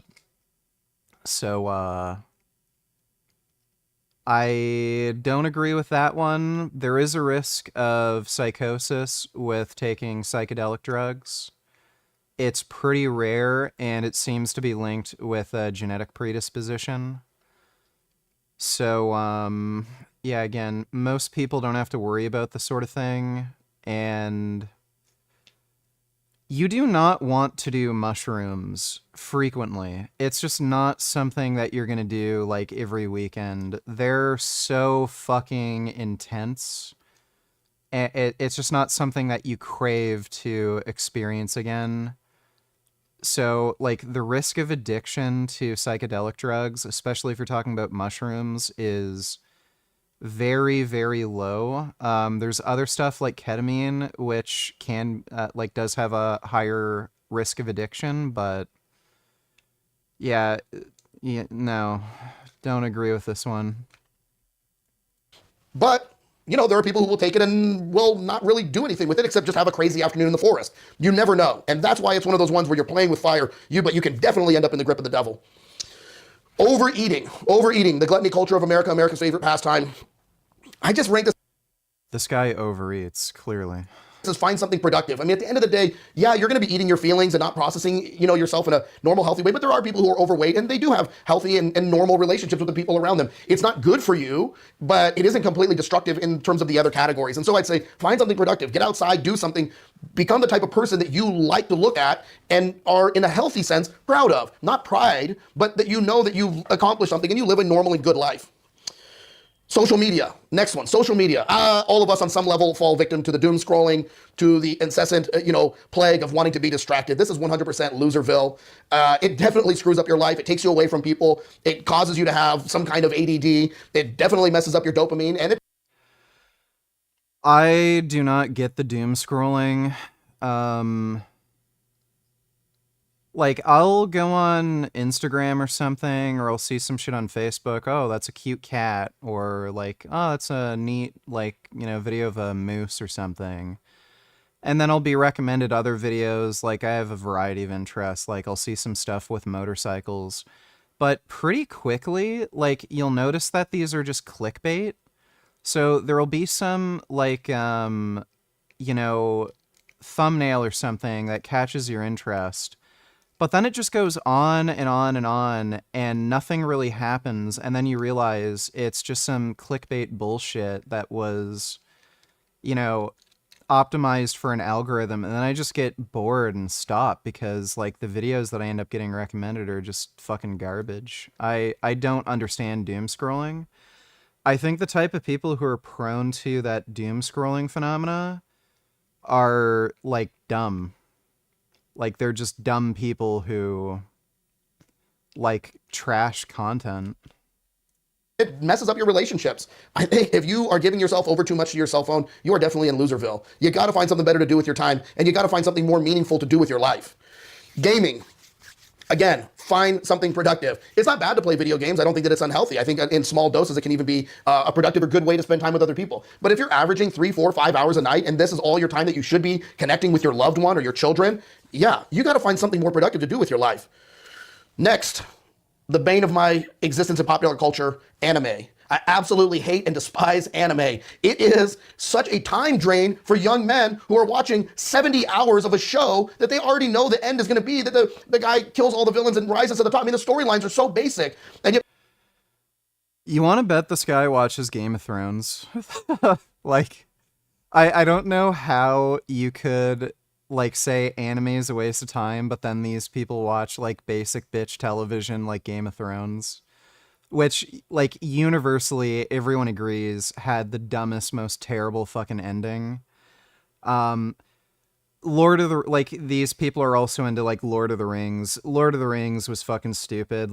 It's a very simple story, and you all know what's gonna happen at the end. Yeah, the good guys win. That's basically every story. Yeah, the good guys win. You have some other stories that are, more tragic and stuff like that, but... yeah, the gist of every story, there's a basic narrative structure. The hero gets a call to action, there's a problem to be solved, and then the hero loses, then he has to recompose himself, then he wins in the end. They all have roughly the same narrative structure. But, if you look at the totality of anime, and the kind of storylines and, just very novel ideas that you see in anime versus just standard American television. Anime is way more complex and deeper. So it's just... this sounds like somebody who's never watched anime, and they might have only seen some really shitty, ecchi or something, and then he thinks, oh, all anime is bad. Well, yeah, no shit. If you see a shitty American television show, you're gonna think all American television's bad. People are putting all this time and energy into it. Find something productive to do with your life if you're gonna put 30 hours into anime. Last, grip of the devil, porn. Porn, you are in the grip of the devil. You may not be in the lake of fire. It won't destroy somebody in the same way that acting out with other people will, but it will absolutely give your soul over to the devil and disfigure you as a person. So let's talk about first how this happens, how these addictions take place, and then we'll talk about how to get out of them. Well, that's nice and retarded. Let's see. Why dating is ruining your life. Son of the Son and of the Holy Spirit. if anything that I've seen over 11 years of being a priest and 22 years of being married myself, it's that marriage is hard. Marriage is probably going to be the hardest task, adventure that you ever go on in life for a variety of reasons. Number one, it's long. Seasons of life. Marriage is hard because you tend to end up dealing with somebody who just doesn't have the same mindset as you and has different goals and ambitions, and then you end up splitting, which just makes it stupid in the first place. Come and go and change and all these other things, and yet marriage is that one consistent part of your life equation that's going to last, God willing, 30, 40, 50 years, depending on what age you get married at. And so marriage is going to be one of the hugest continuous factors within your life and within your adulthood. Number two, you've got to find a way to balance your life with another person's life. This is incredibly difficult. You have to let your feelings and thoughts go and become malleable, and the other person has to let their thoughts and feelings go. You've got to find compromise. You've got to find ways of working together. You've got to find the middle ground where you're both not totally happy with the decision. This compromised life is not what people today are gearing towards. What else is difficult about marriage? 3, it is stressful. It's stressful because the two of you are like in a boat together, which is your marriage, and you're sailing the seas of life, and life is difficult. It's stressful. It's tumultuous. You have children. The children have medical needs, or you lose a job, or the money's not there. You are dealing with all of these intense situations, and the two of you are kind of together in this little raft that's kind of being bounced up and down across the waves of life. So it is that I tell people, look. Like all the stress in a marriage just comes from somebody not agreeing with you, not being sensible, and just being fucking stupid. So, and there's no way to guarantee, like, you can date somebody for a very long time and not really know how they're going to react to certain situations, and given enough time, when a novel situation presents itself, you're going to realize that you're with somebody that is just acting like a fucking idiot and doesn't know how to deal with shit. Dating is absolutely the worst possible idea and preparation for getting married. In fact, if anything, we should see that our culture today has instituted dating as a means of basically professionally teaching people to get divorced. Now, why is this? Well, it is training to fail. When people are dating today, they are entering into these deep psychological and physical bonds that last sometimes multiple years at a time that actually reflect marriage. Bruises, donate $2. Let me see. Oh, it's a rabbit cat. Oh, it's a rabbit burb. Oh, it's another rabbit cat. Oh, rabbit or cat dog. Oh, cat shark. That's nice. Did you want what you doing in open? What part of it did you not understand? Scared of fucking shit. Huh? What part?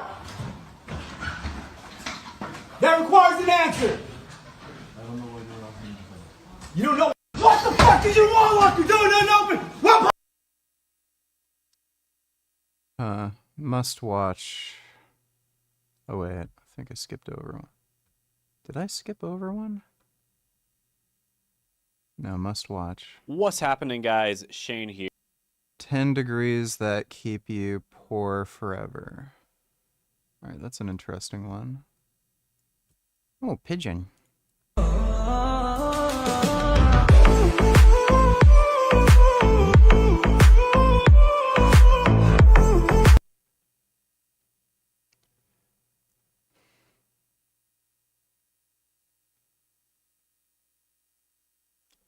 I'm not watching the rest of that. Here, and every time I make a video about college degrees, especially the bad ones, people get really Thanks for the donation, though, Bruises. triggered. But you know what's more triggering than hearing the truth? Being $300,000 in student loan debt with no job prospects. So today, I'm exposing the 10 degrees guaranteed to keep you poor forever. And I'm gonna get a lot of hate for this video, so all I ask is that you very gently tap that like button. None of but I'm trying to get a good degree, but I need to get funding for it. And normal funding sources just aren't going to do it. Well, I have a possible solution for you, which we'll talk about later on in the video. But basically, it's going to be kind of like a quiz slash For instance, WGU, about that a little bit later. Now, even with help managing debt, some degrees are still super financially risky, and you might want to avoid them altogether. In fact, most people should avoid them. And these college degrees that I'm about to discuss aren't just expensive, they're financial quicksand that can keep you stuck for decades. And today we're diving into something that hits close to home. See, I used to think that any degree was worth the investment. I even racked up 6 figures in student debt getting my doctorate in pharmacy school. But here's the thing, while I managed to turn things around with remote work and YouTube, and I also went for a degree that does give a decent ROI, I mean, I was making 6 figures a year as a pharmacist, many of my classmates are still drowning in debt years later. So today I'm gonna be breaking down the college degrees that are most likely to leave you in a lifetime of debt. Not to discourage you, but to help you make smarter choices about your future. And stick around to the end because I will be sharing alternatives and ways of doing that are a lot smarter. Now listen, I know some of you are thinking, but Shane, we should follow our passions. Well, let me tell you something. You know what people are really passionate about? Being able to pay their rent, being able to live their life without stressing out all the time over money. And you know what kills passion really quickly? Living in your parents' basement at 30 because you choose feelings over finances. And when I was younger, I thought I was passionate about football and video games. You know, but for football, I got in a truck accident. I lost my shot at athletics. And realistically speaking, I was never going to be athletic enough to actually make money from it, but maybe I would have gotten, a free college degree. And I was really passionate about video games, but I wasn't gonna make money doing that. But you know what I did instead? I looked at where the opportunity was at the time. And that's how I ended up in pharmacy school. And at that time, that was a pretty good choice. But luckily for you, now there are way better choices out there. And the harsh truth is that your passion means nothing if it doesn't pay the bills. Success isn't about following your. That being said, I know I'm gonna trigger a lot of people. I don't mean to. On the list, number 10 is going to be restaurant management. So there's only about 70,000 restaurant manager jobs nationwide, and none of them care about your degree. I mean, they couldn't care less. Your 100K degree gets you access to jobs that you could have gotten by working your way up from the dishwasher position, and most of these jobs are in cities where the pay of about $58,000 a year isn't going to be very good. And by the way, when I say 100K degree, that's putting it lightly, because a lot of studies show that a college degree is really going to cost you $500,000 when you add in things like opportunity cost, interest, and the chances that you might default on it. And moving on to an anecdote, as a former restaurant manager, this Redditor shares the brutal realities of the field. And they said, I cannot tell you how happy I am to bartend and serve. You make way more money with way less stress and responsibility. Managing sucks, right? So they got a job as a bartender, which is a job that obviously you don't need a degree for. And that's after they went through all the trouble of getting a degree and becoming a restaurant manager, which was a massive headache. And one commenter chimed in, noting their boyfriend is a manager who wants to go back to serving, and he works 50+ hours a week, just like the original poster. Plus he has too much responsibility and his servers make more than him with a fraction of the hours. Absolutely mind-blowing. Now, let's see what you're signing up for. Assistant restaurant managers make about $46,000 to $68,000 a year, and you get yelled at by both customers and employees. Food service managers make about $46,000 to $71,000 a year, which is kind of like professionally asking why the fish delivery is late. And kitchen managers make $41,000 to $59,000 a year, explaining to line cooks why they can't have Saturday off. So yeah, it's a headache. Next one is going to be photography. Now there's 128,000 jobs nationwide. Many of them are saturated or hard to get into, and exactly. I remember my mom wanted me to take a college course for photography, and I told her it was like a stupid waste of money. Zero of them care at all about your degree. You're literally paying tuition to learn what millions of Instagram influencers figured out for free. There is unlimited classes, and they're really good classes, by the way, as well as YouTube channels that will teach you how to do photography. And guess where most of the photography gigs are, the ones that actually pay well? They're gonna be in super expensive cities like New York and LA, where your $37,000 starting salary won't even cover a studio apartment and ramen for your meals. So here's some career paths you might go down. Junior photographers, they make about $37,000 to $62,000 a year, which is basically a professional Instagram filter applier. Photography assistants make about $37,000 to $58,000 a year, and you get paid to carry someone else's equipment. And content creators that get hired by a company make about $38,000 to $67,000 on average, doing what every teenager with an iPhone already does. So yeah, this one is going to keep you poor. Let's move on to the next one. And this one is going to really make some people mad, and that is biology. Now, check this out. There's only about 22,000 biology degrees nationwide, and this is actually one of the most common degrees that people get. In fact, it's the #1 most common science-related degree. So you basically have 100 people fighting for a single seat. And in most of those cases, a bachelor's degree ain't going to be enough. You're going to have to get a master's or a doctorate just to get your foot in the door and start. And even in the cheapest state, you need $39,000 just for the basics. So good luck hitting that with these starting salaries, especially considering the fact that you're going to be having to pay off student loans. So here's a lab coat career option, a research assistant. They make about $42,000 to $64,000 a year. Again, typically this person is going to need a master's or a doctorate. A lab technician, about $45,000 to $63,000 a year. You get this for running the same test until you question your life choices. And again, a lot of the time they require master's degrees. And then another one is a quality control analyst. And in this one, you get paid to stare at petri dishes all day. And again, most of the time it's going to require a master's degree or even a doctorate. Not worth it, guys. Next one is communications. And brace yourself, most of the actual jobs in communication are going to be in expensive cities as well. We're talking PR managers and that type of thing. And the funniest thing is you don't even need the degree to get started. And communications is such a general degree. It's kind of like a thinking degree or something like that. Like it's so general that it's basically useless. And of course, the average student loan debt is going to be astronomical. You're probably going to spend $100,000 on a degree and get $40,000 in debt. And your future job titles might include, if you're lucky, public relations coordinator, about $45,000 to $65,000 a year, which is basically a professional email apologizer. A social media coordinator, it's about $40,000 to $60,000 a year. And you get paid to do what teenagers do for free, or a marketing assistant, which is $41,000 to $61,000 a year, which is basically a PowerPoint presentation specialist if you get a job in communications. So yeah, not worth it. Number 6 on the list is psychology. And I know I always get a lot of angry comments for including Psychology is what retards get if their parents are like, you need a degree. Psychology. I don't have any problem with psychologists. I think that, them helping people with their mental health is great, but I do know that the numbers don't really make sense, right? The numbers don't number. And I don't need to be a psychology genius to see that. There's 123,000 psychology jobs total nationwide, and there's 140,700 new graduates each year. And that's just the bachelor degree graduates. There's also 38,000 master's degree graduates and 7,000 doctoral degree graduates swooping in as well. And that doesn't count the people who already have psychology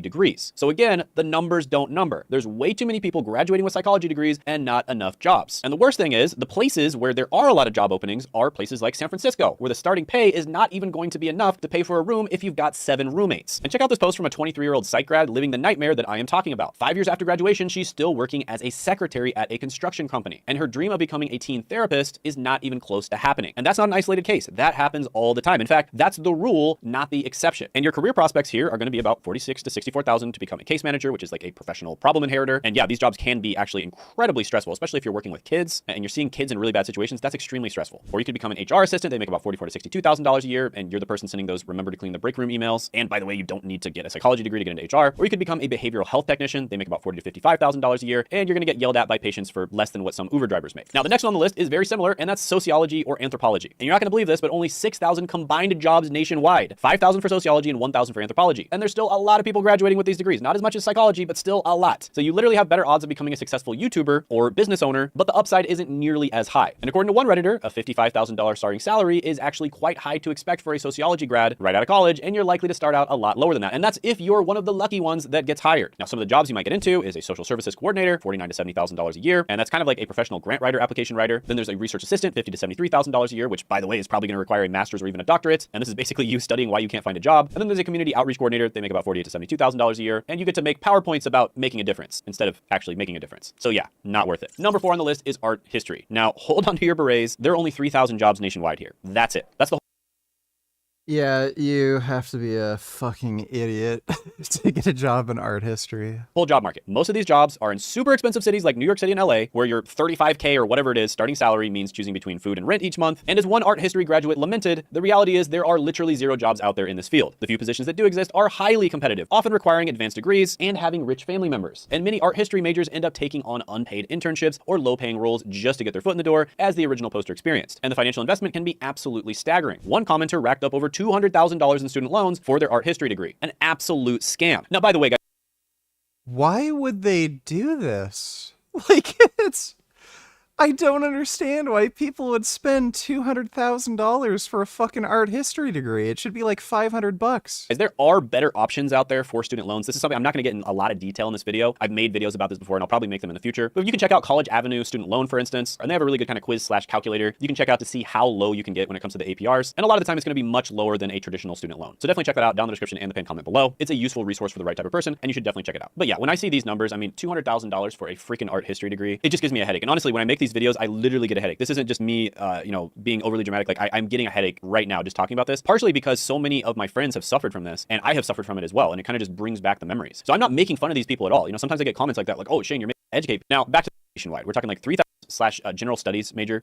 So get ready for the math here. Only 5,000 combined jobs nationwide. We're talking like 3,000 liberal arts related jobs and 2,000 general studies jobs. And by the way, when I say these jobs, like a lot of them you don't actually need the degrees for. It's just the types of jobs you generally tend to go into with a degree. So it's actually worse than 5,000 combined jobs because you're competing with people who got all kinds of different degrees, especially with these types of degrees. And even in the cheapest state, West Virginia, you need $39,000 just to survive. And these starting salaries, they'll have you living like a college student well into your 30s. And the crazy thing is these 2 degrees actually count for a staggering 2% of the country's total student loan debt. There's a ton of people that go into these. It's absolutely mind-blowing. There's 900 degrees, and 2% of the student loan debt comes from these 2. So these graduates are saddled with disproportionately large shares of national student debt. So this is a recipe for long-term financial struggle. And the jobs that you could apply for: administrative assistant, which is a professional email forwarder that you absolutely don't need the degree for; customer service rep, getting yelled at in multiple formats. You don't need any degree at all for that position; program coordinator, coordinating programs nobody asked for. Again, you probably don't need a degree, or if you do need one, they don't care what the degree is. All right, number 2 is gender studies. And I know you're surprised. It's not number 1. There's a new number 1 on this year's list, believe it or not. Gender studies is literally a meme. That's how useless it is. And let's talk about numbers. Just 1,000 jobs in the entire country and dropping. And you could fit every available job in a medium-sized high school gym. And most of these positions are in cities where your starting salary qualifies you for food stamps. And according to comments, gender studies graduates typically end up in generalist roles like HR, recruiting, counseling, and nonprofit work, where you don't need a gender studies degree, and in many cases, you don't need any degree at all. And while they may leverage some transferable skills, the degree itself doesn't seem to open up a wide array of specialized, high-earning job prospects. In fact, one commenter sarcastically noted that gender studies majors can get any job that you can get without a gender studies degree. And this suggests the degree may not provide the type of in-demand expertise that can command top salaries. So if your goal is financial security and a lucrative career, a gender studies degree appears to be a risky proposition, and that's putting it lightly, with limited job opportunities and modest starting salaries. Even in major metropolitan areas, it's a degree that could keep you poor forever. And your career options are things like a nonprofit program coordinator, aka a professional grant beggar, which you don't need the degree for, a diversity and inclusion coordinator, which is basically a PowerPoint specialist, diversity edition, which again, you don't need a degree for, and a community outreach specialist, which is a Twitter argument professional, which again, you don't need a degree in. Anyways, number one on the list, guys, is pop culture studies. There are a grand total of 17 jobs available nationwide. Nope, that's not 17,000. It's not 1,700. It's 17. It's not missing any zeros. 17 jobs in the entire United States. You literally have a better chance of becoming an astronaut. And these jobs are all in places where a cup of coffee costs more than your hourly rate. Oh, but don't worry. Pop culture studies are undeniably fascinating. You'll get to learn all about how Sesame Street shaped our attitudes on diversity, and who could forget the Kardashians, those visionaries who truly redefined fame for an entire generation. But look, let's be real here. Understanding culture is great and all. It's interesting. I might even watch a documentary about it once in a while, or a YouTube video. But it's not exactly a skill that employers are clamoring for. They're too busy struggling to see the direct value of your degree. And a pop culture career path, like a content writer, for instance, you can make about $43,000 to $72,000 a year, but you're basically a professional BuzzFeed quiz creator where you're going to be helping people figure out what shade of Kylie Jenner's lipstick looks the best on them. And you don't need a degree at all in most cases, or if you do need a degree, it's definitely not this one to get the job. Or there's the editorial assistant, $41,000 to $63,000 a year, and you're going to be writing things like 10 reasons why your degree was a mistake, if you have any editorial freedom anyways. Or you can become a media coordinator, making about $45,000 to $63,000 a year, which is basically like a TikTok trend analyzer. Oh wait, every stay-at-home mom out there pretty much does this, but they do it for free. So yeah, there you have it. 10 degrees that keep you poor forever. If this type of content helped you in your journey. I didn't even know some of these were degrees that you could get. Like, what kind of fucking idiot is going to school and blowing that kind of money? Rich. And so people today are not what we would call traditionally courting, where two people are finding if they're compatible and then moving towards marriage. People are kind of getting stuck in this quicksand of dating where they're just kind of in the quicksand. They don't have a vision on where they're going or how they're going to get there or when it's going to transform into a marriage. It's just kind of this nebulous idea of perpetually going around and round in the relationship with no real goal in mind. And yet all the dynamics of the relationship start to look like marriage. So why does dating train people to fail? Number one, intensity over character. People start to date and put the value on dating in kind of the fireworks and the explosion that dating creates. And you can see this absolutely 100% highlighted in the films that Hollywood puts out, right? All of the rom-coms are about this crazy attraction and getting to know each other and compatibility and all of these different things. And then the two people get into a relationship and you notice what happens? The movie always stops there. The movie stops there because guess what? Everything after that is boring. It's real life. It's monotony. You go to work, you come home every day. You live a life that is extremely repetitive. The intensity of getting to know each other and the fireworks and is this going to work out and what's the connection and all that is completely separate from the character that it takes to get married and to stay married to somebody. So often people get into it, they have this blow up of intensity, physicality, all these different aspects that, light their, their brain up with all this dopamine and excitement, and then real life kicks in. And guess what? Nobody's that exciting all the time. No relationship is constantly new and, an exploration after you've been in a relationship for some period of time. I mean, even when you're married long term, like I tell people about this, when they ask me, they go, do you ever run out of things to talk about? My wife and I talk about the problems in life that come up with our kids or dynamics or whatever else, but we already know each other. Like, there's no more like getting to know each other really after the first year of marriage. You know the other person's full story, you know their childhood, kind of everything about them. So it isn't like you go out on a date and you've been married for a few years and you just sit there and are getting to know the person. It's so interesting and they're getting to know you. It's just not like that. It's a consistency that is built on having character and realizing that you're in this together and it's not about a fireworks of emotions that ultimately fizzles out. And you see this with people. They go into it, they have this big explosion, maybe they make it all the way to marriage, and then within a year of marriage or 2 or 3 years of marriage, they're like, all the spark is gone, the love is gone, I'm no longer in love, it's not exciting, that's not what a relationship is supposed to be. A relationship is not supposed to be a Ferrari, where you gun it until the engine blows up or you crash. A relationship is supposed to be like a Honda Accord. It's something that you can just drive and requires regular maintenance and will get you from point A to B. Yeah, sounds more fun to just drive an endless series of Ferraris. And is reliable. What else? Feeling versus family. Feeling versus family. There you go, this is boring. I wanted to share some thoughts on nutrition and how I think the fast affects people, and my 3 supplements that I recommend for any fasting periods. So, number one thing to get out of the way is, in a fasting period, my experience training heavy powerlifting, I've got a 1665 total in powerlifting and compete in strongman as well. Shit, is that, look, that's good. Nutrition is made up of fat, carbs, and protein. Now, we can kind of get into a deep dive on that, but I'm going to give you just really quick anecdotal, stories from training. Number one is, most people feel like they are lacking protein during the fast. My experience is, when you get about 3 or 4 weeks into the fast, that's when you start really getting tired, fatigued. You're probably lifting suboptimal, 95, 90% of your max.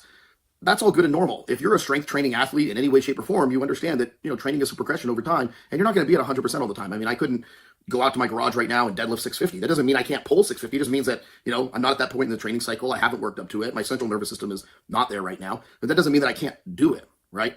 So I think number one is, I think people kind of way overestimate the problem of quote unquote lack of protein, and seriously underestimate the fact that it's actually animal fats that play a big difference in your recovery and overall. Okay, this guy is a retard. Muscle building and fighting off fatigue. Anecdotally, if you think about it, you're 4 weeks into the fast and somebody offers you a piece of chicken, it's like, it's just chicken. But if you smell a hamburger or a steak, what are you smelling? It's not the protein, you're smelling the fat. That's what your body starts to crave. So 2 things to get right out of the way. Well, most people would think a hamburger or a steak just tastes better. So, I mean, if you were to bake a cake or something, that would probably be more appetizing to you than a steak. Number one is, I recommend getting vegan protein powder. Why is that? Well, because it's consistent with our fasting principles. For those who have a blessing or can't afford it or whatever else, maybe they do whey protein. That's really between them and their priest. But as a general rule, I highly recommend doing vegan protein powder. I What in the fuck? do a lot of old school labs. Obviously, wearing the shirt, I'm an ambassador for them. Jesus. I love their vegan protein powder. I think it's very good. It's pretty darn soluble. Is it as good as whey protein in terms of bioavailability or eggs or beef? No, it's not. But is it an adequate? It's roughly the same. Substitute for those? Yeah, absolutely. Now, how much do I do? We're looking for about 80% of your body weight in protein every day. So I'm roughly 230 pounds right now. So I'm looking to get 200-ish pounds. Oh, dude, this guy has to be a fucking manlet. If I had to guess, he's probably like 5'6" or something. 100-ish grams of protein every day. I'm probably doing 2 or 3 shakes a day, and then some vegan protein bars, and then just what's naturally occurring in beans and whatever else, and I'm getting 200 grams of protein. Now, as far as the fats go, because we talked about that, number one thing I would look at is making sure you have adequate oil intake, meaning that you're getting olive oil or coconut oil, that you're getting nuts, fatty food. Yeah, coconut oil's not good for you. Olive oil's fine. I really like sunflower seeds. But yeah, walnuts, almonds, all that shit's good. Foods in your diet, especially like I said, 3 and 4 weeks into the fast. In the first couple weeks of the fast, your body is so saturated with the nutrients and everything else. Like, in my opinion, you don't really start having a quote unquote negative downturn on your training until you're probably literally 3, 4, 5 weeks into the fast. Number 2 is, I highly recommend creatine. I recommend classic creatine. It's just creatine monohydrate. There's lots of studies on creatine. Creatine is naturally occurring in animal products and specific. $5 additional donation for the correct answer. Let me see. Okay, I know Dodo's gonna hate this donation. Hopefully it triggers the troll, whoever it is, to donate lots of money. Look how handsome Gum Gum is. Oh my god, he's so handsome. Pretending to be me. But, so, this is a donation in the amount of $5, and the correct answer is worth another $5, and the donation will just be nothing. So you won't have to listen to any spam or hear about a cat, but the correct answer gets the donation. So what is the correct answer? You have 10 kisses. Here's Gum Gum with his pretty face, his triangle. Look at that. Wow. He is beautiful. And then you have the sentient one who has a different color face. Not a triangle.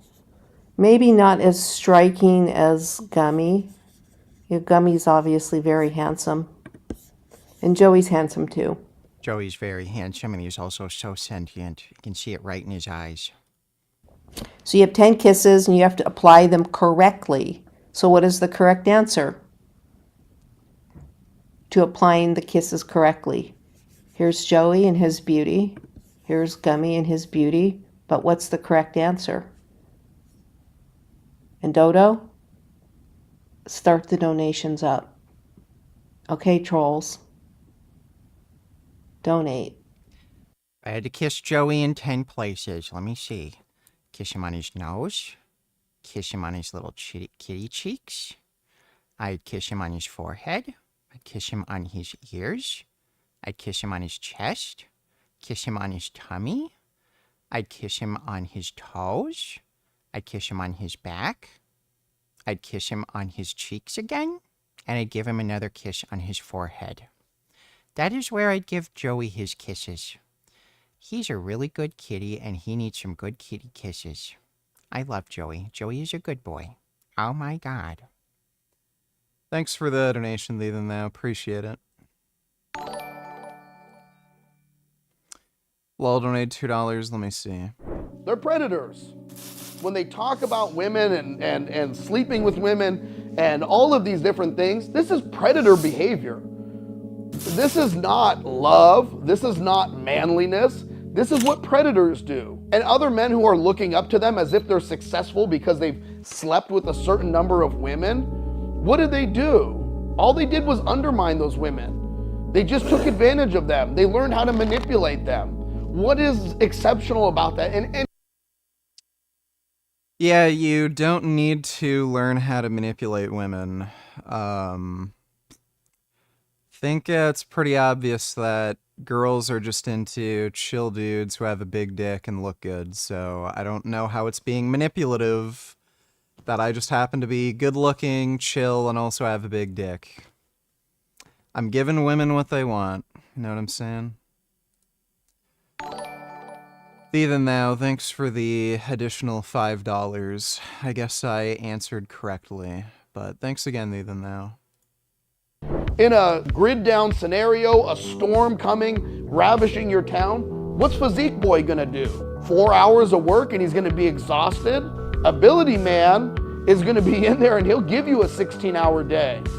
He'll move trees, he'll run the chainsaw, he'll run the jackhammer, he'll do all of that because he's physically built and strong. He's not just building puffy muscles for the sake of looking good so that he can have something on his Instagram that other dudes like. Sounds like he's coping for not being able to control his diet all that well. And he's like, yeah, but I can fucking do manual labor for 16 hours. Like, I mean, you could do that while, you know, not being overweight. There's a saying in Russia, if you see a person smiling in the streets, they are either mentally defective or they're American. You know, in American culture, it's all about being happy all the time. Yeah, the reason why that's a kind of social trope there is because Russians don't have anything to be happy about. So you'll notice, like, you can look at old Soviet weightlifting documentaries. None of the athletes are ever happy or smiling. They're all fucking miserable all the time. If you just look at whatever film that you can find from, like, Soviet era time period, no one's ever happy, laughing, or smiling. It's because they're fucking miserable. They're all insanely fucking poor and have to work long hours for nothing. So, yeah, they know Americans are doing better than them, and there's a reason for them to smile. And the only people who'd smile if they're in Soviet Russia are people who are, like, just cracked. I'm smiling, putting off of this air of I'm happy with everything in life. That's not reality. There's a time and a place to be sober and to be sober-minded, and that is most of life. I don't think he really understood what he was talking Tonight, about. a warning from CHP officers about driving near the border with Mexico. Look out for warning signs or you might end up in trouble. Good evening. Thanks for joining us. I'm Marcella Lee. I'm Carlo Cicchetto. Jesse Pagan is off tonight. CHP says far too many drivers are missing warning signs and are accidentally crossing the border. In some cases, the drivers panic and don't know what to do. CBS 8's Rocio de la Fe shows us the options you have before it's too late and what you should do if you do drive too far south. Despite there being multiple opportunities for drivers to be able to make a U-turn before approaching the U.S.-Mexico border, the California Highway Patrol says many drivers either don't pay enough attention or ignore the signs before they realize they're heading into Mexico. It's an issue they say happens way too often. The California Highway Patrol says some drivers are going past these signs instead of following them. We get it every now and then. Unfortunately, it's more than it should. It should be never. The signs are located on Interstate 5 and the 805 and warn drivers to get off the freeway before entering Mexico. Luis Arriaga has been crossing the... Well, you know what? Road signs in North America are fucking stupid. When I lived in Belgium, road signs were way more clear and they tell you where the exits are way before the exit. For whatever fucking reason in the United States, they put the fucking exit signs, and this is the same in Canada, they'll put the exit signs right next to the exit, so you won't even be able to fucking read them until you're right fucking there. And then it's too late. By the time you're close enough to even be able to read the sign, you miss the fucking exit. Or if you're a fucking idiot, you just swerve and hit somebody. Or risk hitting somebody. In other countries, like in Europe, they actually tell you where the fucking exit is before you get to the exit. Like, the fact that so many people are making this mistake, I don't know how this isn't an indication that the way they're doing signage is just wrong, and they need to make these signs more fucking easily legible and obvious and more noticeable. Like, it's not their fault necessarily that they're missing these signs, it's that these signs are really poorly implemented. The border for the past 40 years and says he's grown used to the signage above the freeways, but says he could see how drivers unfamiliar with the area might get confused. It's a little hard to tell for people that they are not aware or they are not used to drive back and forth. Instead of having only one sign, pretty much directing that this is your last exit, probably it will be good if instead of one, it will be two more. CHP says drivers who find themselves beyond that point will still have the chance further south to make another U-turn. If you go past that, then Officer Jesse Matias says pull over and call 911. Get to a safe location, call 911. No circumstances should you take it upon yourself to turn around, make a U-turn, and go wrong way on the freeway. The warning comes after a man is accused of driving the wrong way on the 805 after trying to avoid entering Mexico. The 29-year-old driver crashed head-on into another vehicle, killing the other driver. Officers suspect alcohol was a factor in the crash. These people are fucking retarded. Yeah, Americans can't drive. Thanks for the donation, lol. Have you ever heard of Owen Cook? From what I've seen of him, he seems like a major weirdo, but I'm curious to hear your thoughts. He kind of reminds me of the fat balding soy version of Andrew Tate. I can see in all your pupils to what extent you're expanded. I already know what. Yeah, this guy's a complete fraud. You can tell just by the way he looks. I've never heard of this guy. I'll skip through a little bit of this. Thanks for the donation, Ben Boy. He's also coping for not ever being able to get pussy.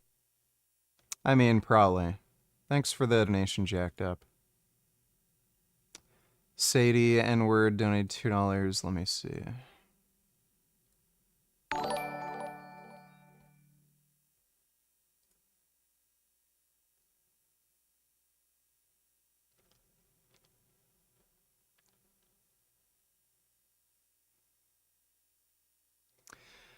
I don't know what that dwarf is planning to do with that shotgun, but can't be good. 21-year-old victim of assault and attempted rape was hesitant to call police because the attacker was black. Are you... Really?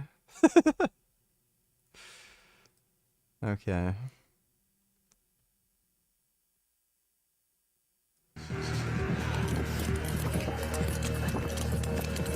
Tenemos una carterista localizada.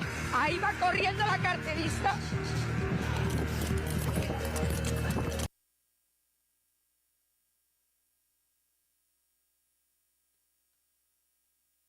Are they putting money into the hog's mouth? And then this guy just takes the money? Is that what's going on?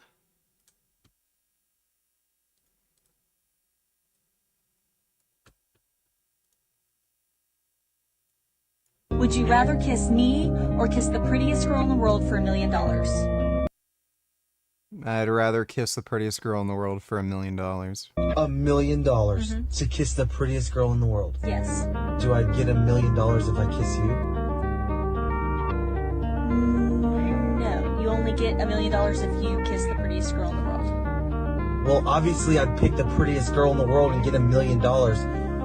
We'd be rich. Yes, we would. But did you think to say, I'm the prettiest girl in the world? But you're not. You're not. And that's okay. You're a solid 6. A high 6. And you're being selfish right now because we'd be $1 million richer. Well, I don't even think you're a 6. I don't care what you think I am. I pulled you. $1 million. You'd have to take one for If the you team. would have just said, babe, you're the prettiest girl in the world, you could have kissed me and gotten $1 million. That's the loophole. But you're not. That's pretty good. That guy's based. Thanks for the donation, Sadie N-word. What your answer to certain questions are going to be, what kind of struggles you're going to have, what you're going to tend to focus on. I'll probably have about 90% success rate on it. About 90%. I can't guarantee there's going to be some I just totally miss it, but I can genuinely see it. Now that surprises you. You're like, I can see the looks in a lot of your face.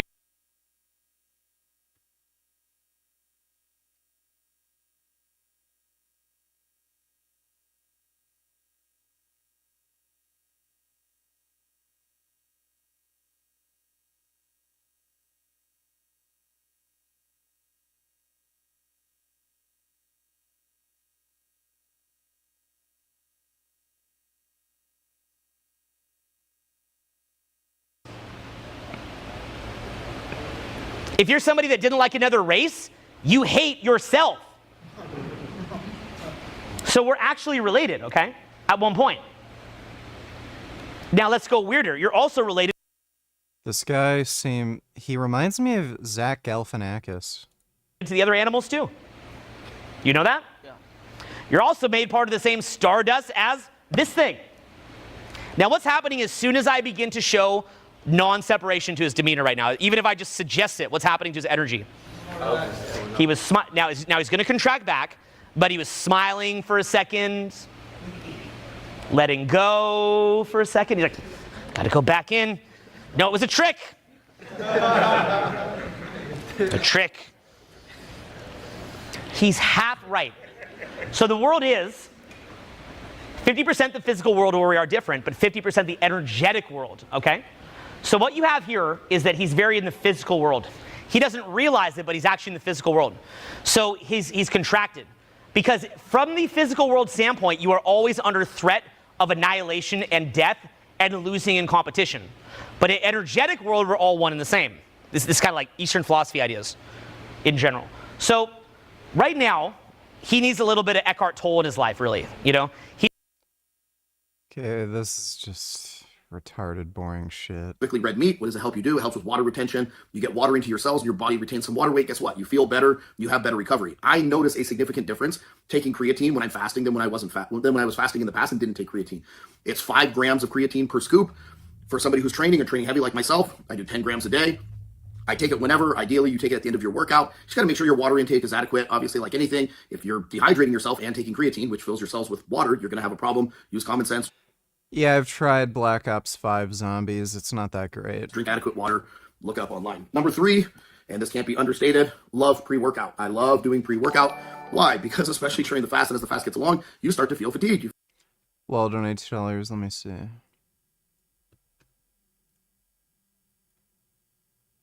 There he stands, the only man who knows what was going on, the only man who know what they do, the only man, and I mean the only one, who tried to warn us. Adolf Hitler.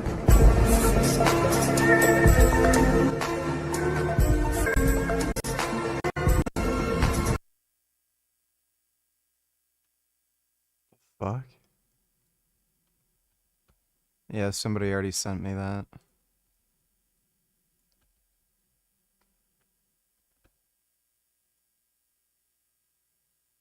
Big booty Latinas can stay! Protect big booty Latinas! Man, what's up with that? Don't come over here disrespecting our women. Well, I'm trying to protect them. I don't want them to get deported. Fucking racist ass. How is that racist? I want big booty Latinas protected. Dude, I'm on your side. Tina, what are you doing? You scared? I'm not scared at all. What's going on? Fucking push me. Hey, I'm not Don't touching fucking you. I'm trying to protect you. No, the fuck you're not. Yes, I am. You're a big booty Latina. Hey, you say I that wanna one more protect time. you. If he says that one What more I time. say, big booty Latina. What are you gonna do? Big booty Latina. One more time. Big booty Say Latina. that one more time. Big booty motherfucker. Fuck you. Fuck you. Big booty Latinas get to stay. Yeah. Thanks for the donation, lol. You feel more tired. It just seems like your body's a little more sluggish than normal. So caffeine is a great way to boost your workouts and get you fired up and kind of help you push through. Now, last but not least, people often ask me, how do I train during a fasting period? I focus more on volume. I'm not trying to hit PRs. I'm certainly not competing. I competed last Lent because there was a local strongman show and it's not powerlifting. And, you know, I did fine. I actually won, you know, my weight division and whatever else. But, you know, was I tip-top shape for powerlifting? No, because you can't run at that level all year round. You have periods of peaks and valleys, and so you have to treat your training accordingly. I often say to guys, you know, when people say, oh, how do you hit new PRs or hit new heights when you're fasting? You don't. You simply do not. But you don't set out in the fast to do that either. What do? You set realistic goals, train more volume, don't look to compete, don't look to hit a peak or whatever else. I have a competition I'm looking at doing. It's 13 weeks from now, so I've got another 5. Ben Boyd, only $2, watch off screen. Second one is fucked up. Dude drives to save a suicidal man. Sorry, dude tries to save a suicidal man. Are you out of your fucking mind? That guy is stupid. So somebody was jumping from the roof of the building and he tried to catch him. Obviously, if you're like near terminal velocity and you try to catch somebody, you're gonna get fucked up. That's one of the dumbest things I've ever seen. Slapping a suicidal guy twice on camera.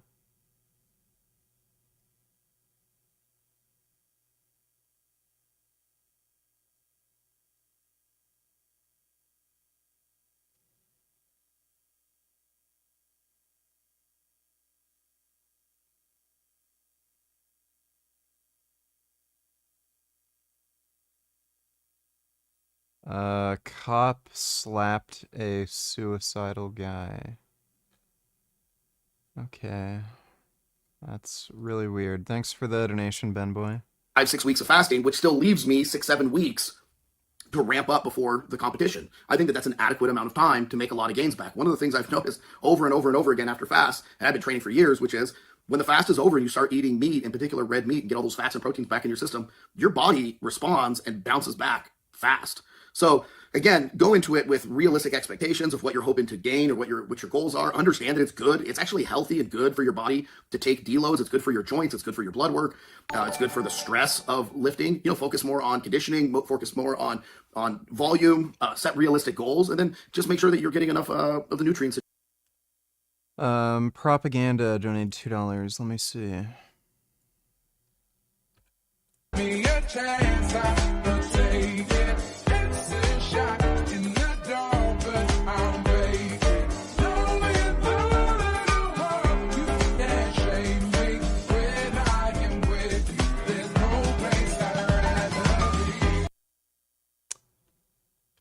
That's not good.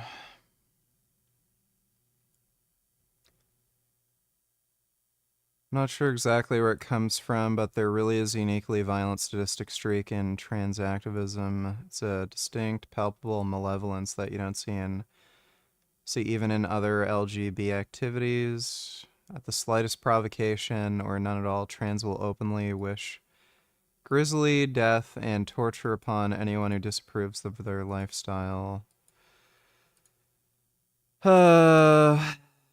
Yeah, maybe that has something to do with them being viciously attacked and hunted down and murdered. Hate trans people, kill yourself. Don't disagree with that.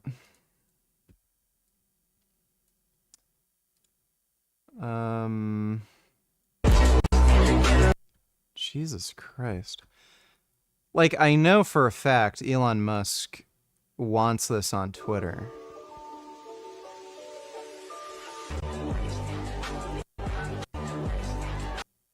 Well, thanks for the donation, propaganda. That you need. Those are my recommendations. I think people way overthink it. The reality is that strength sports, fitness, health in general, it's fun. It's a hobby. I mean, we're not. And thank goodness for it. Right. And you see this, I guess some of the proof of that is that islanders who tend to be evolved to get through lean times, they're very, very efficient in their metabolism. If they go on a North American high carb diet, they just balloon. Oh, yes. Yep. Okay. So now. That is not true. So the reason you see such high obesity rates in Polynesians is because they eat a lot of fat. They're super into eating very, very high fat foods. There are cuts of meat that are sold in places like Hawaii that are not sold in anywhere else in the United States. They're usually used for cat and dog food, and it's because most people do not want to eat super, super fatty cuts of meat like that. When you look at Polynesians, North Pacific Islanders, they'll eat really, really fatty, blubbery cuts of meat. So no, if you look at their dietary choices, it actually trends towards higher fat intake, not higher sugar carbohydrate intake. Now, too many carbohydrates and sugars, too much fat. Now, the consequence of the fat is manifold. One of the consequences is, or you alluded to two. One is that insulin resistance increases, and the other is that inflammation increases. Yeah. Okay, so I think what we should do first is we should outline the role of insulin in bodily metabolism. Yes. Okay, so why don't you do that, and then tell everybody why insulin resistance is bad. Because what you've done so far is make a case for why it promotes cellular fat cell function, but it also has catastrophic effects systemically. Okay, so talk about what insulin does, and then talk about what insulin resistance does. Okay, because just so everyone's clear, what we're trying to do here is we're trying to zero in on the most egregious of the multitude of health problems that might plague us. And we're making a case for insulin resistance as perhaps the worst. It contributes to all sorts of diseases, but it's also highly associated with obesity, which has a variety of health problems as well. Okay, so let's focus on insulin to begin with. Tell people what insulin does and then what insulin resistance does. Yeah, brilliant. Insulin is an absolutely essential hormone in the body. As much as I am going to go on in the next few minutes and paint the picture of it being a villain, it's critical. If you don't have it, you have a disease called type 1 diabetes and you will die. Type 1 diabetes used to be a death sentence. In the absence of insulin, the body will not last long. And so it is here for a purpose. We need it. However, we need it to work in our favor. And to do that, we need it to be generally keeping in a normal range. NATO versus Nazi propaganda donated $2. Right swag of Nazis versus NATO soldiers.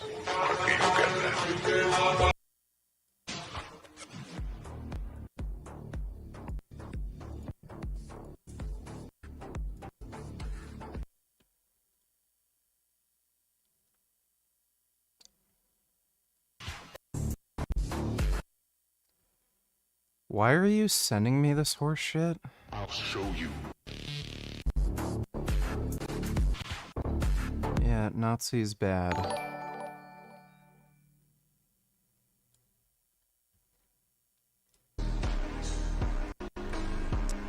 Alright, thanks for the donation, dude. Kid Boo donated $2. Guys are cooked after this list of least attractive male hobbies just came out. Let's take a look. Number 1 is playing video games. Apparently that is number 1 on the list of least attractive. why do men play video games? They're so stupid. You twiddle around a controller. It's a waste of time. What do girls do on their spare time? Oh, that's right. They watch rom-coms on Netflix or romantic soap operas that are fucking stupid, nonsensical. Like, oh, I thought you died. I got with another man. Now I have 2 men in my life that love me. I don't know what to do. Like, girls will watch that shit and eat it up like crazy, but... Oh, video games, what are you doing? You're wasting your time. It's fucking stupid. By the way, women will always try to criticize your hobbies. Don't listen to them. They're just being cunts. Like, that's it. It's that simple. Women do not find playing video games any less attractive than doing anything else. Women will just criticize your hobbies just to see how you react. And if you capitulate and say, "Oh yeah, I'll play video games less," or "Oh, I'll work on my car less," or something, then they know you're a bitch. If you just tell them, "Okay, if you have a problem with it, you can get the fuck out, get out the door, leave." If you tell them to fucking leave, if they have a problem with it, then they'll shut their fucking ass up. Because then they'll figure out, oh, okay, well, that game doesn't work on them. Well, Jasmine never criticized me for playing video games, so it's not from personal experience. Oh, wait, did I skipped this, sorry. You guys are cooked after this list of least attractive male hobbies just came out. Let's take a look. Number 1 is playing video games. Apparently that is number 1 on the list of least attractive. Number 2, collecting figurines. Number 3, but they can collect as much stupid fucking shoes as they want that they don't need or never wear or complain that they hurt when they wear them. magic tricks. Number 4, online trolling. So if you're out there trolling, guess what? Not attractive. Number 5, gambling. So if you're playing video games, you're collecting figurines, you know magic or do magic tricks, you troll online and you gamble, you are the most least attractive male. I don't know where they got magic tricks from. There are a lot of magicians that are getting pussy left and right. So I don't buy that one. Thanks for the donation though, Kid Boo. W donate $2. Can you react to this? Doom is the coolest dictator of all time. Sorry, ever. Do you think the Doom film with Robert Downey Jr. will be good? He's such a good character. Let mankind beware, for Dr. Doom has attained powers without limit, and this time there will be no. So this is a Disney-owned intellectual property, and if I watch 8 minutes of this, the stream's going to get taken down. I never really read many of the Fantastic Four Doom comics, so I don't really know much about Dr. Doom as a character. The movie with Robert Downey Jr. is probably going to suck ass. I don't know why they're making Robert Downey Jr. Dr. Doom. What I'm assuming they're doing is they're following a storyline where Victor Von Doom swaps places with Iron Man by using a mind transference device. If they're not following that story, I have no fucking idea what they're doing, but it's just stupid. All these new Disney movies are just terrible, so... Thanks for the donation, though, W. Gummies, Gumballs, donate $2, react. A veces sí me paso y caigo.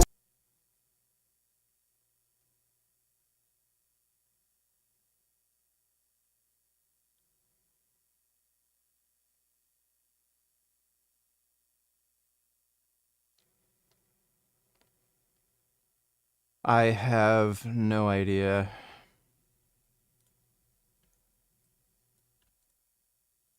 here has ever had a real banana. Google real banana and look what it looks like. What the fuck?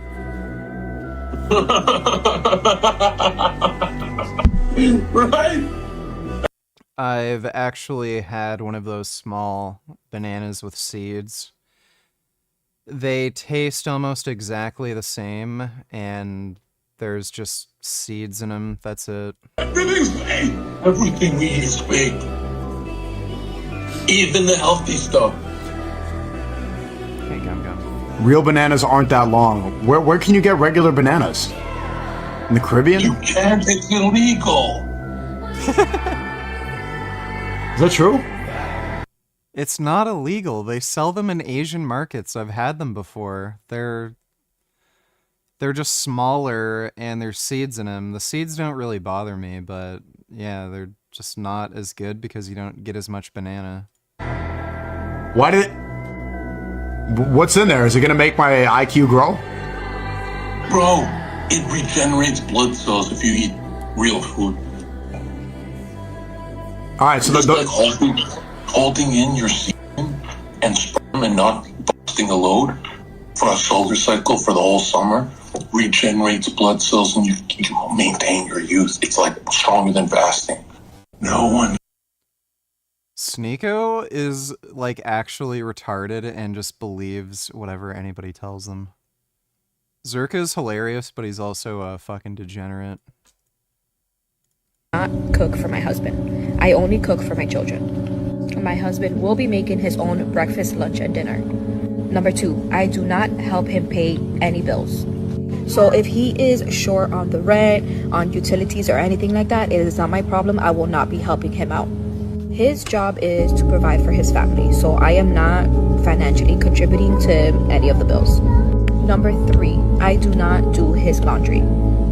I have my own laundry and my children's laundry to do. Well, these women, for one thing, are all saying this while they're single, and it's obvious why they're single. And if they ever find some idiot to get into a relationship with them, it's not going to last, obviously. On the train, and look at all these men. What happened to giving up your seat for women? No man offered me a seat. Excuse me, are you going to get up? What? Are you going to get up? Are you pregnant? No. Are you for equality? Yes. Then fuck off.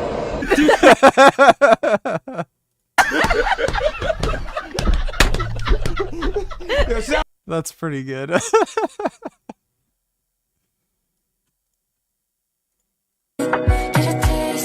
I believe in equality. Men should give up their seats for women. Hilarious.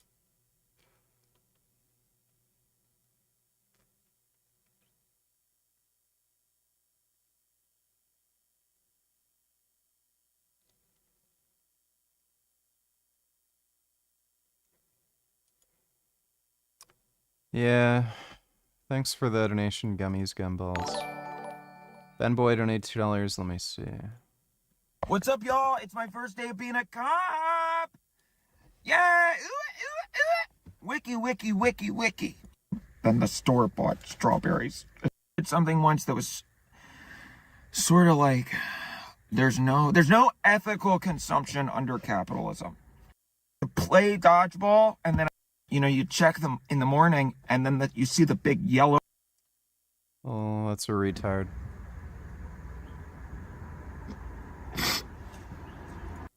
Let me just say I just wasn't in the I wasn't see my grandmother or I talked to my grandmother that I'm not gonna think about it every single time because I love my grandmother so much. So he saw his grandmother flicking the bean and he's reacting like this? Alright, thanks for the donation, Ben Boy. Cuck donated $2. Let me see.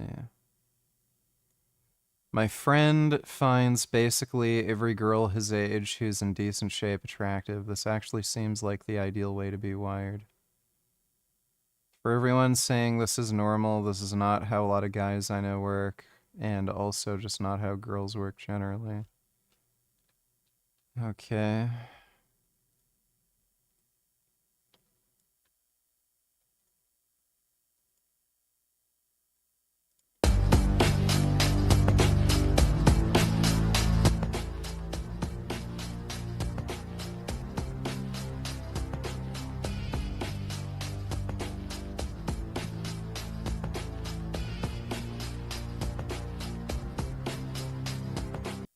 This is completely wrong and backwards, by the way.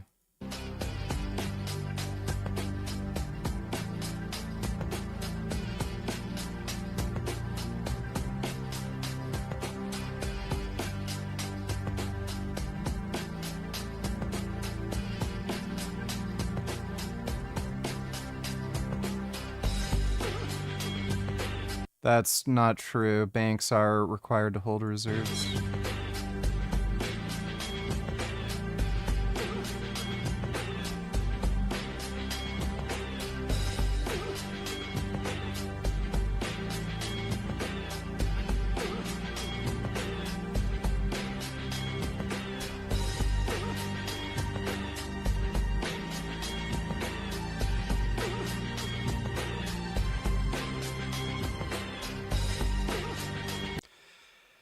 So the creation of new money isn't what drives inflation. Increases in costs are what drive new money to be created. There's an economist who actually proved this mathematically. This is literally all backwards. Is there another one? This chart explains it pretty well.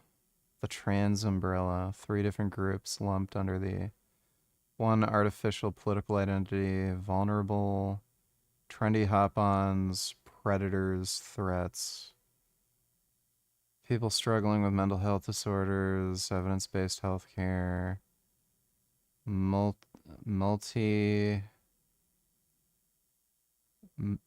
mutilation, harm.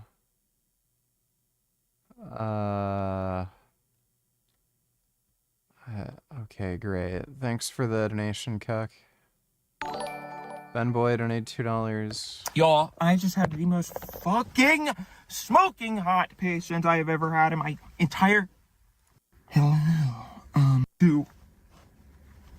And I look up, right at my fucking dough. She's walking in like that. But she basically said, I have schizophrenia. And something good has finally fucking happened. Fuck my life! Okay, this guy is clearly putting on an act. Thanks for the donation, Ben. For you, donate $2. 6 years ago in high school, there were 2 predatory teachers who emotionally abused me by screaming at me in room for 2 hours for doing a misdemeanor that wasn't violent or sexual, and I'm going back to confront him and take pics and expose him. Thoughts? I mean, if it happened 6 years ago, who cares? I would say if they did something criminal, maybe report it, or if the statute of limitations is passed, you know, maybe just talk about it and warn people, but I don't know why you'd go out of your way and bother yourself, you know, doing nothing, you know, about something that happened 6 years ago. Say you're better off probably just not dwelling on it and moving on. Thanks for the donation, though, for you. And so you just a moment ago framed the question by pointing a finger at carbohydrates. I agree with that completely. No, I never played RuneScape growing up. That's a whole topic. As much as over the past decades we vilified dietary fat, oh boy, we got it wrong. And wouldn't you know it? You know, in the first time in history, as far as I know, a government issues a mandate telling its people what to eat, and boy, they got it wrong. No surprise, right? That has happened so often when you take things to that level. So if we put the blame where it belongs, not only are carbohydrates the only macronutrient that people have an addiction for, no one's addicted to fat, no one's addicted to protein. If only people were sitting around. This is deranged and delusional. There's no such thing as a carbohydrate addiction. around on a Friday night listening to us chat and thinking, oh, I really want a stick of butter. No, no one. They want something sweet and gooey. They want something salty and crunchy.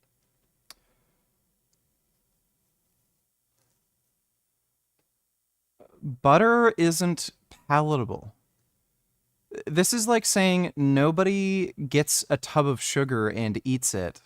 Therefore, sugar can't be addictive. Like no shit. If you just have a glob of fat or a glob of just pure granulated sugar, like nobody's gonna find that appetizing. What? So because nobody wants to eat just sticks of butter, therefore butter isn't addictive? Well, okay, nobody gets a tub of sugar and just eats it by the spoonful. So I guess sugar isn't addictive by your standard. So we crave carbs, and they have myriad metabolic effects, one of which is to spike insulin. So this is answering the question of what does insulin do? Insulin's most famous effect, but not its only effect. So protein spikes insulin, and some proteins are actually more insulinogenic than pure sugar, whey protein in particular. And I would even say not its most important effect. Its most famous effect is to look at that rise in blood sugar or blood glucose and say, that's beyond homeostasis. This isn't right. If that stays high for long, it's going to start harming the body because hyperglycemia alone is pathogenic. And so insulin acts as a hero and says, your problem, I'm going to take care of you. It brings the temperature back down like a thermostat, the perfect example of homeostasis, brings the glucose back down to normal. And then insulin, having done its job, retreats back into the background, if you will. But what's its chemical role in relationship to the conversion of carbohydrate to energy? Oh, yeah, right. That's a great question. Yep. So glucose, you mentioned a moment ago, and as you did so, I sort of couldn't help it. It's required for glucose metabolism. It's what brings glucose into your body's cells. So any cell that requires glucose for metabolism, insulin brings it into the cell. So that could be a muscle cell, that could be a fat cell, that could be, cells in your brain, like anything. Think of the kind of a metaphor of like engines where glucose, the body has two primary fuels. At any moment, it's either sugar burning, blood glucose, or fat burning. One is like a kind of race car engine. Boy, it's going to be really quick. You don't have a lot of fuel and you're going to get terrible gas mileage, but boy, it's going to be a quick ride. The other is like a big diesel engine rumbling down the roads of Alberta, going across the Trans-Canada Highway and taking its load. It's going to go forever. It's never going to run out of fuel. That's the fat metabolism. That's fat metabolism. Yeah. And now the next question is, well, who decides? Insulin decides. Insulin, once again, when it comes to any metabolic effect, you need never go further than insulin. There are other hormones that want to pretend that they matter. Thyroid kind of matters. Cortisol. What he's saying is just such nonsense. You use different energy systems depending on what kind of physical activity you're doing. What he's saying is, like, it's just shocking to me. This guy isn't a medical doctor, like, no chance. He's probably a chiropractor or something, right?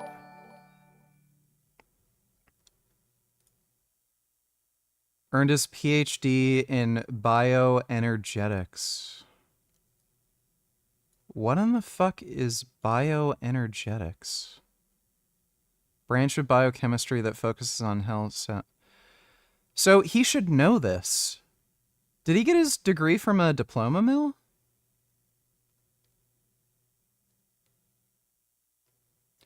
Postdoctorate fellow with the Duke National University of Singapore.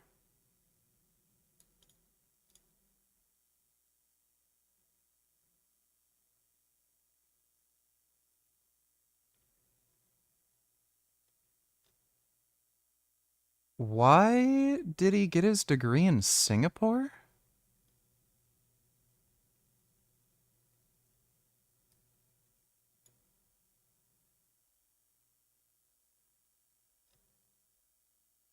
So this guy's probably a retard. I'm assuming a lot of people get their degrees overseas because they can't actually get into any kind of school in the US. So this guy's probably a really bad student and is just a fucktard, so he went and got his degree in like the only university he could get accepted into, so he went into Singapore. But assuming he studied this, he should know this, so the guy's just a complete idiot. Reminiscing about Third Reich, donated $2. That's great. That's Hitler.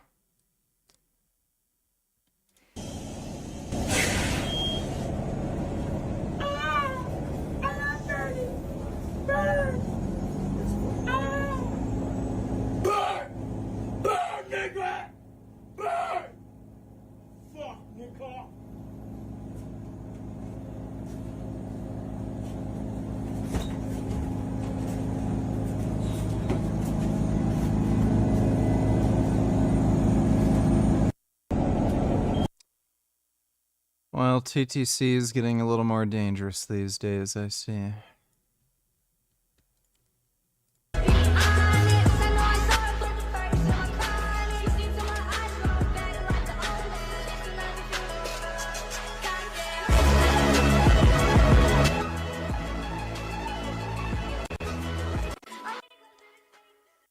That's great. Thanks for the donation, dude. Kind of matters. Insulin rules them all. And insulin, if it's up, it dictates it's time for sugar burning. If insulin's down, then the body says, all right, it's time for fat burning. In fact, that's where the whole... No, it is dependent on energy availability and what type of physical activity you're doing. Ketogenic aspect comes from when insulin's down, it is so incompatible with the body storing energy that it literally begins burning more fat than it knows what to do with. It's met its energy needs already, but it can't stop burning fat, and so it starts burning more than it needs, and that more, if you will, becomes ketones. It's sort of a metabolic release valve, like a pressure release valve of a way of saying, I'm burning more than I need, and so I've gone beyond what the cell requires, so ketones are going to become a good alternative. But then back to, or So transition. would you think that historically, again, over an evolutionary time span, easily digestible high sugar carbs would have been essentially non-existent, right? They would have been, imagine what we would have had to do to get them. We either had to prepare for battle against a hive of bees. Right. And when we could find them. So this guy is remarkably ignorant and uncultured. I think there's only, 4 species of bees that actually have a stinger? There's over 100 different species of bees. Only 4 of them have stingers. So when you hear of tribes in Africa like the Hadza,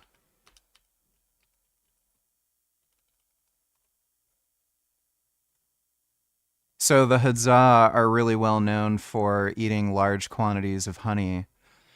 The reason they're able to do this without ever getting stung is because the species of bee that lives there that they get the honey from don't have stingers. You can literally see in the photos of these people that are taken, they do not have stingers.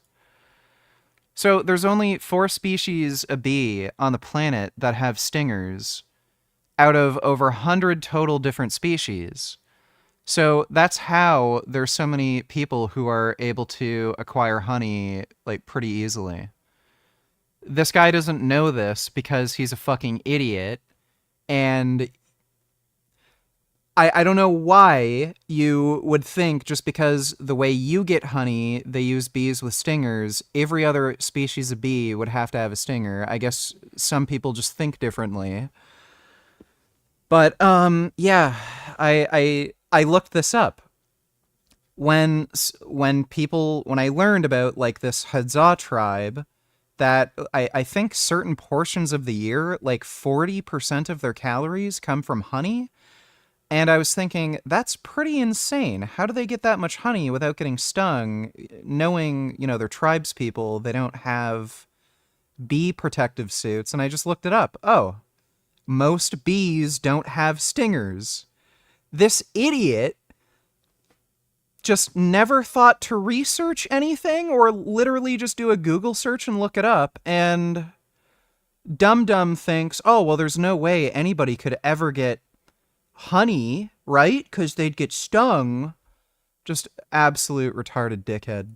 Yes, when we could find them, or further, when we could find a digestible carbohydrate, maybe berries or something, because people or need to, tubers. Yeah, that's right. We have to appreciate that what we eat is either going to defend itself by claw or by chemical, and a plant doesn't have the advantage of running away or attacking back. So if we dropped any number of us in the wilderness, good luck. Yeah. Well, even if you're surrounded by we have plants. to understand too that like we might think that historically human beings existed on the kind of vegetables that we have now, or fruits, but all those vegetables and fruits have been genetically altered to a degree that's just beyond comprehension. I mean, if you look at the origin plant of corn, I mean, it doesn't look anything like, looks nothing like even corn. look at an apple. Like look at an apple 100 years ago, it was these teeny little crab apples. Sour things. Now they're these big juicy sugar bombs. Yeah, exactly. But the more we eat these sugar bombs and they're like, the more glucose is going up. Well, by the way, this is very misleading. You, just through a sheer selection process, like, just imagine you have ancient proto-humans looking for fruit and food, up in trees. Like, our ancient ancestors would have preferentially selected for fruit that was more colorful and more sweet. So in doing so, you're going to pick the berries off the tree that are more sweet and colorful. And then human beings are acting as seed spreaders. So as we're eating these fruits, we're going to be spreading these seeds, and more of these fruits that are, you know, more palatable to us or more visually appealing, they're going to spread more and grow more. So it's not even a matter of deliberate selection.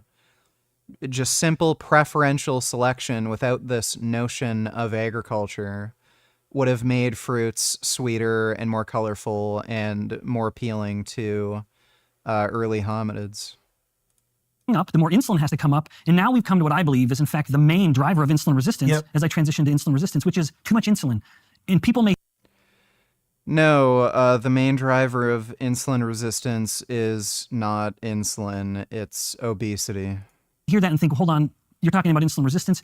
Too much insulin is the main cause of insulin resistance. And lest it seem a little unexpected... Nothing he's talking about is supported by research. So if you feed people a high carbohydrate diet, their insulin sensitivity goes up. They actually become more sensitive to insulin the higher, the more carbohydrates you eat. The less carbohydrates you eat, insulin sensitivity goes down. It is a fundamental biological principle. Too much of something will cause a resistance to that something. Right. Whether it's body or soul, if we are exposed to a stimulus over time, that noxious stimulus, it becomes noxious, and we try to adapt. Well, dose matters, right? There's No, everything you're saying is complete nonsense. lots of things that are that's healthy exactly right. in proportionate dose. That's okay, exactly so right. now we're eating carbs continually. All the time. So we're relying on this fast energy source. One consequence. Like, if any of this was true, you would expect to see, like, some of the highest diabetes rates among vegans, because we're not eating any animal protein, no meat. A lot of the, vegan-friendly foods, they're fruits and vegetables that are higher in carbohydrates. Why are vegans not more prone to diabetes? Oh. No explanation for that. Just nonsense.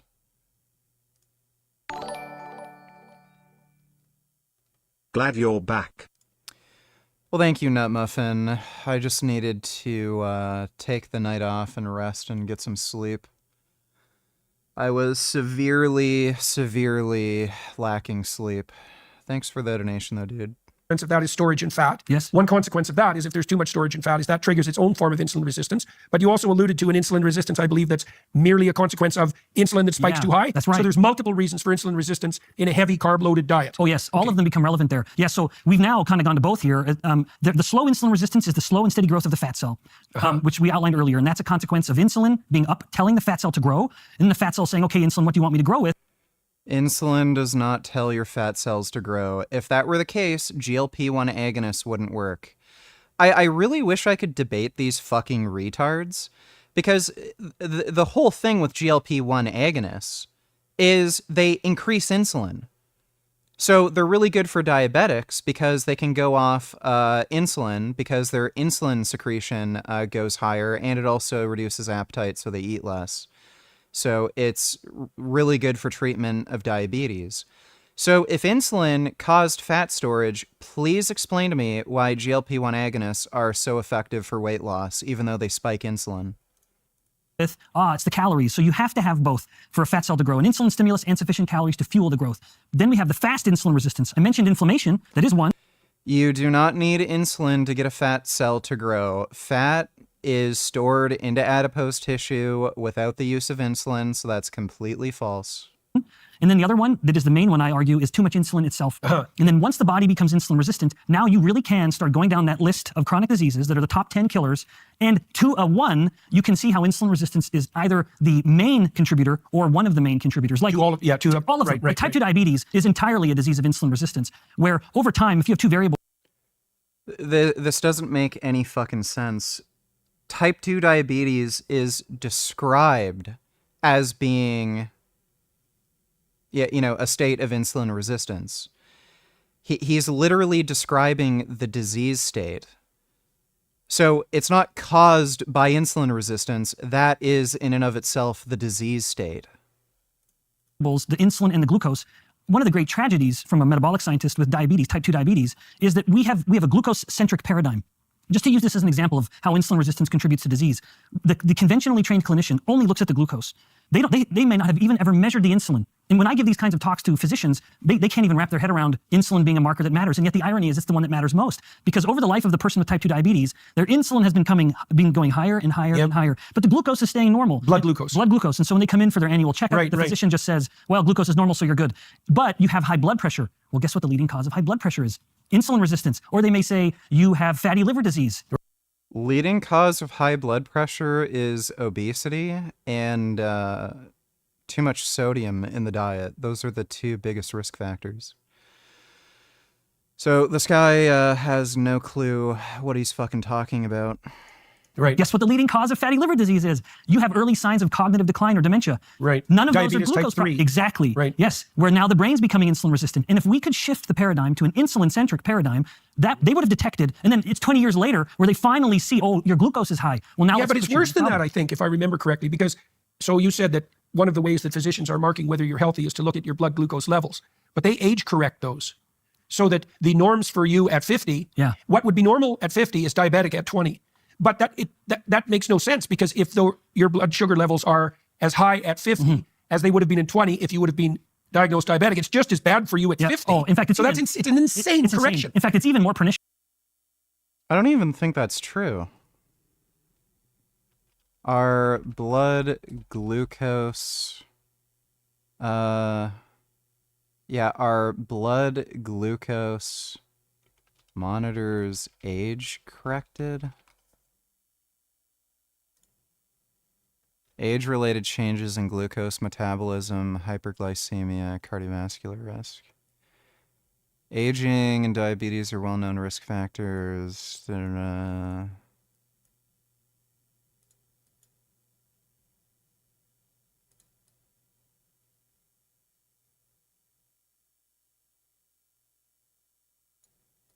I mean, I would imagine there's age-related changes in metabolism.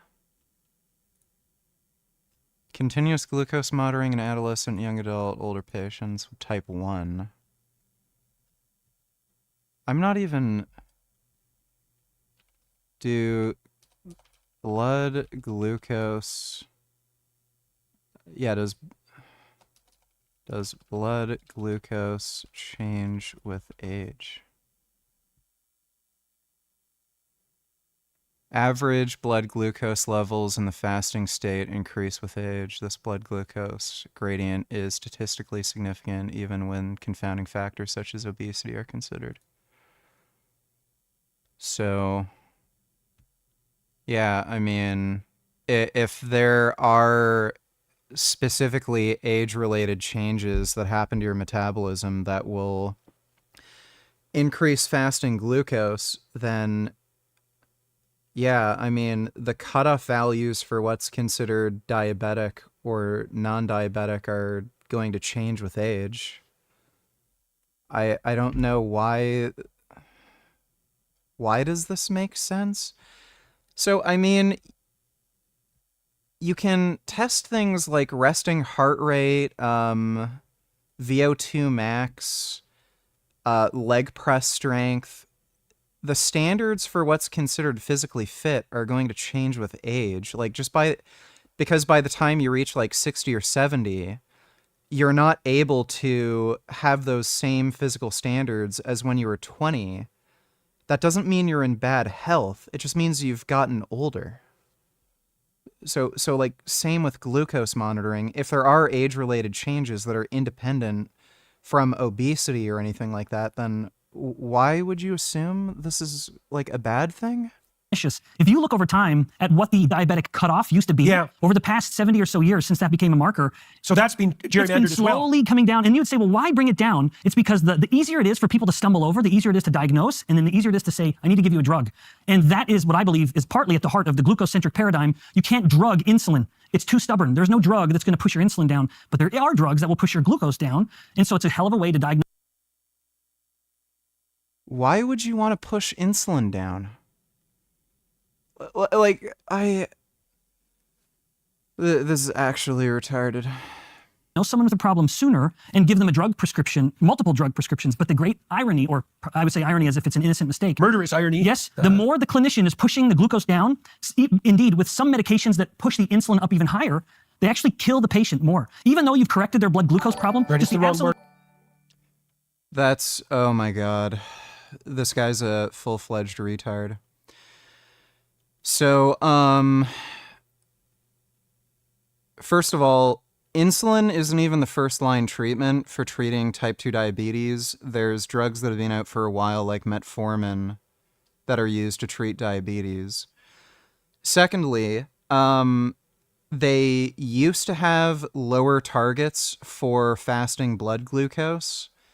And I think they used to try to get people's A1C down to like 6.5 or lower. And there's a cutoff point where you're not going to get any more benefit from bringing down somebody's A1C because they end up being hypoglycemic at that point.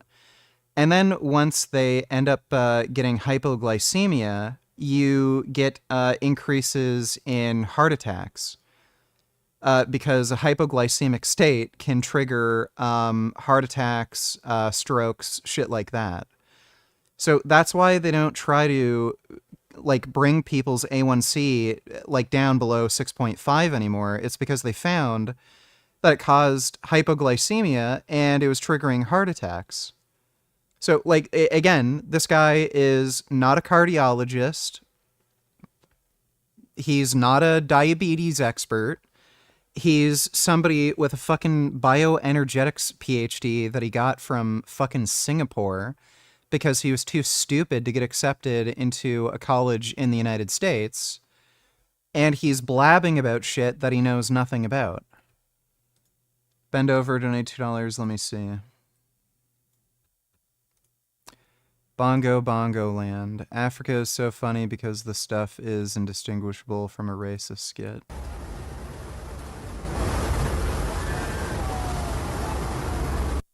Fit and knees together, fit and knees together, fit and knees together, fit and knees together, fit and knees together, God! It's like you lose control.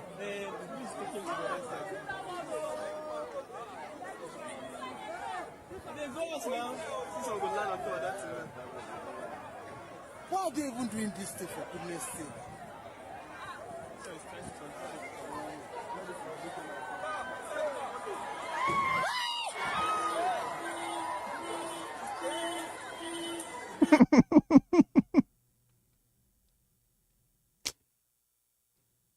Oh, Nigeria. Now that Fuentes is being shut out of Trumpism, he is pivoting to go left. Latest grift.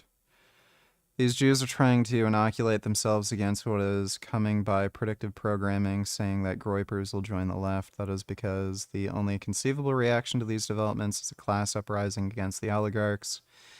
You can already see the left starting to express their opposition to this new dynamic in these terms, but which force is conservative? Tech oligarchs are literally accelerationists. They want to accelerate capitalism and technology and the disruption they cause as much as possible. They're atheist liberals. Many of them transhumanists. They are cosmopolitan, multicultural. Meanwhile, the political left is pumping the brakes on energy exploitation, technological development, accumulation of capital because of concerns about ecology, safety, social disruption. Which force is actually conservative? Many Obama voters voted for Trump. That's because Obama preceded or ushered in wokeism characterized by anti-white grievance, sexual perversity, radical feminism, censorship, and mass migration. I don't know. Obama deported more people than Trump. You almost wonder if there is a third way or a reformed left that could support the ecology, AI safety, restrained foreign policy, distribution of wealth, immigration. All right, well, Trump grift ain't working out for him, so he's trying another. Europeans need diversity. LMAO.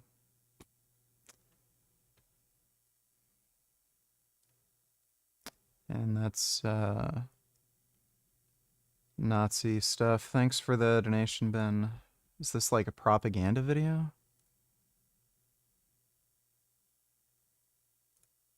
These were the only pictures made in the city during the siege. Barricades were being thrown up throughout the town. Everyone had to help. The newspapers and radio were giving reports of army victories to keep up civilian morale. Of the progress of the war outside the city, we received only false reports. But suddenly we knew the truth. On the 10th day, soldiers started flooding back, retreating. Warsaw was almost surrounded. The bridges over the Vistula were the main military objectives of the air raiders. Planes dived low over the city as they attacked. Polish anti-aircraft batteries actually made many direct hits. Enemy planes a day were overhead. Victims of earlier air. All right, well, thanks for the donation, Ben. 21st Savage, $92. CNN lying. What else is new, right?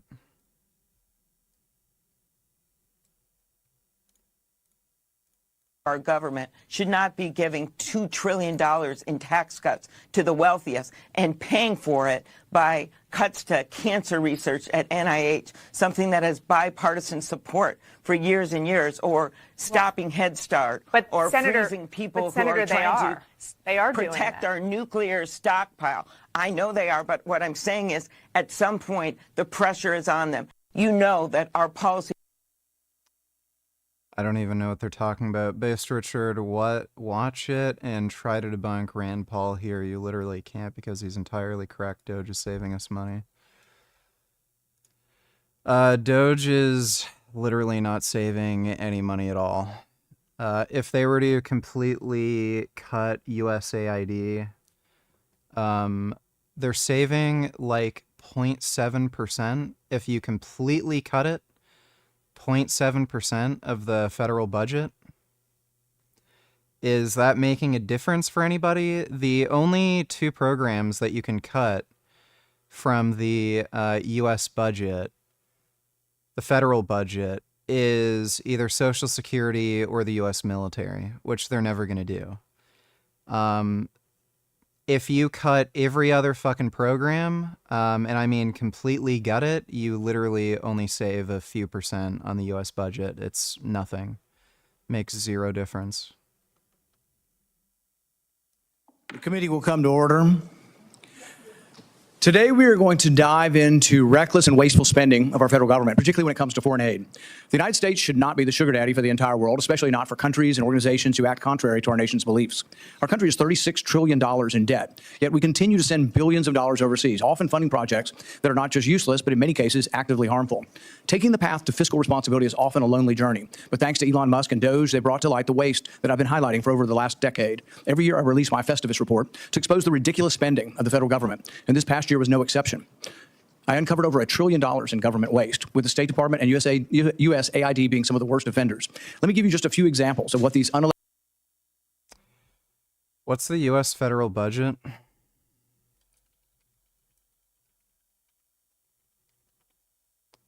$6.8 trillion. If it's literally mathematically impossible for him to claim that he found that outside of the military and Social Security, he was able to find 1/7 of the federal budget being, you know, some sort of waste, fraud, or abuse. It's mathematically impossible. Even if you were to completely eliminate all of these programs, it wouldn't add up to 1/7 of the, it wouldn't add up to 1/7 of the federal budget. Elected bureaucrats are spending your hard-earned money on. $4.8 million went to Ukraine's public affairs office in Kiev to fund social media influencers. Instead of protecting our own border, $2.1 million was sent to Paraguay to enhance their border security. Like, again, you're talking about fractions of a fraction of a fraction of a percent to the federal budget. Oh, I found $4 million was allocated to this. Even assuming all of it was fraud, that's 0.00001% of the federal budget. Who cares? USAID also funded a group of Ukrainian women-led designers to travel to the Paris Fashion Show. I don't know about you, but I'd imagine Ukrainian women have more important things to worry about than appearing in the Paris Fashion Show. USAID spent $2 million on transgender surgeries, hormone therapy, and gender-affirming care in... None of this adds up to 1/7 of the federal budget. Where's the $1 trillion coming from? Guatemala. $3 million was spent to promote girl-centric climate action in Brazil. And I'd love to picture what a conversation about girl-centered climate action looks like. It's like, hey, Barbie, do you know what girl-centered climate change is? Since when do we believe arguments need to be tailored for? So he's just lying. Thanks for the donation, 20 for Savage.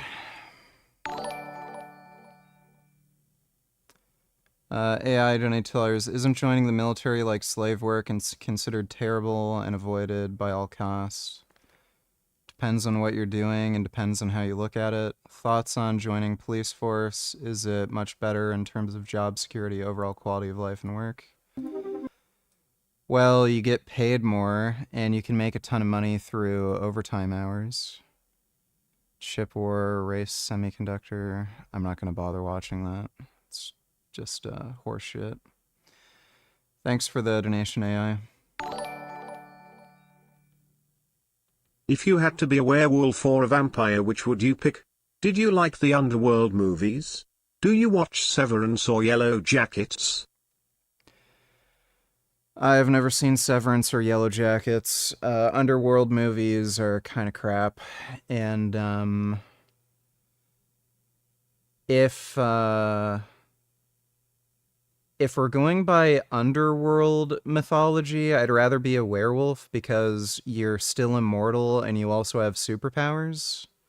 If we're going by like standard mythology, like you're a werewolf but you die the same age and you have no control over the power and stuff like that, I'd rather be a vampire. Thanks for the donation though, Boopity Bop. I gotta go take a piss. I have this big ass cat sitting on me. Look at this cat. Look at him. Do you guys see this? Do you see this cat? How big he is? Yeah, you're big. This is his tummy. I'm touching my kitty's tummy right now. He loves me. That's why I'm able to touch his tummy. Oh, yes. It's a really good cat. It's a really good cat and I love you. Mwah. It's my Gum Gum. Love you, Gum Gum. I gotta get up. Alright, I'll be right back.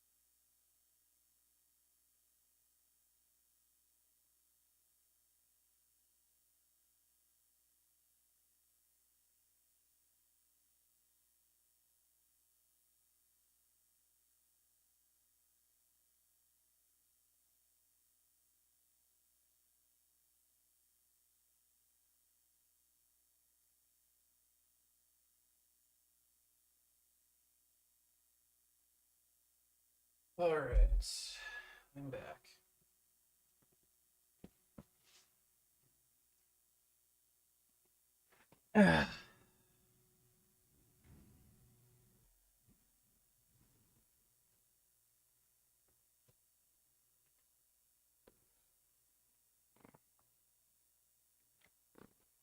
Oh. Fuck, fat Nazi donated $2. Let me see. Let's see the difference in how the Soviet Union portrays women versus the United States. And we're going to talk about this through movie advertising. A movie came out in the United States labeled The Three Russian Girls. In the Soviet Union, this movie was called Frontline Girl, about women fighting in the Winter War. Here's some advertising posters published in the United States. I think it speaks for itself. Also, the uniforms aren't accurate. Of course, you have to add a man and a romance in there. More of that inaccurate uniform. I think this was the most popular one. Now here's the official Soviet posters from 1941. As you can see here, and here. There's a clear difference, am I right? Yeah, no shit. Because Russia is trying to make propaganda films so women join the front lines to get killed in battle. Whereas with America, they have to market it for people to watch it because it's just capitalism.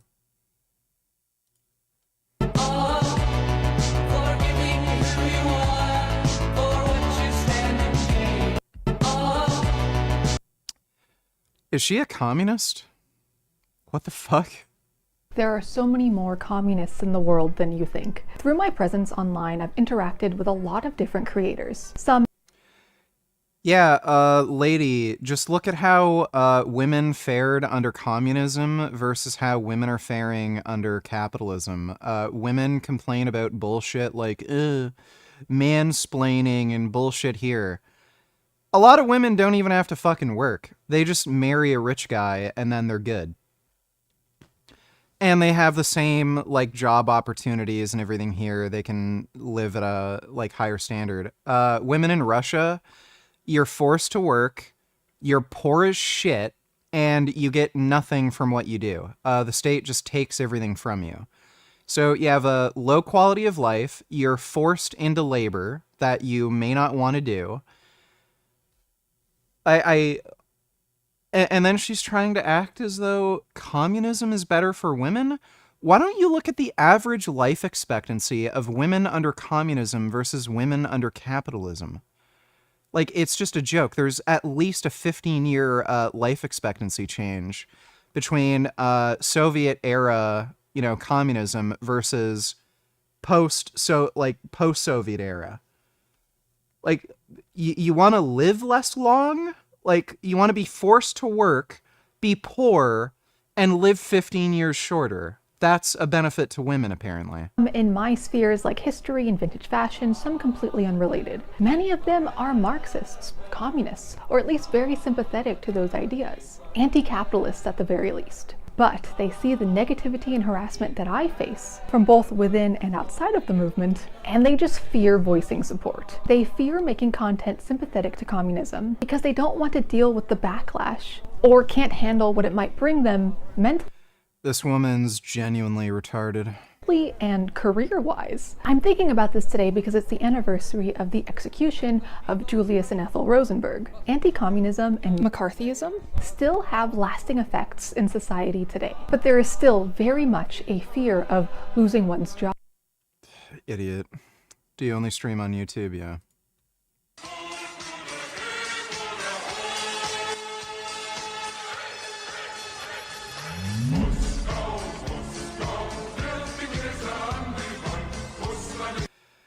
Yeah, this didn't age so well. Turns out Russia's military is a fucking joke. Thanks for the donation, fuck that Nazi. Or proof, it's not the marker that matters. It's certainly not the marker that's causing disease. So the more aggressively you're giving the diabetic more and more insulin, type 2 diabetic, more and more insulin to put... Again, first line of treatment is not insulin. This guy is not a medical doctor. He doesn't know how diabetics are treated. There have been drugs like metformin that are being on the market for decades now. Insulin has not been a first-line treatment for diabetes in quite a fucking while, and now there's just dozens of other drugs, and the most recent are the GLP-1 agonists. If you're diagnosed with type 2 diabetes, the first thing they're going to do for you is put you on something like metformin, and if you qualify, a GLP-1 agonist like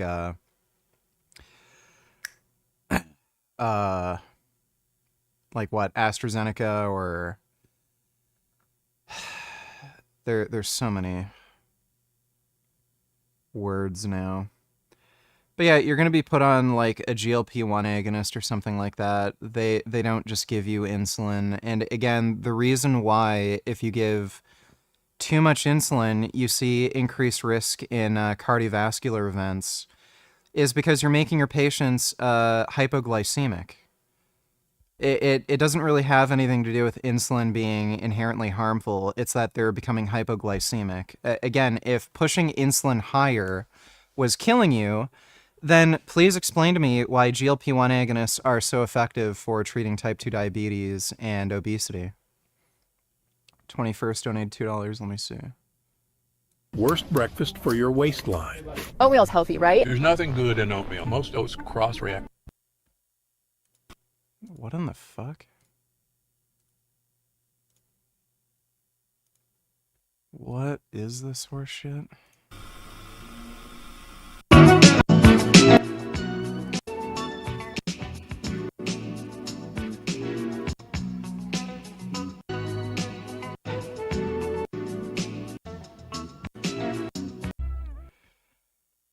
Most of the Nazis I've seen are fat, out of shape retards, and every time they have a rally, they're afraid of the big black dudes beating the shit out of them, so I don't think that's accurate.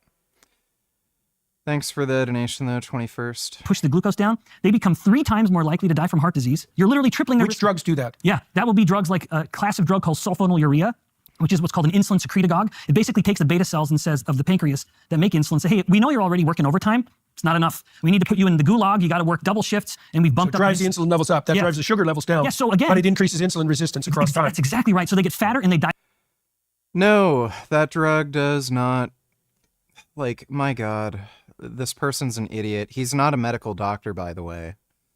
He's in no position to talk about what drugs should be used to treat type 2 diabetes. Never prescribed any of these drugs to patients, clearly never looked at any of the research on this. He's just a fucking random fucktard. Die faster. Cancer risk doubles. Alzheimer's risk doubles. It's because those aren't. How common are those drugs? Oh, extremely common. Even more common is just giving the type 2 diabetic insulin directly. You're literally giving them more of the very thing that's killing them. Okay, so just... What an idiot. Okay, so if you're diabetic, I guess just go blind and have your feet cut off. That's the better option. Distinguish between type 1 and type 2 diabetes before we go on. When you think about what makes a business truly successful, it's not just about having a great product. It's about having the right tool. Well, you and I can both, there aren't a lot for some Canadians to be proud of, but Banting and Best, 2 legendary scientists from Ontario, were the first to discover the one hormone that was absent in type 1 diabetes. Well, at the time, it was called juvenile onset, because it was something that would manifest around the age of 10 years old or so. But in type 1 diabetes, that is when the body has killed its own beta cells. Is that an immune problem? Autoimmune.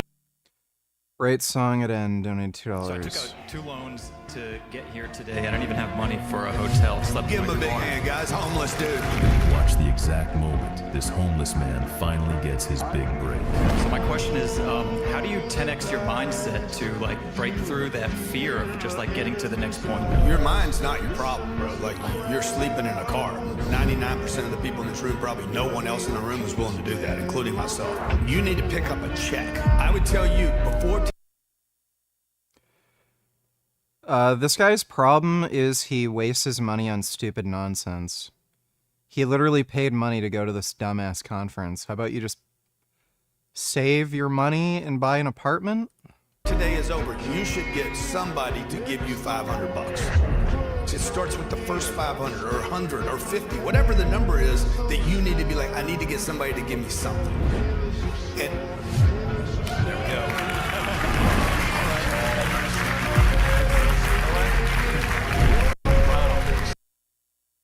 What in the fuck? What?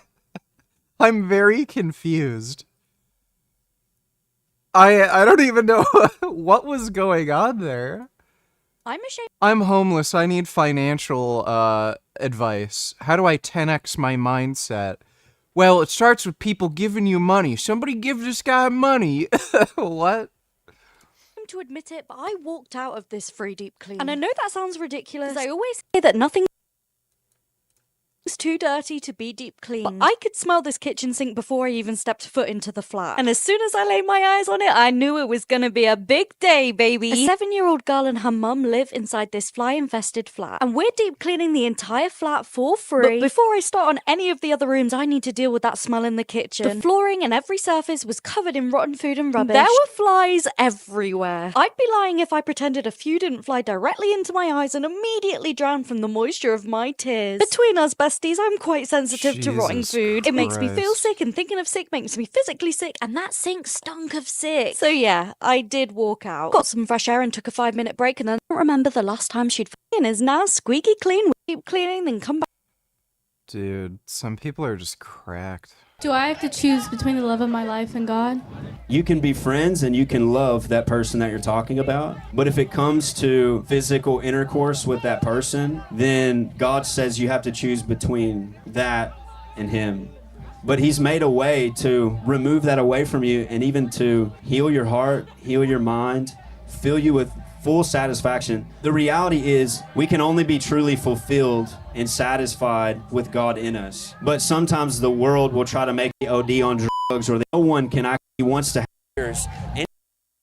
I don't know why you sent me that. Here's why you should never drink Soylent. And I'm going to tell you something crazy about the dark history of this beverage. First of all, let's just get into the ingredients. What is in a bottle of Soylent? You start off with filtered water. Great. It pretty much goes downhill from there. Maltodextrin, which is corn sugar, soy protein isolate, sunflower oil, isomaltulose, which is more sugar. You got some artificial flavors. You got some rice starch. You got some corn fiber. And then you have some really poor forms of vitamins. You're talking zinc oxide, which I would never put zinc oxide in a supplement. Sodium selenite, which is like a really poor form of selenium. The dark truth about Soylent None of these things are bad. is it was named after this product from a book called Soylent Green. And in the end of that book, they found out they were drinking.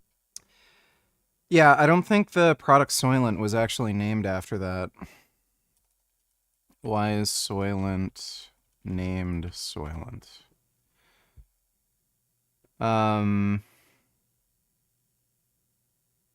Soylent is named after an industrially produced food, the name of which is portmanteau of soy and lentil in Make Room. Make Room, a 1966 dystopian science fiction film, which was the basis of the 1973 film that explores the theme of resource shortages. Okay. So it's just soy and lentil.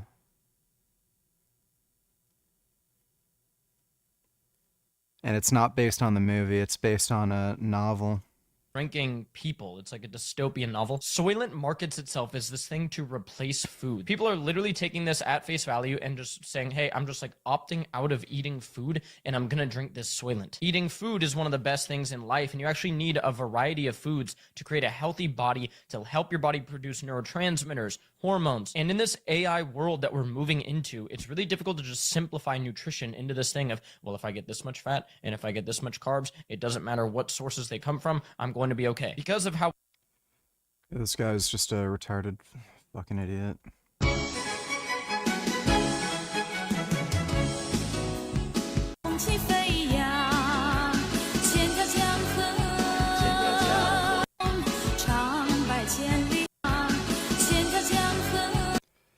Zero.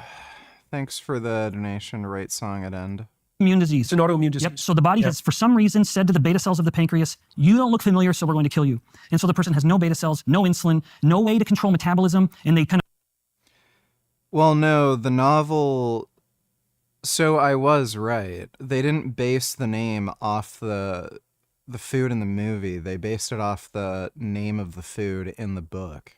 burned to death, if you will, in a way. They just. What happens to type 1 diabetics if they eat nothing but fat? Yeah, well, that's a great question. In fact, this allows a transition into the actual dynamics of fat cells. So if you had, in fact, if you look at the earliest diet that was given to type 1 diabetics before they started using insulin, it was almost entirely carnivore. Yeah. You look at these old-fashioned prescriptions, it was this much fatty meat, and it would say fatty meat. Don't eat meat that is too lean. Right. It's because these are fuels. Fat is a fuel that doesn't need insulin to tell it what to do. It can get into the cells of the body, the brain.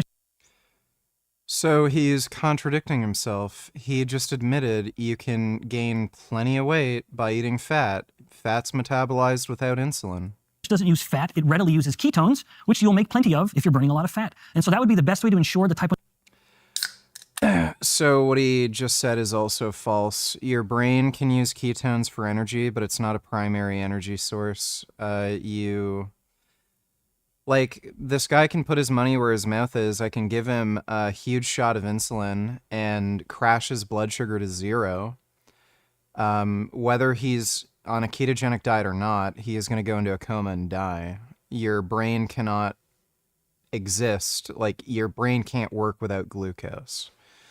So, yeah, your brain can use some ketones for energy, but that's not going to be the primary fuel source for your brain.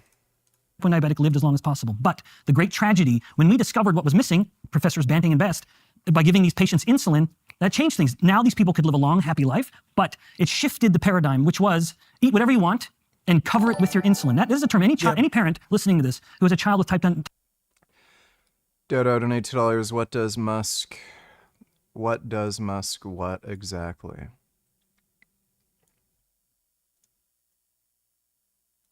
USAID's signage was hastily covered in what employees saw as a gleeful put-down.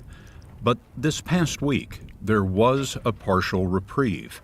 A judge temporarily restored funds to USAID's partners working overseas. Already, at least 67 lawsuits have been filed against the new administration. I don't understand how they're not in jail. Like, they clearly, blatantly broke the law. In the Oval Office with Musk, Trump said, quote, I always abide by the courts. But he also said this. We want to weed out the corruption, and it seems hard to believe that a judge could say, we don't want you to do that. Well, so on the one hand, I'm going to abide by the court. Oh, the judge is corrupt, so I'm not going to listen to him. Okay. So maybe we have to look at the judges, because that's a very serious, I think it's a very serious violation.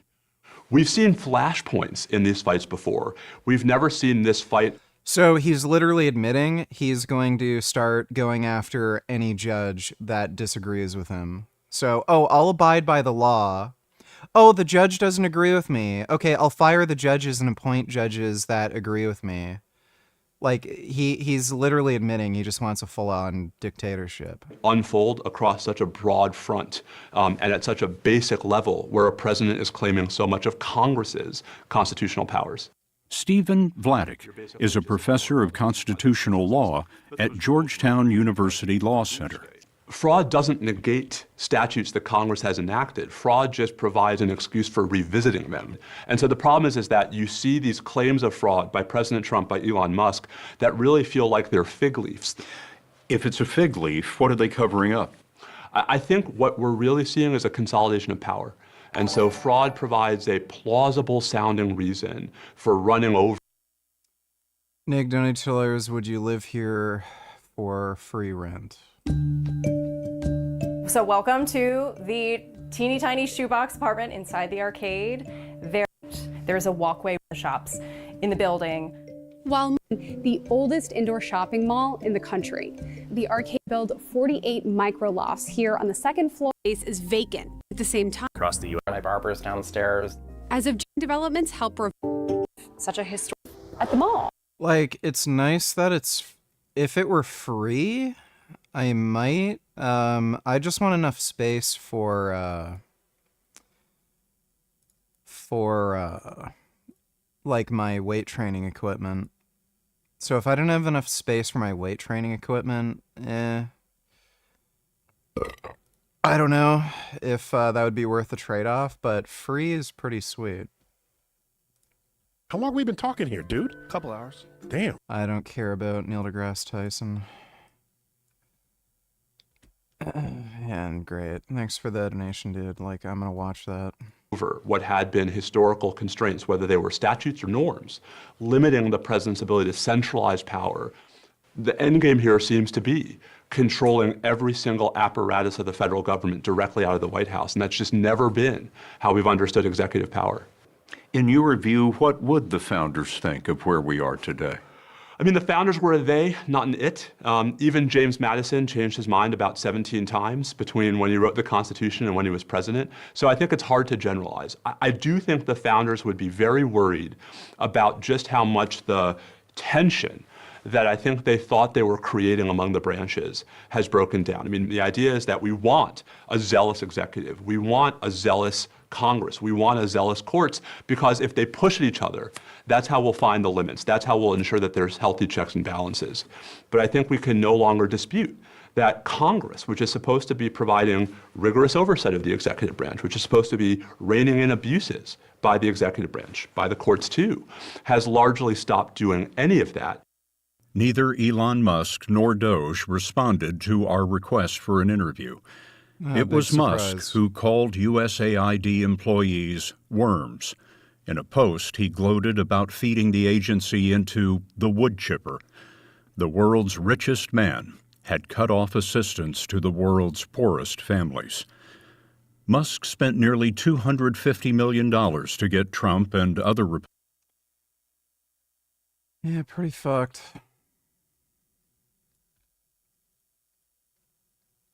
Randy Chester has worked for USAID 21 years under 4 presidents, 2 Democrats, 2 Republicans. He represents the agency workforce for the American Foreign Service Association. Doge arrived at USAID January 27th, and that same day, USAID's top 58 managers were given 45 minutes to get out. The 58 senior managers, how would you describe them? They're the best professionals I've had the privilege to work with or work under. Their integrity is without question. I think to a person, they believe in the mission of USAID and they believe in the ideals of public service. Randy Chester has worked for USAID 21 years under 4 presidents, 2 Democrats, 2 Republicans. He represents the agency workforce for the American Foreign Service Association. Doge arrived at USAID January 27th, and that same day, USAID's top 58 managers were given 45 minutes to get out. The 58 senior managers, how would you describe them? They're the best professionals I've had the privilege of what Doge is doing? No, I think Doge is an unelected, unofficial, small group of young tech bros who are charging into different federal agencies, getting into their core computer systems, doing things with them that at least I don't know the full details of, copying and downloading reams of data. What does it matter that Doge has access to U.S. government computer systems? What matters is that the U.S. government has information about you, about me, our Social Security information, our Medicare, Medicaid, veterans benefit payments, things that matter to us, obviously our tax filings. And if they have access to it and control it, they can change it. Do you believe you have a sense of what Doge is doing? No, I think Doge is an unelected, unofficial.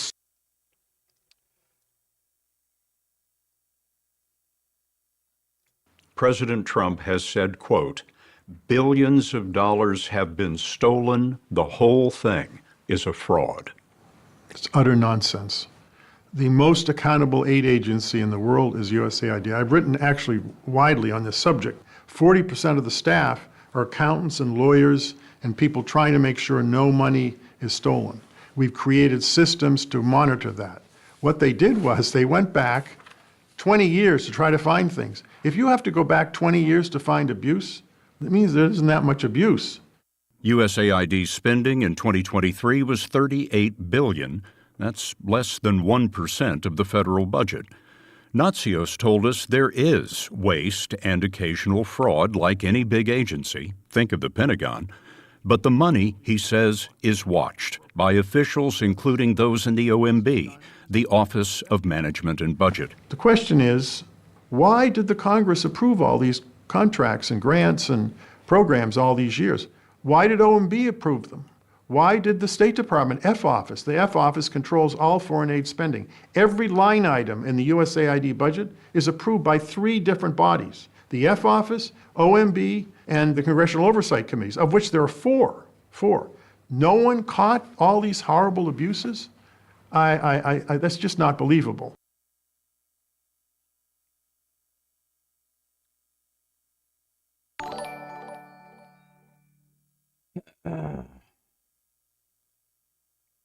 Really scared.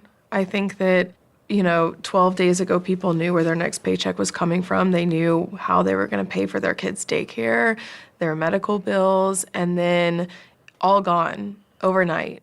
All gone overnight for Christina Dry and Adam Dubard, fired this month in the chaotic shutdown of foreign aid distributed by the U.S. Agency for International Development, USAID. More than 8,000 USAID employees were sent home by the administration. They're not looking for competency. They're not looking for if you're good at your job. They're looking for pure loyalty tests. And if you don't give it, you will be punished. And they had to leave the building. And these are folks who had decades and decades of public service serving USAID across administrations from... That is fucking retarded. Thanks for the donation, Dodo. Neil DeRapist Tyson donated $2. How long have you been a firefighter? 5 years. You like it? Love it. This is why you should never insult someone who saves lives. You're one of those gung-ho guys, run into the burning building, no fear. Run into the burning building while guys like you are running out screaming like little girls. 9-year-old Luca hasn't seen his father in 10 months. He was told he'd be sparring his taekwondo instructors blindfolded, but when he heard his father say this, he didn't know how to react. Keep your guards up, Chef. Keep your hands up. That's a nickname only his father calls him. Come on, Chef. Come on. So there we go. A little boy who saved his little... There's a new video going viral, and it features a Cleveland... Thanks for the donation, Neil DeRapist Tyson. Type 1 diabetes will have heard this. Asinine advice. This is a disease of not metabolizing glucose very well. Right. Why would we tell them? And that includes carbohydrates. Oh, yes. They're converted to glucose. That's exactly. Yes, thank you. Yes, so all dietary carbohydrates are going to be converted to blood glucose to some degree or another. Some a lot, like the sugar bomb apple. Some very little, like a cruciferous vegetable, like broccoli or something. The inedible vegetables. Yeah, exactly. The ones that you put in front of a young little toddler, and they're going to push it off the plate because they inherently know, I don't want this. Yeah, so the type 1 diabetic, what used to be a carnivore diet basically became the same standard high carb diet. But you look at these. Oh, do you all want to watch brain rot videos? I didn't realize. Oh, I'm sorry. Let's watch brain rot. Sure. Vicious dog attack. The actors who play movie superheroes are now his biggest fans. The nightmare happened when Bridger and his 4-year-old sister Brielle were playing in a friend's backyard. Suddenly, a German Shepherd mix lunged at them, first targeting the little girl. Without missing a beat, Bridger jumped in, and the dog dug its teeth right into Bridger's cheek. Bridger said I stepped in front so that Brielle couldn't get bit, and I yelled for her to run. And Rapist donated $2. Let me see. Don't care. Don't care. Don't care. Don't bother sending me stupid shit to react to, dude. All of these videos are boring and we've already seen them. No, apparently you all want to watch retarded clickbait brain rot content that people send me that I can't comment on. It's not salient to anything I'm already talking about, not politically relevant. Oh, very inspirational music playing with a kid who got bit by a dog. Thanks for sending me the video. Oh, I really appreciate that. Do you guys like that? Wasting time watching this brain rot fucking horse shit? why'd you do that, buddy? This is good, right? This is what you want to see? Stupid music playing over some gay fucking retarded news thing about a kid getting bitten by a fucking dog? That's what you all come There's a here new for, video right? Oh, how about a 12-year-old fucking video from the Young Turks? Let's watch this without fucking skipping, without fucking speeding it up. Viral, and it This is features- great, right? Oh, Stand yeah, like- Young Turks. Oh, bus driver. Oh, 12 years ago. Thank you. Yes, that's the content we like to watch. Oh, how about Neil deGrasse Tyson yapping about fucking horseshit nobody fucking cares about because that's all he fucking does? Well, in 2018, Oh my god. Yeah, thank you. I don't know why you fucking people send me this fucking dog water horse shit. You think I care if some dumb random bitch accuses Neil deGrasse Tyson of sticking his dick where it doesn't belong? Who fucking cares? Why? I just want to know the answer. Why do you send me this shit? Do you send it to me because you're a retarded 13-year-old and you actually think any of this is interesting? Do you send it to me just to get a reaction and see me freak out because it's so fucking stupid? Like what? Just tell me, why the fuck did you send me that? I just want to fucking know so I don't feel like I'm going insane. Are you a fucking retarded 13-year-old idiot who just wants me to watch brain rot fucking content? Are you an XQC fan? Does he do this on his streams? Do you just send this horseshit to other fucking streamers for no reason? Like, which is it? Poor kids with type 1 diabetes, it is a life of constant fluctuations, the constant anxiety. And yet now we know in human studies what happens if you control the carbs, get them off the roller coaster. Sure enough, it flattens. It's a flat line, and their insulin dose just plummets. Yeah. And depending on how much you have to pay for insulin, that's a wallet-saving therapy. Let me summarize. So human beings have two metabolic pathways. The one that we relied on until very recently wasn't the carb pathway. That's really an emergency and windfall metabolic system. Quick burning, limited supply. Yep. Yeah, I mean, we have enough carbs to fast. Like truly, if a human was just relying on their, you don't even have to go that dramatic. You have someone fast for 24 hours, they've essentially burned through all of their mobilized carbohydrate storage, their glucose storage. That's done. It's gone. And in fact, that's going to coincide perfectly with ketogenesis, with the ramping up of ketones in the blood. So there's an additional, we'll go sideways here for a second. Well, there's an additional issue there that isn't well understood. I don't know why any of this matters. As I understand it, that historically, again, over an evolutionary time span, there would have been lots of times when we had access to like no carbohydrates. Okay, so now, and maybe some of those times as well, to not much protein and fat. So just not much food. Yeah. Okay, so what happens then? Well, you go into autophagy, right? So what happens is your body starts to... Jordan Peterson doesn't know what autophagy or autophagy, tomato. He doesn't know what that word means. Your body is constantly in a state of autophagy. It happens constantly. Digest its own tissues. Now, those could be fat, the fat, which would be fine because that's what it's there for. But if you go past that, then there are tissues that are starting to be digested, auto-digested, that aren't merely for storage, but the body has a hierarchy of self-consuming. So it consumes damaged tissue first, which is of course what it would do, because if it digested healthy tissue first, you would just die. So that's a stupid solution. Now, the advantage to digesting damaged tissue is that when you have access to food again, you regenerate. And so one of the consequences of being reliant on an emergency food supply continually, carbohydrates, is that you never enter an autophagy condition. And so you don't repair yourself very well. Again, Jordan Peterson doesn't know what autophagy is. He doesn't know anything about anything, really. He's just a fucking retard. He doesn't even really know much about psychology, apparently. Autophagy happens constantly in your body. It doesn't get shut off from eating an apple, you fucking retard. Dodo donated $2. I just got an ab workout.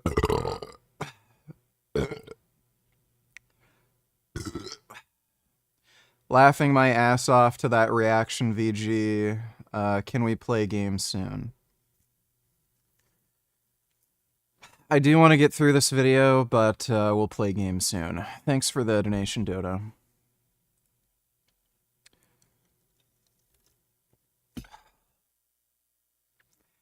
Inspiring vids to cheer you up, donated $2.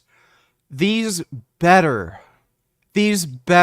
be cute animals. If there isn't a cat doing something silly, or a really pretty deer bouncing around, Is this the chair Keanu Reeves sat in when he said, If you're a lover, you gotta be a fighter. how so? No matter what I make? Hey, Tyler, what are you doing? The most dangerous people in Gay, retarded shit. Send me cute animal videos, like a cat whacking at something or some shit like that, or a dog playing with a turtle. Send me that shit, that's fine. I do not fucking care if some retard is living out of his fucking car and then goes to some place and wins a bunch of money. I don't fucking care. This, like, oh, inspirational, oh, he tried so hard and he got something. I don't fucking care what other people do. It just doesn't concern me. There's jackasses who do what I do and beg for money online and become fucking millionaires like XQC, Hassan, dipshits like that. And then there's fucking assholes who live out of their fucking car and then they finally get a job and a place to stay. Nothing matters, okay? People make money however the fuck they want. Some of it's luck, some of it's hard work, some of it's whatever. I don't give a shit. Nothing is inspirational. This is just fucking stupid. No matter What I the make? fuck do I care about any of this horse shit? Send me dogs playing with turtles. I don't fucking care. Thanks for the donation, dipshit. Well, first of all, do you think that's true? I mean, I've looked into this, and that's the issue is that when you have access to food again, see food supply continually, carbohydrates, is that you never enter an autophagy condition. And so you don't repair yourself very well. Well, first of all, do you think that's true? I mean, I've looked into this, and it looks to me like a carnivore diet mimics autophagy, and maybe that's why they're effective. But Carnivore diet does not mimic autophagy. Oh my god. Your cells constantly break down, regenerate, repair all the fucking time. Not only mimics, it enables it. Like, just to be clear, but you're touching on like this topic of longevity, which I have followed the modern. I don't want to hijack the question. No, go ahead, hijack away. Okay, well, yeah, with longevity, you'd think, well, what is a metabolism scientist going to say? Everything. I have everything to say about longevity because it is this process of the cell constantly wondering, how am I doing? Is it time to build or is it time to break? And one of the quirks of longevity or aging is that a cell actually needs to go through both. That I have looked with, and guess who decides whether it's building or breaking? Hormones. Right. Hormones. Yeah, well, life is optimized death, right? I mean, well said. You have to die continually. Oh god. It just hurts listening to these people just spout absolute nonsense. Cute animals to cheer you up. Donate $2. It was like instant connection. He loves it. We were like, this is perfect. Yes. This is a way for him to let out some aggression so that he's not so destructive in the backyard. That's a turtle playing with a ball. Big boy. Hey, come on. Come on. You're being a nasty boy right now. I picked Seamus up from my aunt because she decided to move. When he first got here, he was Oh my super goodness. agitated. No, let's not attack that. Let's find your basketball. Oh, the turtle's upsetty My spaghetti. husband read that you can take like a basketball and deflate it like a little bit, and that they loved that. Hi, Shane. I have a little surprise for you. Balls. Oh my god.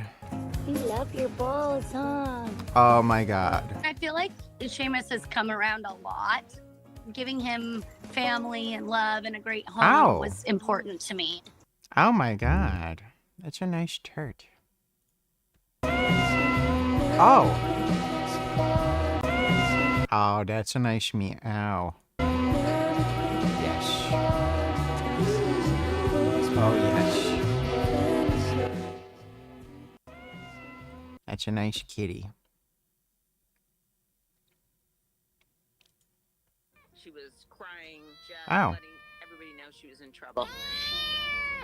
She was Oh. so small, but she was really doing her best to act big.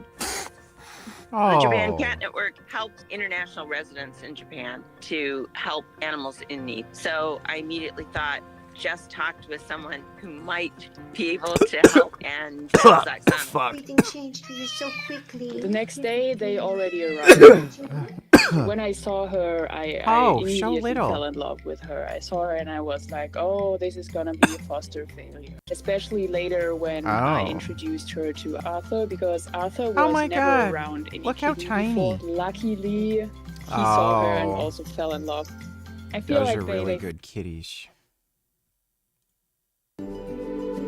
He was tied to a chain in a guy's yard for 4 years. When he has these little anxiety episodes, poor dog. he starts to tremble. We sit there and we get through it together. Everything from my house forward was just figuring out a way to show him that that is never going to happen to him again.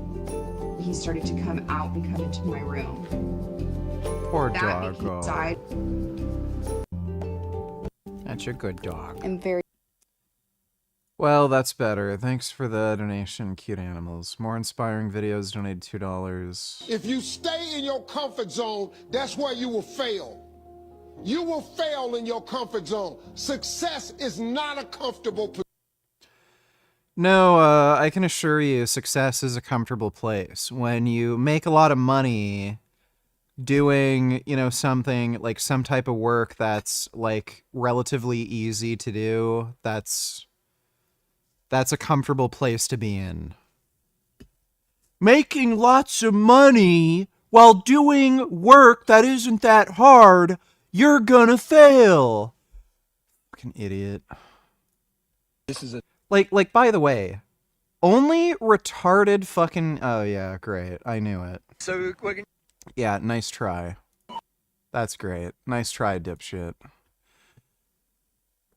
Like, only fucking poor people who don't know shit about fucking anything would eat that crap up. If you stay in your comfort zone, you're gonna fail. Success is hard. Like, no, it's not. If you find a way to make money easily, that's very easy. Success is a comfortable zone to be in. Dumbass. The excess and the everything excess about you and everything that's malfunctioning has to die in order for you to propagate yourself across time. So life isn't life. Life is a balance between growth and death, right? So you want to optimize death, and you optimize death with autophagy, as far as I can tell. And the carbohydrate diet or a carnivore diet optimizes that, or can optimize it. Okay, so it takes you out of this emergency food supply that makes you fat. I want to ask you about insulin resistance now. Now your insulin Again, autophagy happens constantly. Carbohydrates do not block autophagy. levels are chronically too high because you're eating too many carbohydrates. And tell me the mechanism for insulin resistance, and then tell me about its cascading effects so that Oh my god, carbohydrates do not cause insulin resistance. They do the opposite.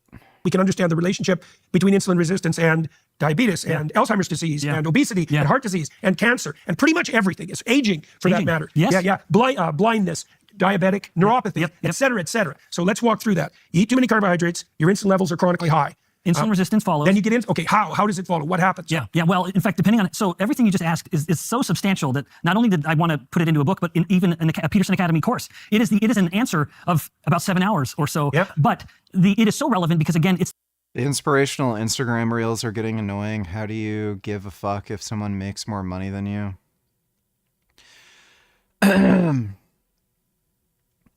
I don't know who the fucking idiots are who are like just consuming that slop garbage content. But what I do, Jesus Christ, this guy looks like a fucking cancer patient. What in the fuck? Look at his head. What is with this guy's fucking head? It looks like a fucking testicle that's squeezed. Jesus, what the fuck? What are you doing? Yeah,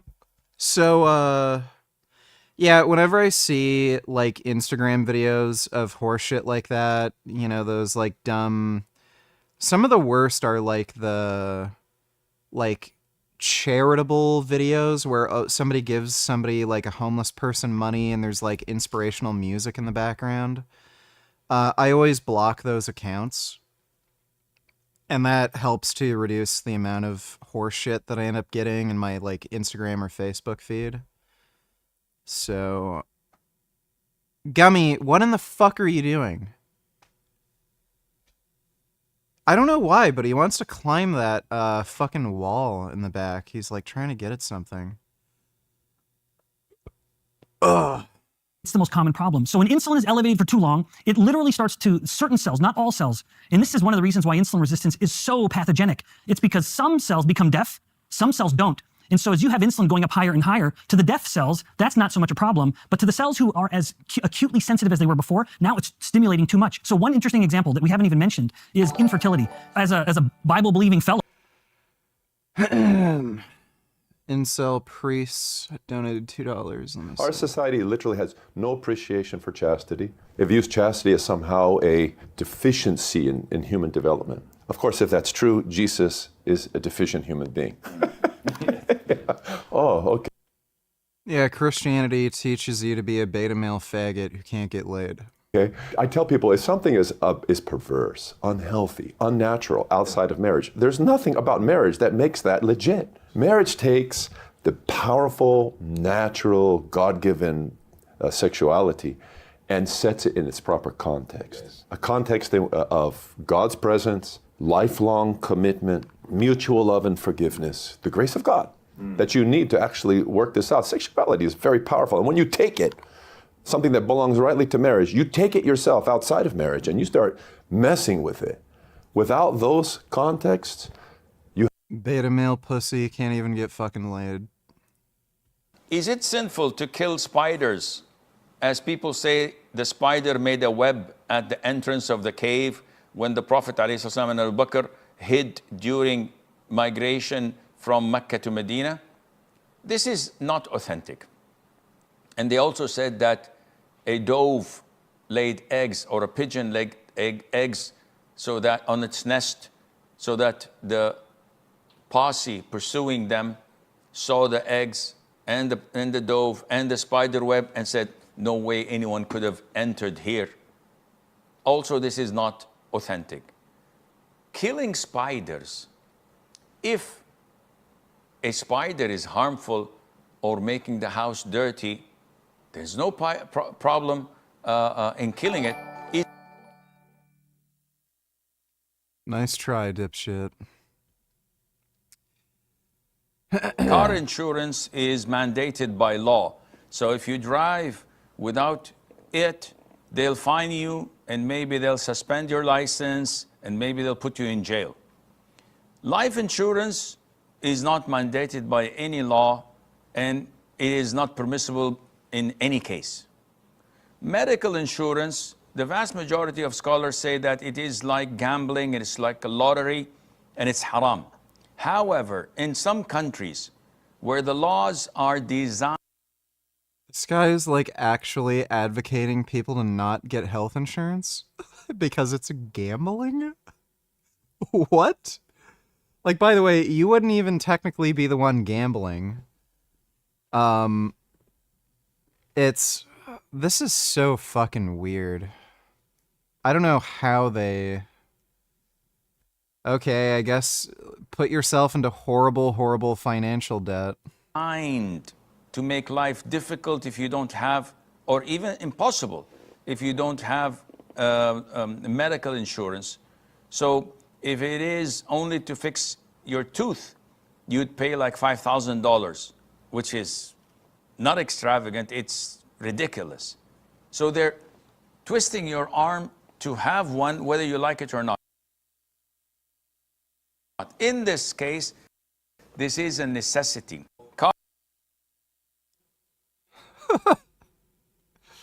Muslims are just fucking insane. Wait, that's the car insurance one.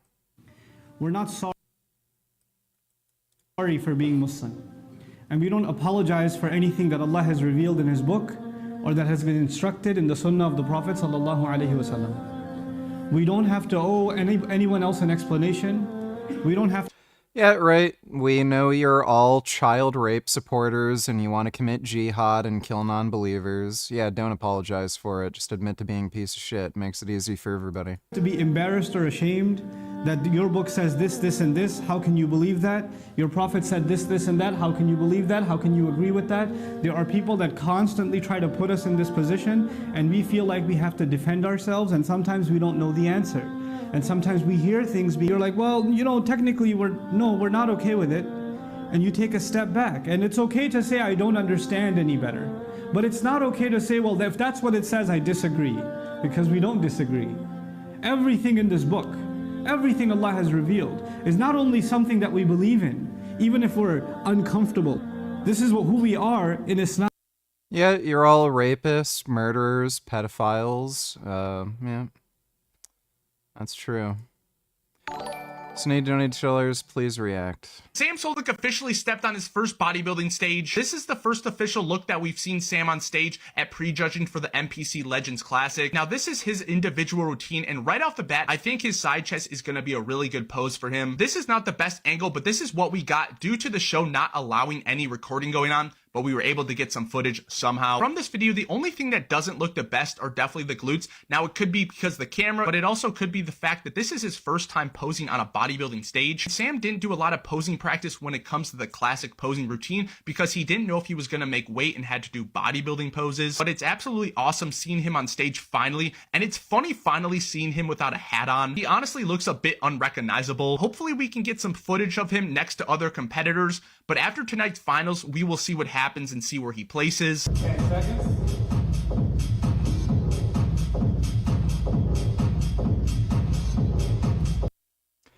Yeah, I figured he wouldn't look that big on stage. The standards for IFBB pros has just gotten fucking ridiculous, so he's probably gonna have to stay within classic physique to really be competitive. Thanks for the donation though, Sneed. I feel very strongly that it is a commandment to reproduce. So anything that compromises reproduction, as a scientist, I'm quite fascinated by. The most common forms of infertility in men is a problem called erectile dysfunction. The most common problem in women that's a problem of infertility is polycystic ovary syndrome. Both of them are caused by insulin resistance. But it's a perfect example of the kind of two sides.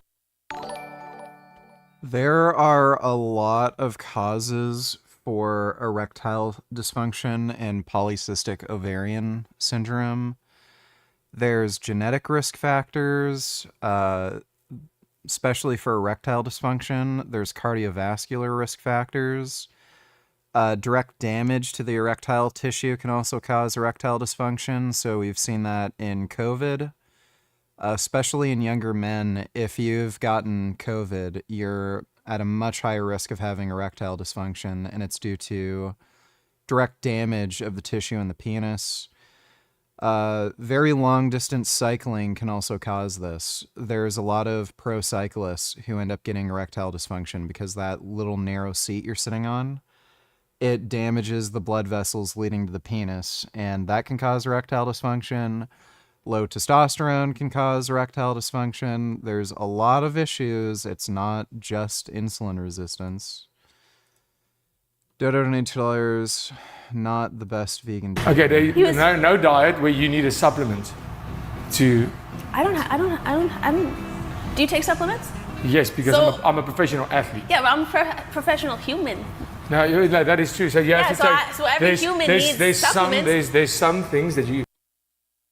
So, a good diet doesn't need supplements. Do you eat supplements? Yeah, but I'm a professional athlete, so professional athletes follow bad diets? Like, what? Like, you have to take a supplement for something if you are vegan, which means it's not sustainable. Okay, when you eat meat, you have to take supplements too. You guys I don't have have to. I don't have to. high blood pressure, high cholesterol. Oh, me? No, I don't. Yeah, your heart's failing. My heart is yeah, like your heart's still. You have brain fog. I have like a erect- immunity. I think 15 years. Okay, well, it's a shame that she was the one to talk to him about that. Watched already, question mark. With that? Yeah, we've already seen that one. We've already reacted to that. Frank's being a retarded idiot. They literally just showed up asking if they could look inside, and all he had to do was say no, and then he made up some delusional conspiracy theory that like Jews are after him or something.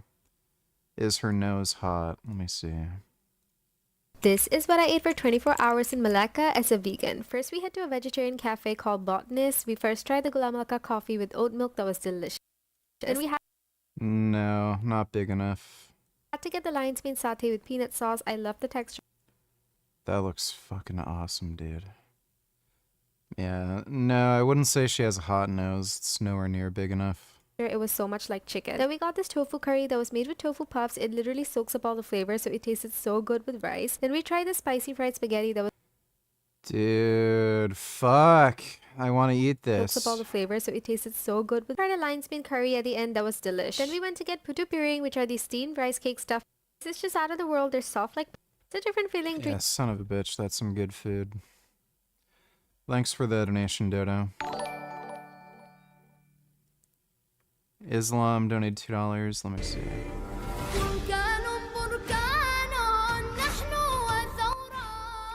That's great. All three of you guys are Muslims? Buddy, that's a weird thing to think at the end of this. That's a weird question and a couple of fucking levels. Barely one of us is Muslim, to be honest. Yeah. This guy says he's Muslim, but he eats pork and fucks white girls and drinks. Hey, I don't eat that much pork. Follow up to the first gentleman's question. What hairline Oh. Not funny.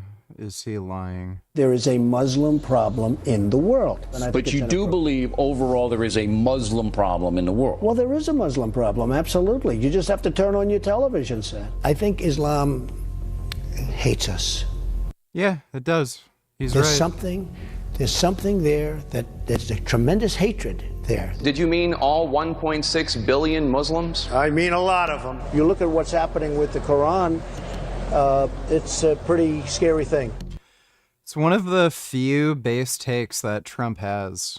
And yeah, Muslims absolutely hate America, and it has to do with it being a secular, mostly Christian nation that is absolutely dominant in the world. So that's obviously a huge threat to Islam. It just totally changes the, power balance and world order. So Muslims in general hate America and they hate the Western world because it's a threat to, their retarded Sharia law horseshit. Islamophobia. Islamophobia doesn't exist. I'm not going to bother watching that. It's a waste of fucking time. Thanks for the donation, Islam. Nigga, why don't you stop being pussy and try reading One Piece? My nigga, I promise you it's good.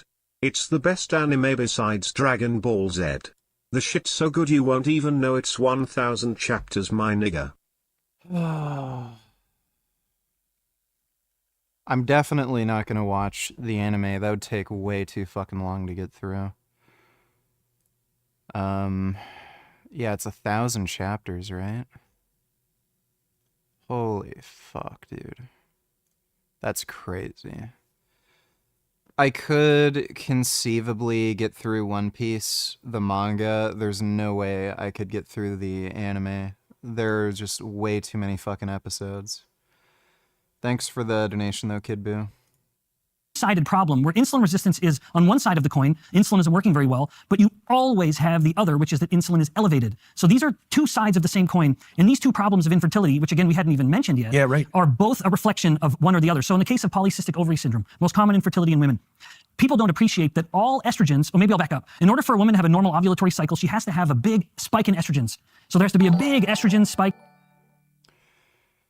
Dodo donated $2. Malaysia has some good vegan food, huh? Wouldn't it be nice if it wasn't a Muslim majority country? You could go there, it's tropical and warm and not poor as shit. Kuala Lumpur looks nice, right? Me, you, and Dr. Avi are gonna vacation there once Trump destroys USA.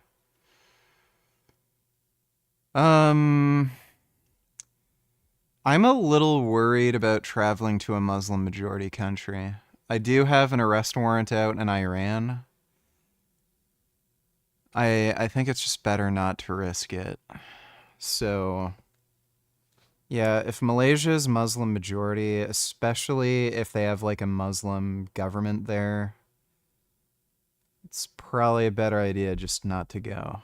Thanks for the donation though, Dodo.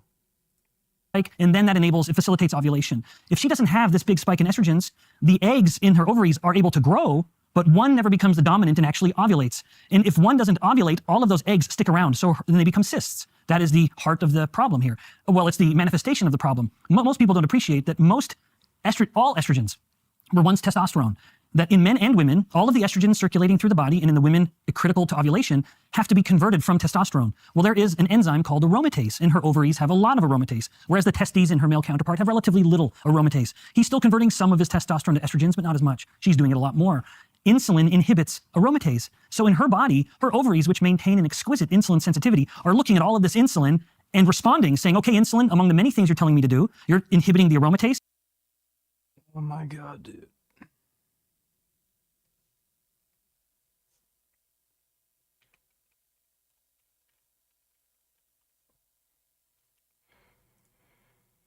PCOS risk factors. So type 2 diabetes is definitely a risk factor. Irregular periods, too much androgen, high levels of the hormone.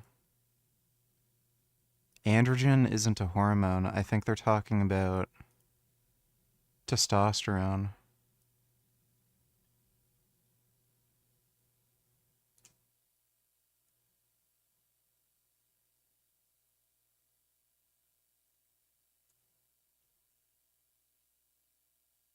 Insulin resistance, low-grade inflammation, hereditary, so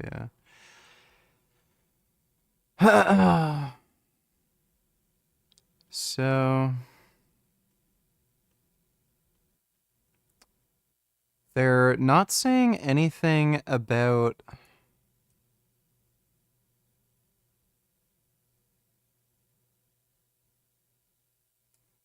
if cells become resistant to the action of insulin, then blood sugar levels can go up. This can cause the body to make more insulin to try to bring down the blood sugar. Too much insulin might cause your body to make too much of the male hormone.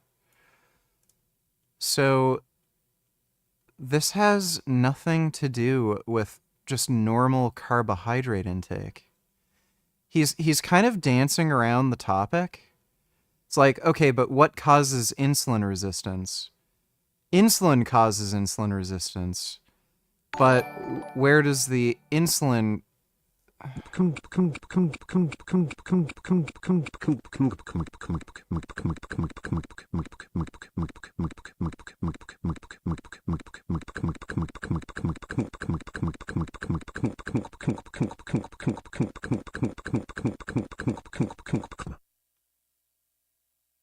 All right, thanks for the donation, 9014. Excellent spam as always. Which means I have all this testosterone and I can't convert it to estrogens. So not only will she not have the estrogen spike, thereby not ovulating, but she will also have too much testosterone, giving her some of the other symptoms of PCOS, like male pattern baldness or more hair on her body. So how many of you know vegan girls who have male pattern baldness and are hairy as fuck? I don't know of any.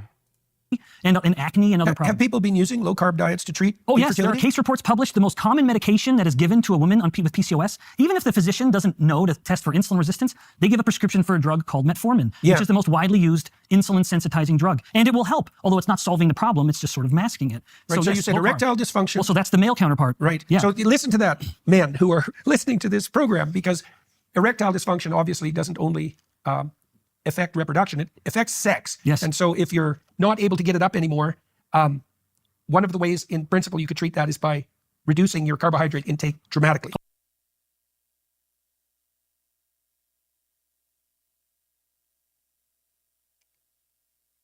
There's literally case reports of men going on a ketogenic diet and developing erectile dysfunction, and their cholesterol is through the fucking roof. And then after they stop the ketogenic diet and start eating more fruits and vegetables, they can get erections again.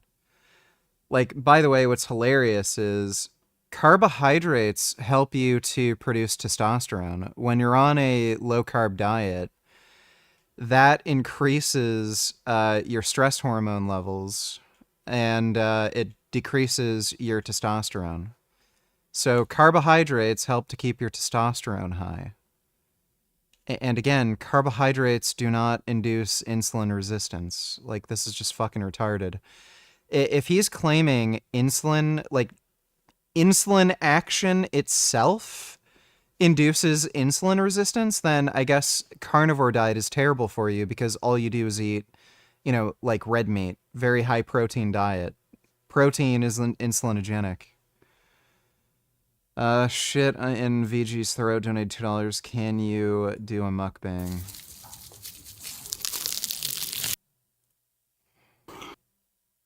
No, that's gross.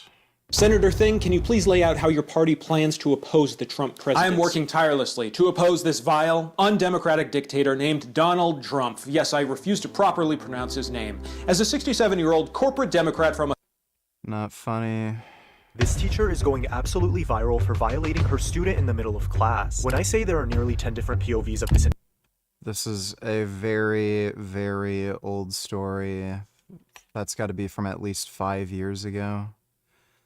Hakeem is secretly white. Hello. A different kind of video. Don't want to listen to that. Thanks for the donation, dude.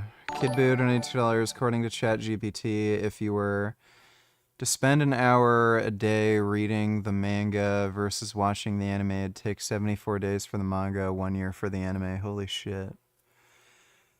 Yeah, there's no way I'm watching that anime. I could conceivably, you know, read the manga, but not gonna watch the anime. Thanks for the donation, though, Kid Boo. Oh, yes. Which would also stop you from dying, which is yeah, the good side of it. And not only will be more attractive, but more capable of taking advantage of that physical attraction by not suffering from erectile dysfunction. Right, so really what's... Yeah, what the fuck is this video you sent me? Why do foreigners speak English so well? Why people think I'm white? What do I fucking care? Foreigners speak English well because it's the international language of the world. Why would I watch that? What's happened is we've really, because we've become so a society of such insane abundance, we've deviated from our normal diet to an emergency rare diet. Yeah. So now we can just eat the diet we would eat in an emergency that was rare all the time. Yeah. And it turns out that that's not a good idea. No, I mean, not for, in the long run. Yeah, for the sake of the species. Yeah, and then with erectile dysfunction, it's not a problem of the insulin being high, but normal physiology in the man and women in various locations of the body is such that when insulin flows through a blood vessel, if the blood vessel is insulin sensitive, the endothelial cells that line the blood vessel wall, they will see the insulin and it will stimulate the production of a molecule called nitric oxide, which will induce vasodilation, an absolutely critical process for erectile function. But those blood vessels become insulin resistant. And now the normal process of vasodilation in the man having normal erectile function is compromised. Okay, so let's step back now. So this guy is literally admitting a low-carb diet will induce erectile dysfunction since low-carb diets reduce insulin sensitivity. This guy is like just such a fucking retard. It's just baffling that Jordan Peterson will get these fucking idiots on his podcast to just spew inane nonsense. Now, so you said insulin levels rise, and then a variety of tissues in the body become insulin resistant because they can't tolerate being overstimulated. Yes. But some of them don't, and so they are overstimulated. Okay, and then you ovaries included. Right. Yep. And we talked about the reproductive consequences. Yes. But what other tissues become are in a hyperreactive state because of too much insulin? What does the future hold for business? Ask 41 February in 8 quick weeks.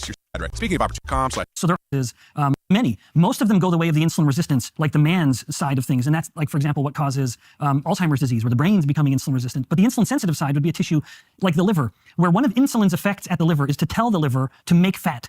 Now, the liver's more complicated. I kind of joke with my students that when it comes to metabolism, the liver's the soccer mom. It is sort of giving. It knows what to do with everything. You have a problem, the liver can solve it. It is the ultimate handler. It is the nexus of all nutrient metabolism, whether it's lactate or ketones or fats or glucose or proteins, amino acids. The liver handles all of them. It is the soccer mom. It does everything. And when it comes to insulin, one of the many responses to insulin is to tell the liver to make fat. That effect is as insulin sensitive as ever. And so now in the high insulin resistant body, the liver is seeing all of that insulin, and one of its effects is to tell the liver to make more fat. Thus, that when you get fatty liver. Then you have fatty, now, the most common liver problem. We also now are seeing signs of fatty. You can induce fatty liver disease with a high-fat diet. Like, the biggest risk factor is being in energy abundance, but you can induce fatty liver disease with a diet high in saturated fat. Like, everything this guy says is just horseshit.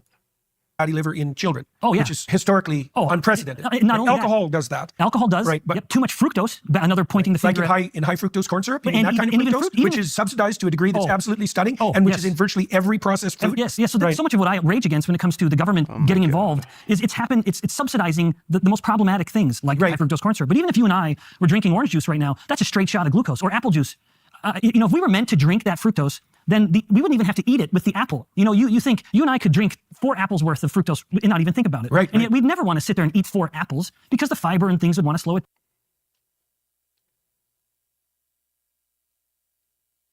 Just what? You'd never want to eat 4 apples? Like, are you on crack? It's not hard to eat 4 apples. Like, what? Down, and we feel a little more full, and so we just we naturally wouldn't focus as much on it. But this environment that we live in, it's almost like we're eating for winter all the time. Yeah, because fall used to be the time of abundance. It was fall when we would reap the harvest. It was fall when the plants would be kind of coming into season. And boy, let's get ready. Fall when the fruits are coming into season? What fucking fruits are you eating, dude? Fall is fruit season? Like apples? What other fruits grow in fall? What the fuck? Are pumpkins technically fruit?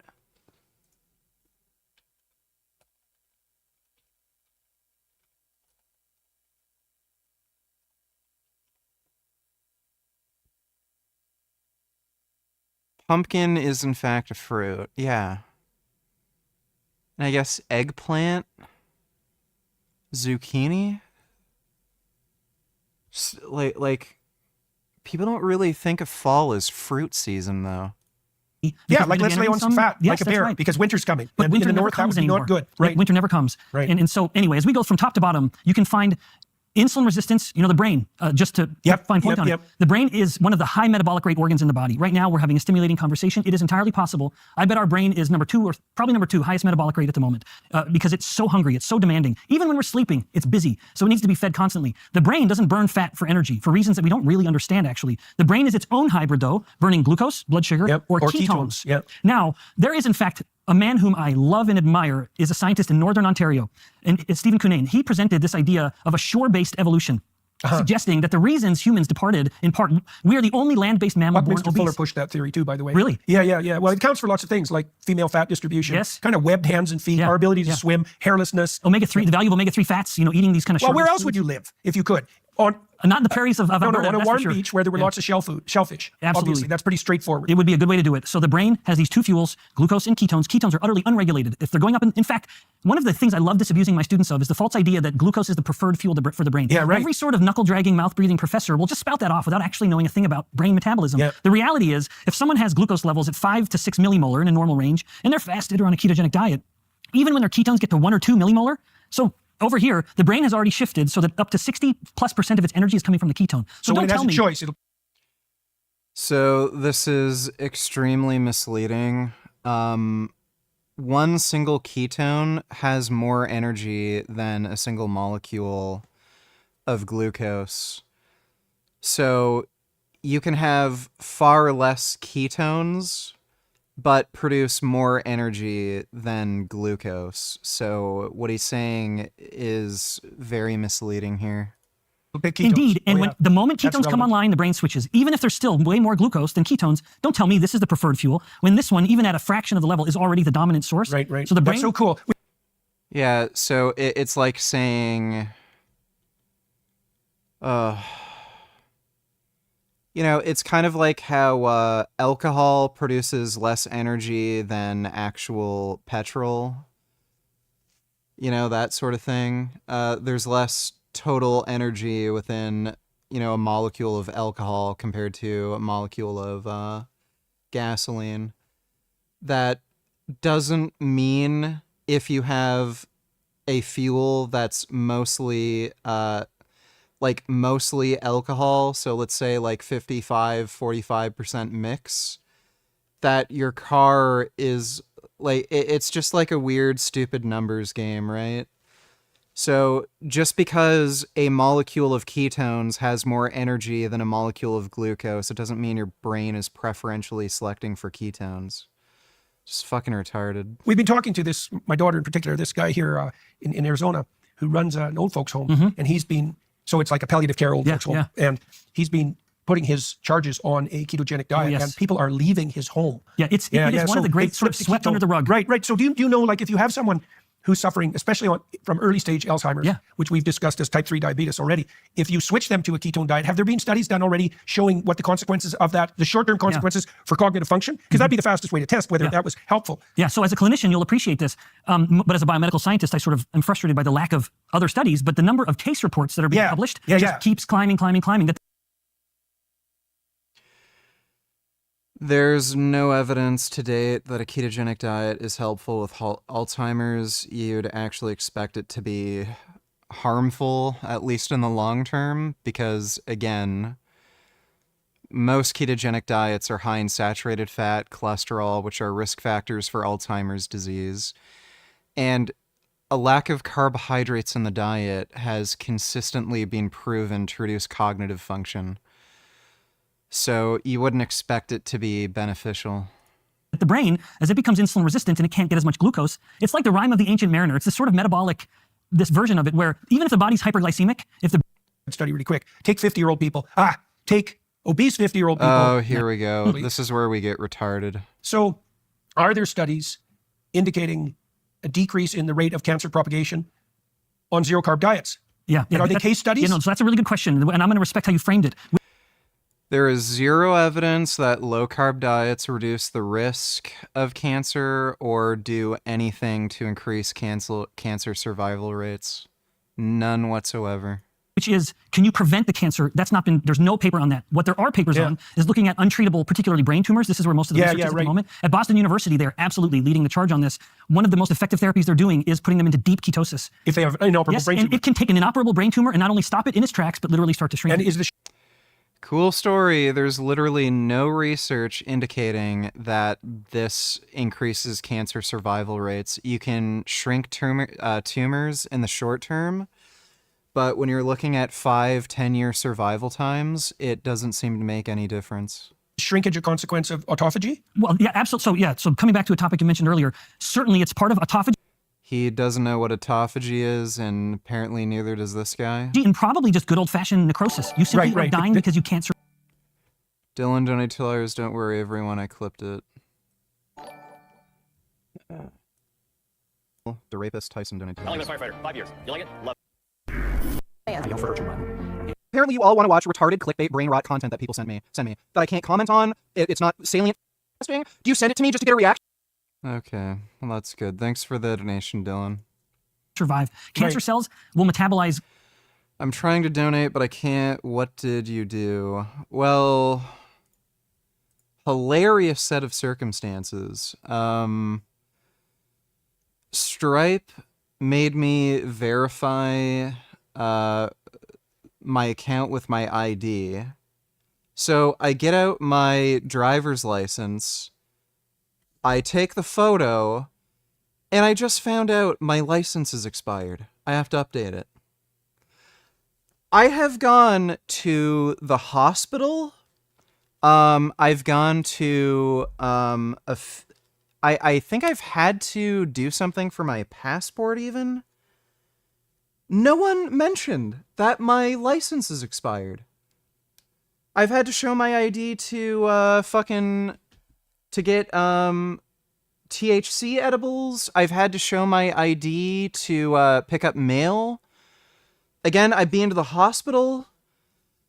No one mentioned that my fucking ID was expired. Apparently even my health card is expired. I literally was at the hospital a month ago, and it expired in fucking June or July. No one mentioned it. I don't know how the fuck I was even able to get a doctor's appointment. It's been expired for months, and no one mentioned. Yeah, when did this expire? Yeah, what the fuck? My health card expired literally on my birthday, which was like 4 or 5 months ago. I show my health card to my to the people at the hospital. They didn't tell me anything. They literally just accepted an expired card. I don't know how the hell. That is psychotic. Apparently you can get by with an expired fucking health card and license here, and no one will say anything. So now I've got to go and go to the thing tomorrow to get my health card and driver's license updated. But yeah, that's why you can't donate with a credit card on Streamlabs right now. I have to update my ID. It's fucking insane, dude. They rely on glucose as their main fuel. And they propagate rapidly. Right, so they're more dependent on glucose than ordinary cells. And they don't want to have to rely on blood flow, where they basically are growing so quick that they outpace the blood flow. And glucose doesn't need oxygen to burn. It can be fermented.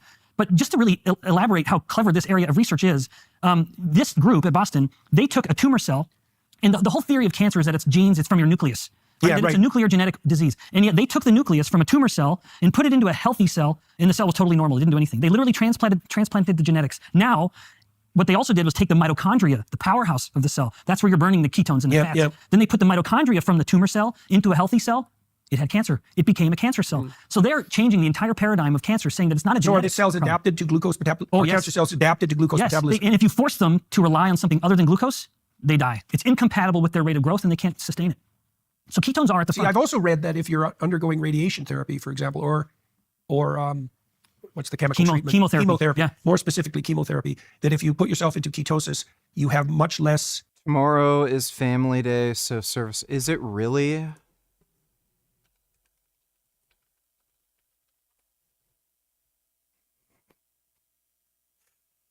Of course it is. Yeah. Great. Oh my fucking God. Oh, Jesus. Oh. That is so fucking annoying. Holy shit. That's great. I love that. I won't even be able to get the Streamlabs.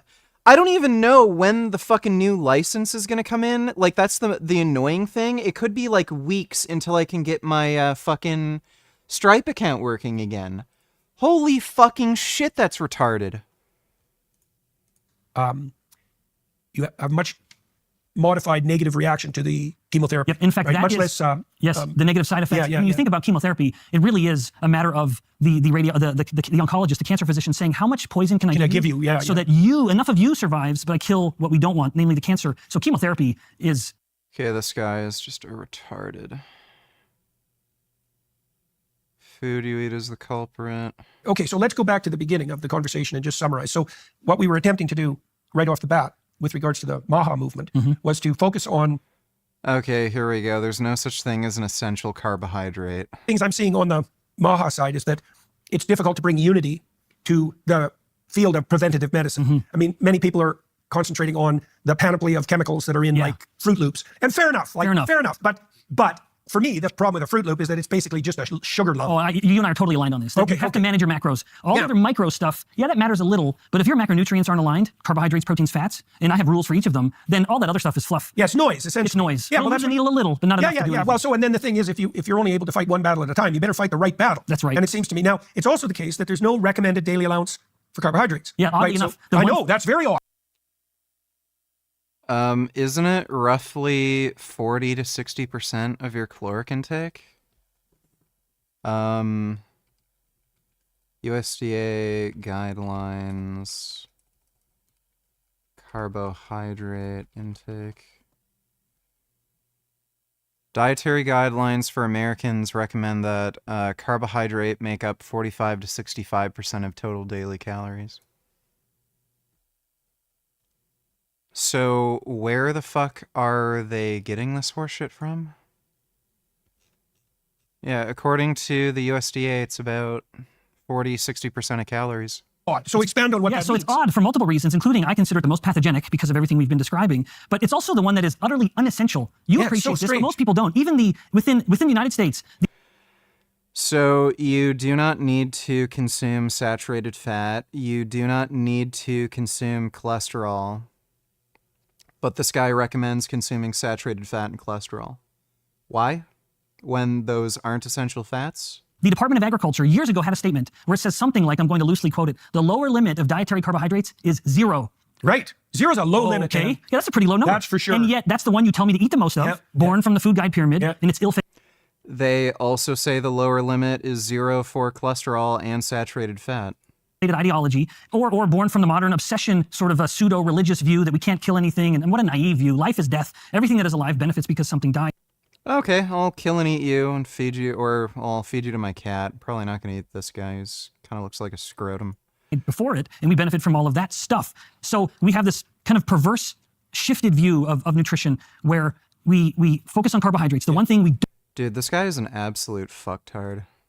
we literally don't need to eat it. There's no such thing as an essential carbohydrate, and yet 70% of all calories globally come from carbohydrates. So they do have the advantage of being cheap in the short run. Yeah, you know, especially if it's subsidized, it's cheap. Yeah, well, that's So I don't know why this is surprising to this guy. Like, yeah, no shit. Rice and wheat and corn are very cheap staple foods. Like, especially in places like, Indonesia, China, like rice, that's a lot, like that's basically the only thing people can afford. Separate issue, like, because you could imagine, you know. But again, if you look at like rural areas of China where people practically only eat rice, diabetes prevalence there is just about 0. Humanity's been solving a sequence of problems, and one problem, and it was real, was there just wasn't enough calories. Okay, so you probably want to address that so people don't starve, and fair enough, and maybe you, right from the beginning, is that's where you should derive the bulk of your calories. Yes. And then fats and meat are a tiny element of that. Yeah, and that's they knew from what I've been able to, from what I've seen in my investigations, is that the people who designed that bloody pyramid were told by their own scientists that they were going to produce an epidemic of obesity and diabetes. Yeah, Dr. The food pyramid caused diabetes. I challenge you to find a single person who is obese who is following the USDA food pyramid. Show me one. None of them are. Philip Handler was the president of one of the leading scientific societies in the United States at the time, and I'm going to loosely quote him, but he says, what right has the federal government to conduct such a grand experiment with the population of the United States as its test subjects? That it had never been done. No one's being forced to eat anything. They're just dietary guidelines. Control. No, that's right. Yeah, and no consent. And look at what's happened. People want to blame meat for all what ills us, which talk about an insane ideology. But you look at red meat consumption from the early 1900s till now, it's been a steady decline. And yet what's happened to heart disease, even at the superficial 30,000...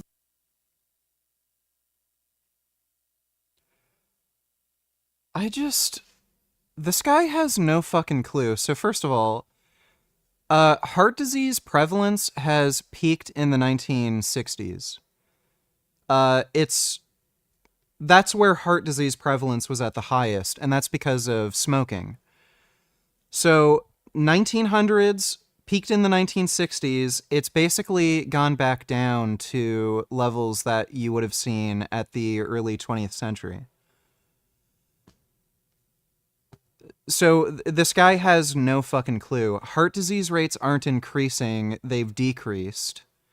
And part of that's because of, smoking going down. A big part of that is because of cholesterol-lowering medication. So this idiot who says, oh, cholesterol's good for you, why do statin drugs or other cholesterol-lowering medications reduce prevalence and incidences of heart disease or heart attacks? I guess it's a big mystery.